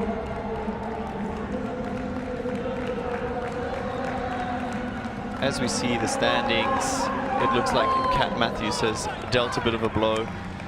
Let's hope that we get to see one more surge from Laura, just to try and get back on there. She's obviously fighting right now too, but we can hope her body language doesn't necessarily suggest she's about to come forward, but who knows. And Lucy Byram now finding herself in 5th place as we count our athletes into the last lap. And again, just as we saw the rankings, hoping for the best for Lucy Charles-Barclay. Ash looking flawless. What can you say? Good. I mean, I want to talk about the Ash Gentle Taylor Knibb rivalry a little bit. It just, is there an element of Taylor Knibb being in Ash Gentle's head, Jan? You've had some famous rivalries over your time.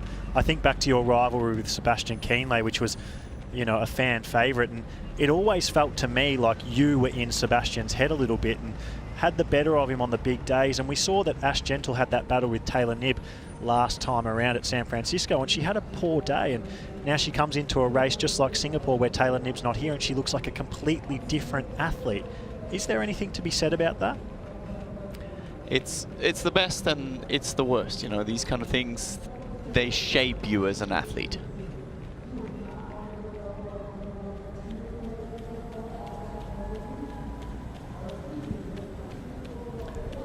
And as much as they shape you as an athlete, you kind of almost hate it in that situation because it just drives you every single day. And I would possibly say that my rivalry with Alistair Brownlee actually would have been that thing where I was broken as an athlete, right? And I was broken also as a person because I identified so much with my personality as an athlete. And then to restructure yourself and find the very, very best, that's what the best are able to do. And that's what Ash Gentle is clearly showing here. You know, she almost needed someone to come and show the world just how good she is. You know, kind of like, almost like you need a cloud to show how fast an aeroplane is flying, right, in relative terms. And these kind of rivalries are something that, in hindsight, as an athlete, I think give you a great amount of joy because they make you seek out your very limits. They make you take the risks in everyday training, and they make you look for the very, very best version of yourself that you can be.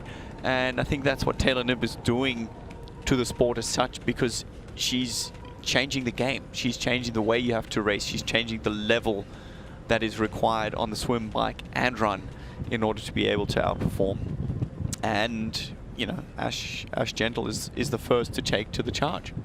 And Taylor Knibb today was off riding the Olympic time trial where she's had a really poor day, a rough day. She had multiple bike crashes. I think she even maybe had a mechanical, and yeah, had a day that wasn't to be desired. And her great rival Ash Gentle, on, you know, just a couple of countries away over here in England, has had one of the better days of her career. So it's just that back and forth in this rivalry where Ash gets one, Taylor gets one, Ash gets one, Taylor gets one. Well, I think great athletes are defined by how they deal with their setbacks. And like you said today, Taylor Knibb, having had a tough day, she came off her bike 3 times, I believe. She had to change bikes. This is all what we've kind of heard through the grapevine. you know, that's something that she will have to chew on for a long time. But I guarantee you that the lady we're seeing on screen right now has chewed on the Taylor nib effect for the past weeks, if not the past months, kind of anticipating that she would be that good. And that's why they're trying to one-up each other bit by bit. And that's, for us as a spectator, for us as fans, for the people out there, is the greatest situation you can have in a sport, because it will, you know, the tide rising will rise all ships. And, you know, there are few athletes that have that kind of impact on the entire field. And so the reason we're seeing such a high level of performance here from Ash Gentle, do you think that's partly just down to the fact that day in, day out, she's thinking about what she needs to do to catch Taylor Nib? I don't think she only narrowed down on Taylor Nib. It's kind of a trouble situation when you focus too much on one athlete only. But I certainly think that a little bit of insecurity is helping her redefine her effort.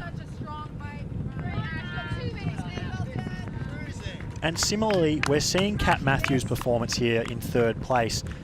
She talked in San Fran after she came second to Taylor Nib of needing to lift her game to compete with Taylor Nib. Are we seeing her level in 2024 get to this stage where she's very clearly the best of the rest because she just is day in, day out trying to catch Ash Gentle and Taylor Nib? Well, we can see by the way she's taking the race on with Laura Phillip that she's very, very determined. She very much has her sights set on.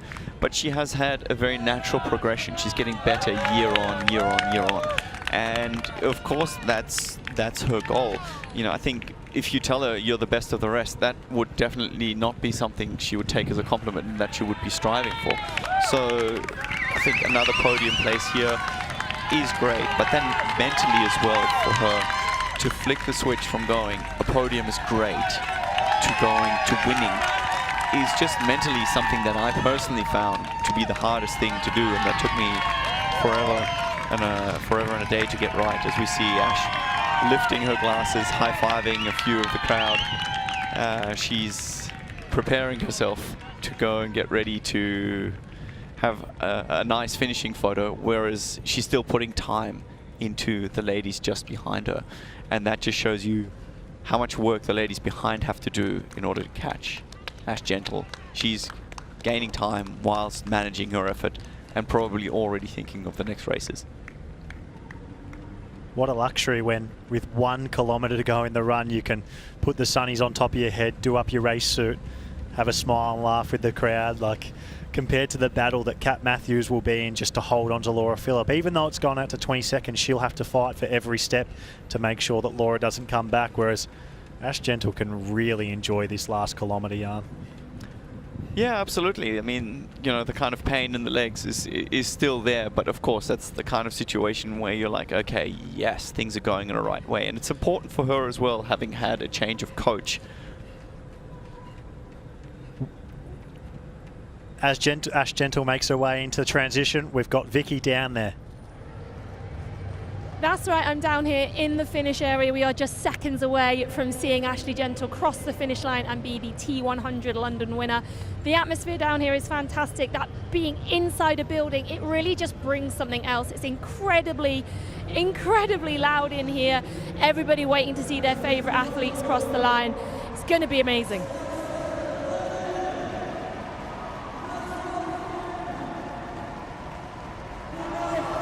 Ash Gentle makes her way into the XL building. Look at her getting the crowd up and about. She's done it after that poor result in San Fran that ate away for her for the last month. She has finally won another T100 race, her second T100 victory of 2024, the only athlete in 2024 to win 2 T100 titles, and takes her PTO and T100 title to 5 races. She's run 5 races. The next best is 2. What a dominant and complete performance from Ashley Gentle today. She showed her intent from the start. She took charge in that group in the swim. She had one of the rides of her career in the T100 series. And that run was something special. This must have meant a hell of a lot to her, Jan. I agree. The way she threw that finish tape up in the air, this was also, you know, a silencing of the doubters. And it's beautiful. That's what sport's all about. You know, you go out and different characters find their inner demons in other places, and to go out like that, emphatically throwing the tape up.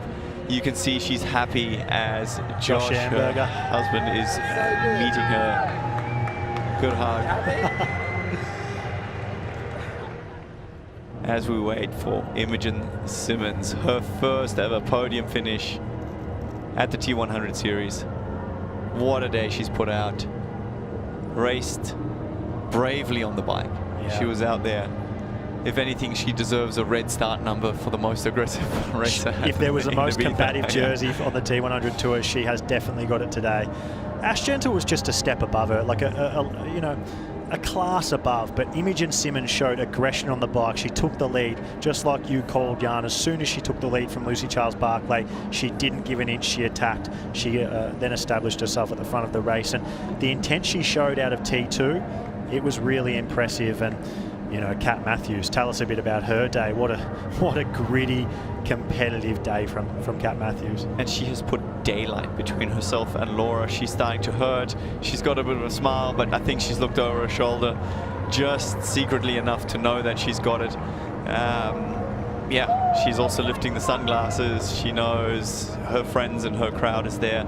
But I want to notice, look at the watch strap of Imogen Simmons. Like, she's been so much in the zone, she's fought so much that she hasn't even closed her watch strap. And I can tell you, it is so annoying when that thing rubs up against your torso on every single arm stroke as she comes in, ecstatically kisses to the crowd. Imogen Simmons, she took the lead at about 70k into the bike ride. She was aggressive. She committed to her move in the front. She attacked out of T2. Not many people coming into T100 London had Imogen Simmons on their podium. She's showing everyone she's back to her form at the end of 2023 with her best result in a T100 race so far, second place. And Kat came in close, keeping up the British hopes. Wow. Podium finish. What a run indeed. She's ecstatic. She's done absolutely great to get herself there. Still not holding up, almost sprinting across, stops the watch. Unbelievable. And giving the British crowd what they came for. What a run. She nearly got Imogen Simmons then. That was an amazing run. And here's Laura Phillip. I mean, there's two sides to every battle on a triathlon course, and Kat Matthews crossed that line aggressively, smiling, looking ecstatic. Laura Phillip, she's still happy, but yeah, not quite the same energy as Kat Matthews. A fourth place for Laura Phillip today is an incredible result, but Kat Matthews got the better of her on today's run battle. Fourth place, Laura Phillip. And having had a podium in San Francisco, you know, Kat Matthews' expectations are different. Laura would be happy with this, I think, in terms of the uncertainty that she had coming into the race. It's a good result. And as we now see Lucy Byram coming in, waving, again, it's a different energy again. She's a little bit more timid coming out and enjoying a top 5 finish. Well done on a brave race that she's done, because let's not forget, up until 2 or 3 laps ago, she was on podium position herself. Lucy Byram held tough then. She's a young, relatively inexperienced athlete. And here we have it, Tamara Jewett, the fastest runner on the course. Her and Ash Gentle were swapping that all day, but 6th place for Tamara Jewett with that run, the fastest run of the day. That is an incredible result. She ran 1:04.29. Ash Gentle ran 1:06, so in the end she put 1 minute and 33 seconds into Ash Gentle. That is, yeah, despite the fact Ash Gentle very clearly put the cue in the rack, that is still incredible by Tamara Jewett. And I think it's the first time we've seen Tamara Jewett pull out that joker of a run performance that she clearly has in her repertoire. She's shown it at other races. She's shown it under less pressure from, you know, less seasoned athletes, and this is the first time that she's able to show what she's actually got. I mean, she's an incredibly good runner that has set the benchmark at many, many courses. She obviously had that great run at San Francisco last time out, but she was so far back in the bike that it didn't mean as much, whereas today she got herself just a bit closer on the bike. So 6th place for Tamara Jewett is, yeah, that's her best T100 result to date. And the debutante yarn, Sophie Caldwell, she fought tough all day. She rolled turns with Lucy Charles-Barclay in the swim. She held on for dear life on the bike, and I think clearly that effort to hold on to Lucy Charles-Barclay real early on the ride, took a bit out of her. We saw her fall back throughout the field, but 7th place on debut here. That's a good result. At a T100 race here in London with the depth that it had, yeah, on debut, that's pretty amazing. Bravo, absolutely. I mean, top 8 is an Olympic final, right? And she's coming off a not successful Olympic campaign in terms of qualifying, but still, a top 8 is always good. And Chelsea Sodaro coming into a top 8th position, top 10 spot for her. I think, quite frankly speaking, it's a tendency in a good direction. She's obviously had some struggles and she's gone through all the ups and downs, more downs than highs. I think she's openly spoken about a lot of her struggles. And for her to get a nudge in the right direction is good to see. I agree. Coaching change, moved cities, 1:06.39 run time. She's had the third fastest run. Only Tamara Jewett and Ash Gentle running faster. That's good company to be in. We know at her best, Chelsea Sodaro is one of the world's best runners. So I agree, Jan. A step in the right direction. A good performance, a solid performance. She won't rest on that though. No, absolutely not. And I mean, she started with a mental coach in David Spindler, and you know, I think that's the beginning of her journey. And yeah, good on her. I really wish her luck in finding that position and learning to cope with the pressure that I think she struggled with earlier. Look at this, girlfriends and babies for Kat Matthews. Oh, as we see India Lee coming in, she is hurting, got her eyes wide open. I think it might take her a second or two until she'll have her giggles and laughs across the finish line, but she'll be happy for Kat Matthews for sure. India Lee, as a local athlete, definitely came in here with higher expectations than finishing 9th today. She was a champion in Miami. She won that in really, really dominant fashion in a battle with Lucy Charles-Barclay. 9th place, India Lee will definitely not be satisfied with. It's not a bad result by any means. It just speaks to the level she's at right now. How could you not be happy in front of a home crowd like this that's that big? But yeah, deep within her, I think that one will burn a little bit and she'll come back wanting more. Absolutely, as we see battle stories being told, this is, oh, you know, lap 3 and then you went and then this happened. You know, they're always the most emotional, emphatic, because, you know, the thing that happens, you forget that how hard it was in that situation and you talk about things very differently.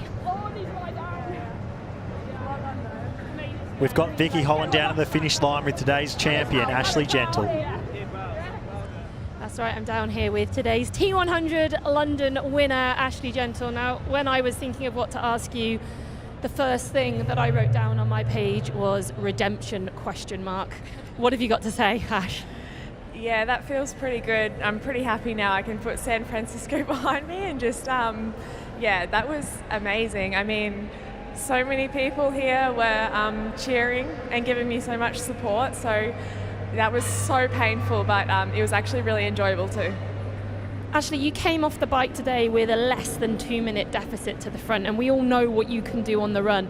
In your mind, was that the dream scenario? Yeah, for sure. I'm really happy with the way I swam and biked as well. But yeah, those last couple of laps on the bike was super tough. I actually started to get a bit blurry-eyed and I was a bit worried. I think I rode a lot better than I thought I was going to, and is hitting some good power numbers, and just did it basically by myself once Imogen just shooted off past me. So yeah, I was pretty happy and just had to focus on finishing strong. You touched upon it there, you're happy with your swim today as well. We saw you leading that pack on the swim. We see you often in that chase pack on the swim, but leading it today, you must be really pleased with that. Yeah, definitely. I got a really good start and I kind of just found myself at the front of that pack, and it was about 1,500 metres in and I kind of veered to the right a bit, hoping so maybe someone could come forward and lead the last bit for me. So Imogen kind of came around and I got on her feet, but yeah, it was actually really cool to lead about 1,500 metres of the swim, obviously behind the super swimmers of Lucy and Sophie, but yeah, I just did the best I can and just tried to make sure I kept them as close as I could. We've touched upon how you have now fully put San Francisco to bed. Did it play into a little bit of your preparations for this race in terms of, are you hungry to put it to bed? Did you want to prove that you really are still the best at this distance? To be honest, I tried not to think about it too much. I knew that San Francisco was just so far from how I usually race, and I did not feel like myself at all. So I actually didn't want to put too much pressure on myself because I knew then I might actually not go through the process and actually execute very well today. But yeah, I'm pretty happy that London put some beautiful weather out for us, and we had great support here. So yeah, I really enjoyed that one. Well, you are now officially the first person to ever win 2 T100 races. We've had different winners at every other race until now, so you're right at the top of the rankings. Will we see you at the next race? Yes, definitely. I'm hanging around in Europe to make it easy for myself. I'm not going back to Australia just yet, so yeah, I'll definitely be in Ibiza.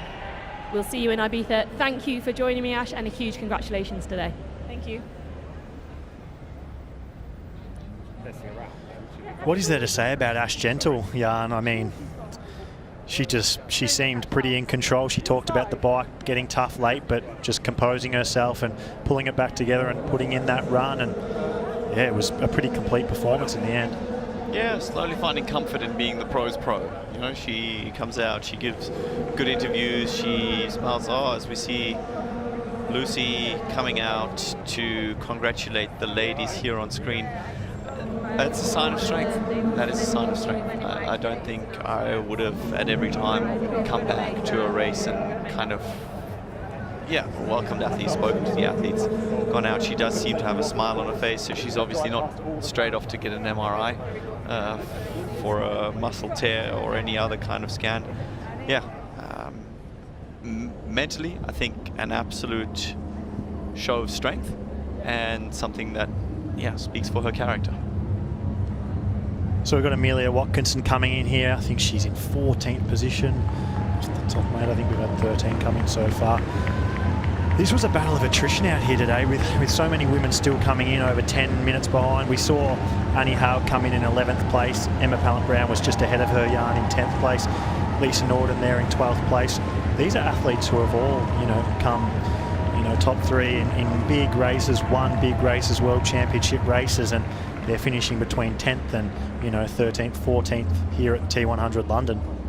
Yeah, Lisa Norden was holding top 10 there for quite a while, and after the story that she shared about her miscarriage, that she's only very recently kind of recovering from and getting back into training bit by bit, it's such a shocking story to start with, and such a kind of blow of fate, but also such a show of strength and resilience for her to come back and be brave to race with the best in the world.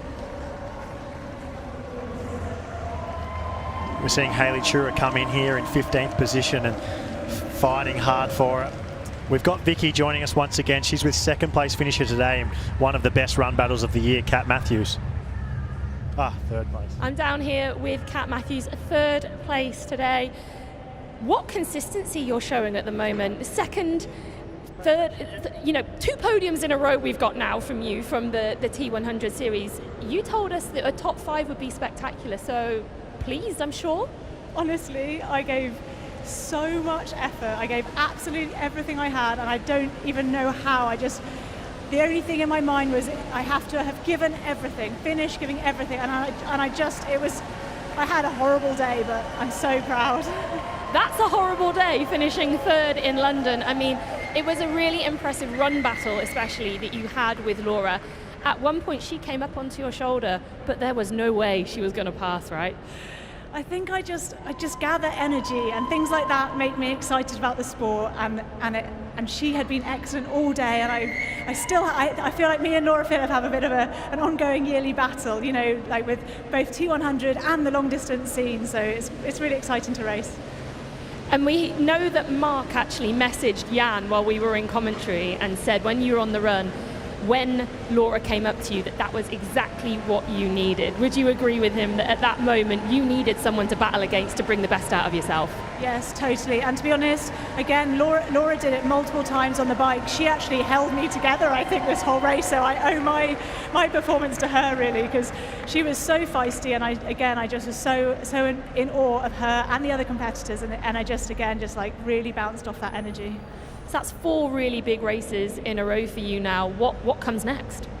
Goodness, actually 3 weeks' time I've got another middle distance, and then I roll into the Ironman World Championships, and then we've got the whole series of the rest of the T100, IB30, and the others to come after that. So it's a really, really busy year for you, and you touched upon it when we spoke to you pre-race about how managing your energy across the year is really important.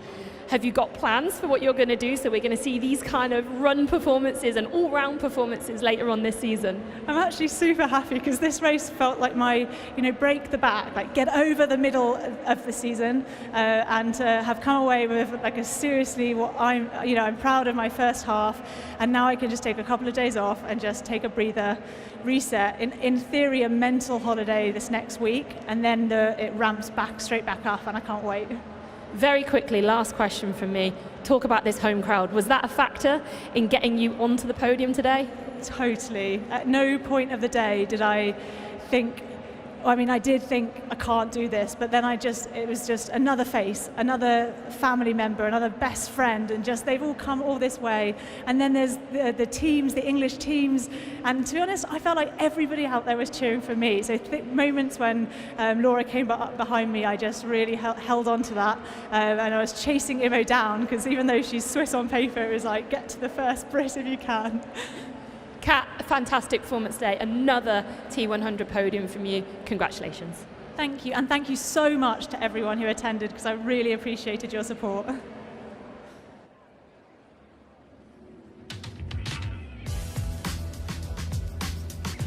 So after today's race here at T100 London, the 4th race of the series, we have our updated leaderboard.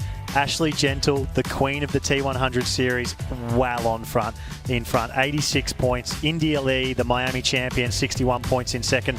Lucy Charles-Barclay, she started the day in first on 56 points. She exits the day in third on 56 points after a DNF. Imogen Simmons, amazing performance to finish second today on 54 points. Lucy Byram held on tough. She's on 54 points also, but because of the countback, she's in 5th, not in 4th. Kat Matthews, what a run battle to finish 3rd, following up from her 2nd place in San Francisco in 6th on 53 points. She started the day in 10th position, so she's moved up 4 positions. The person she had that battle with today, Laura Phillip, in 7th on 47th points. Mrs. Consistency, Paula Finlay in 40 points. Amelia Watkinson, 39 for 9th, and Hayley Chura in 10th. We've got Lucy Charles-Barclay joining Vicky right now to talk about her day. That's right, I've got Lucy Charles-Barclay with me now. Obviously not the finish to the day that you would have hoped. Can you just talk us through what happened for you out there? Yeah, I've had a pretty rough build into this race, a few issues that maybe could have put me not on the start line, but I really wanted to be here, home race, the amazing fans and the crowd out there. But I was feeling pretty good on the swim and the bike, and then I just rolled my ankle out on the run and felt something in my Achilles, and given the huge injury I've had on that leg, I was like, I can't risk this here. So it was incredibly tough to pull the pin, given it's a home race, and honestly the crowd was amazing out there. But yeah, I just unfortunately had to make the smart decision today, and yeah, hopefully not make it worse. Well, of course, there are other races coming this series and this season as a whole that you want to focus on. We were so sorry to see you fall off the course at that point. Can you talk to us a bit about the race before that? You don't often get company on the swim, whereas obviously you had Sophie today.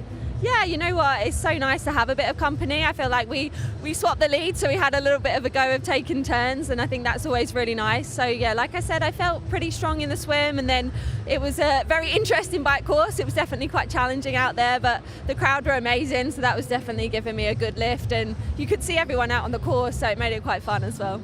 And I'm sure you had a lot of support, not just from the general public, but from friends and family out here today as well. So that must have been both lovely to have them here, but of course you'll be sad that you weren't able to finish for them. Yeah, definitely bittersweet. I really wanted to deliver a show for all the fans and friends and family that have come out today, but sometimes health just has to come first. So I'm still so thankful that they all came out here, and hopefully they still had a great day watching.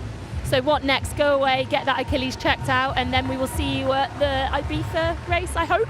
Yeah, definitely. Like, I do a little bit of resting, healing, and then, yeah, hopefully I'll be back big time in Ibiza.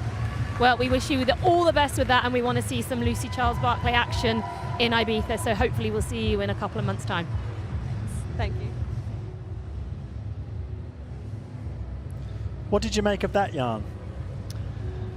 Well, I mean, indeed, I would say that was a smart decision. That was a smart call. You know, you got to watch out for long-term kind of things, and if you have a history of being injured, it just mentally almost puts a block on it as soon as you feel something and things are not going your way. That definitely, I think, is probably the one reason when you do have a good reason to pull out. And I hope, you know, it doesn't get confirmed. Rolling your ankle, it's just something that you do easier with this generation of shoe where, you know, you build so high up. The foam cushioning puts you up so high that any little thing can just make you tip over. And honestly, let's hope for the best. And again, just the fact that she shows up definitely gets her my respect. We've got eyes on Marjolaine Pierre here, Jan. She's our last athlete out on course. She's going to finish 19th today with Lucy Charles Barclay DNFing, the only DNF of the day. She's going to be over 22 minutes behind. It does show the level of these races where an athlete of Marjolaine's caliber is finishing 22-ish minutes behind.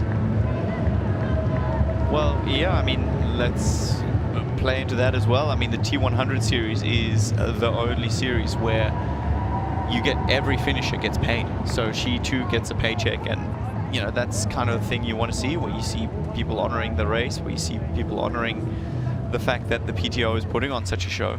And yeah, being 22 minutes down, I mean, as an athlete, I think she is somebody who has a lot of work to do to consistently get into the top 15, to get into the top 10. You know, Ash Gentle is obviously on a planet of her own, and 22 minutes goes quick in that case. A planet of her own here today, but there's one other person who joins her on that planet, Taylor Knibb. We need to see that battle again, but Ash Gentle today, it was her day. I can't believe that she's won 5 of these races. It's just incredible. And Imogen Simmons, what a day she had. Like, I don't know how many people had her for second place or would have predicted that. And Kat Matthews, yeah, probably involved in my favourite run battle outside of the men's run battle at San Francisco that we saw last time around. That's probably the next best run battle of the year, and it was a pleasure to sit back and watch it.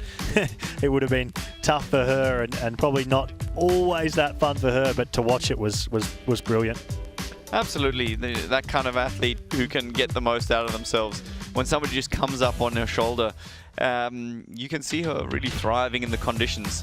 As we get a breakdown of the day, Imogen Simmons, as we said, the only lady to go under 2 hours for the course. Tamra Jewett having the fastest run with a 1:04.29. That's a minute and a half faster than Ashley Gentle, who admittedly was measuring her effort. Let's put it into perspective. And Lucy Charles Barclay having had the fastest swim, but of course that puts Sophie Caldwell. Exactly. Long into day, the actual, yeah, long day in it's been a long commentary. day.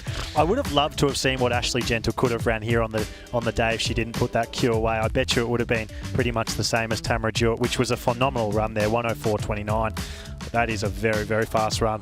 Well, 90 seconds over 18K. That gives us 5 seconds a K quicker. That's not an easy task. That's not an easy task. She, you know, she came out, she said she suffered on the bike. She was actually getting a little bit dizzy towards the end of the lap there.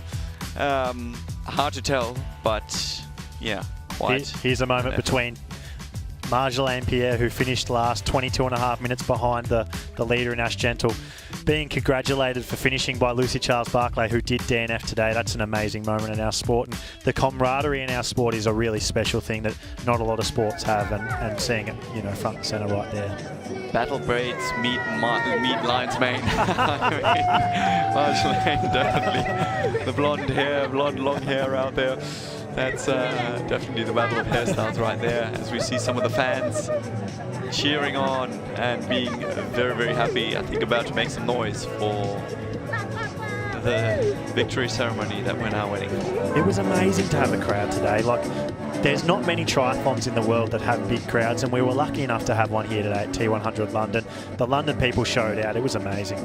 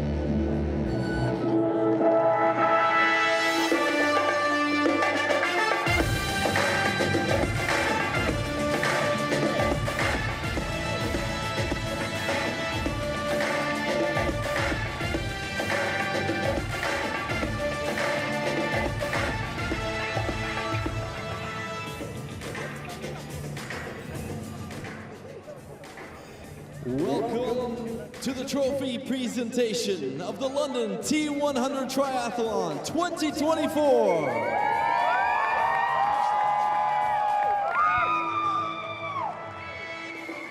Presenting today will be Chris Kermode, Executive Chairman of the PTO, and Lisa Bentley, PTO Board Member.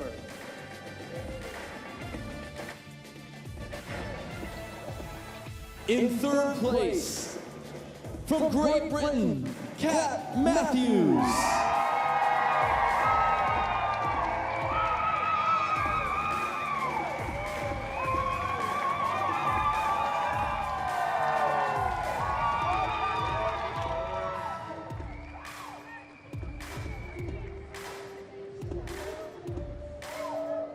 In second place, from Switzerland, Imogen Simmons.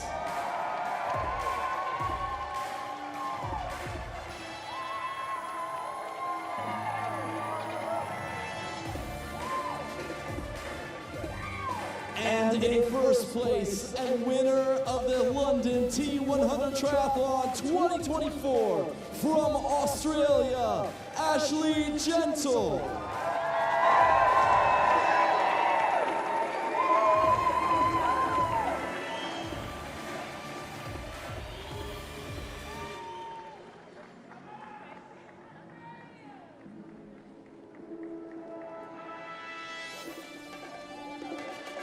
And now, please join us for our athlete celebration.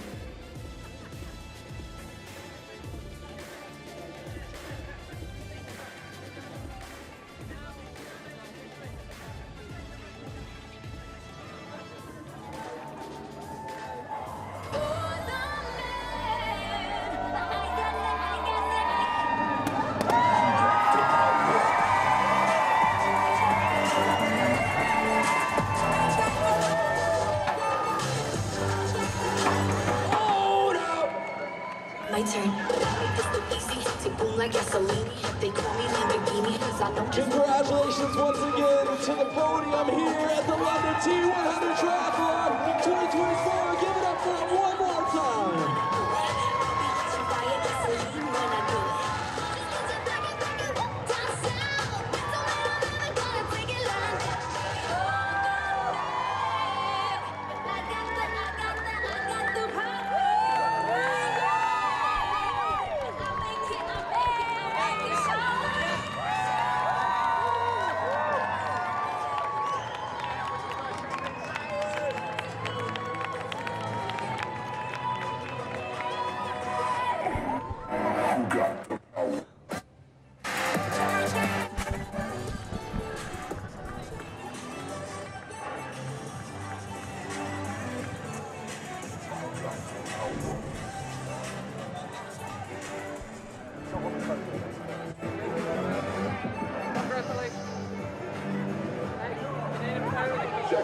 Well, yeah, T100 London, it's been and done, it's officially over. Give me your favourite moment from the race.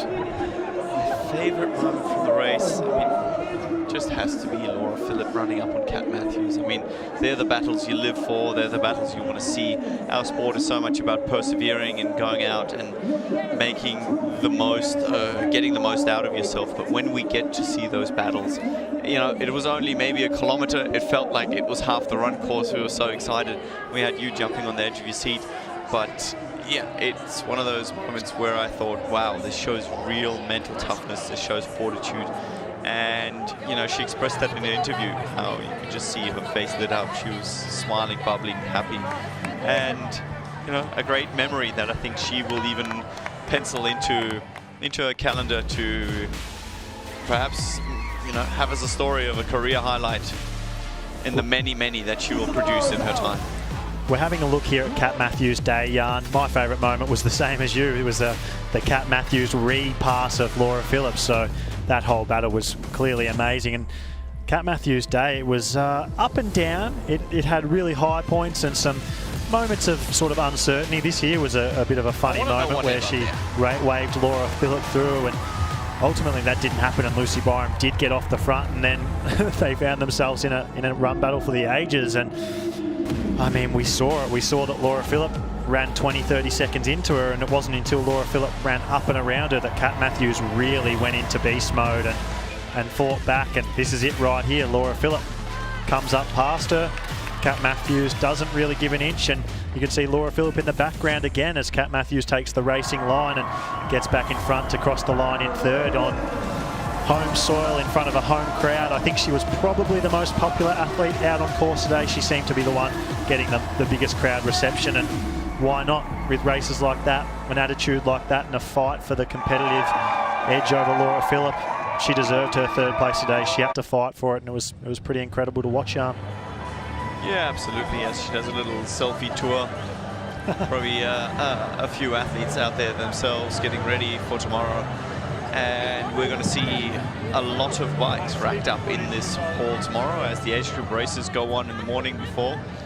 If you're out and about in London, you're going to see a lot of people with time trial bikes, triathlon equipment, using the subway to get over to the Excel Centre. And again, here, Kat Matthews having to muster up the strength and patience while people toggle between selfie mode and photo mode. It's amazing how often people get it wrong. We've talked about Ashley Gentle, we've talked about Kat Matthews and Laura Phillips' battle. Talk to me about Imogen Simmons' day today, Jan. Imogen Simmons really, I think, has just executed on what she's trained for. I mean, it feels like she's had a great block of training, at least from what her team was saying.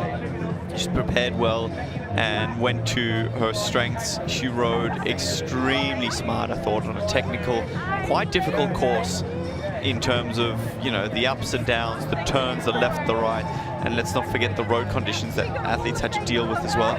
And, you know, it really impressed me how well she was handling those conditions, and I think it was that set her up for a good run, because she was able to conserve energy, ride smart, and then get out and have what I think is probably her best running performance ever, and an incentive for our stats man Torsten to update her in the run rankings. Get on it, Torsten. Jan, we've talked about the positive.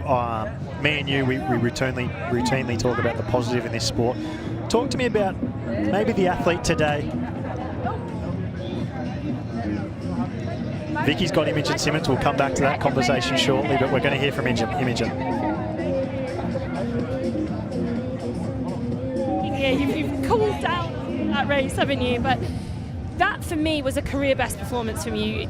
Would you agree? Yeah, I would agree. Yeah, I think I raced like I've been in the past, maybe a bit more like hesitant, a bit more cautious, and today I literally was just like, screw it, let's go for it and see what we can do. And I just had a lot of fun on the bike, to be honest. I think it was a course that suited me quite well, a bit technical, but also like just put your head down and go.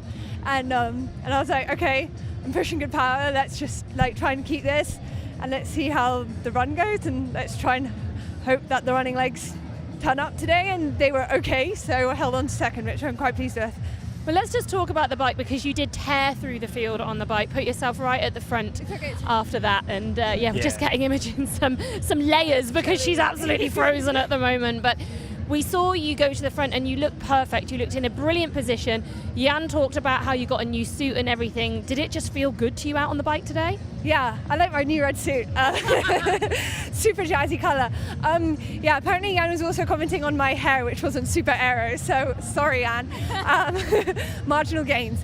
But yeah, I think I was just like not afraid. I've been riding a lot in the mountains and I always get strong after that. Just I feel good up there, it's fun, nice Swiss air, and You said that you thought the run legs were okay today. I thought the run legs today were brilliant. I thought you put in a fantastic performance across the run. That, for me, was your best ever run. You look brilliant out there today. Oh, thank you. Yeah, I've been working on my run, but I feel like I'm always working on my run, and like sometimes it translates, sometimes it doesn't. But yeah, I felt good for 3 laps, and then I felt not so good for 3 laps, but I guess that's maybe I got a bit carried away on the bicycle. So yeah, of course you're going to pay for it a bit later on in the run, but I feel like I held on to second, and honestly, like, the other girls are just unreal, and being hunted down by that pack of runners is always a little bit scary, but I'm glad I held off the majority of them. You absolutely did that today. Second place, congratulations, Imogen. Thank you very much. Thank you. So we just go over this one more time. The T100 standings as they stand after T100 London. Ash Gentle, she's on top. India Lee in second. Lucy Charles-Barclay third. Imogen Simmons fourth. Lucy Byram fourth. Kat Matthews is the big mover in 6th place. A big, big day today. I was joined by Vicky Holland and Jan Fredino. Jan, thank you for being here as always. Thanks, Jack. It's been good fun. See you next time. See you, mate.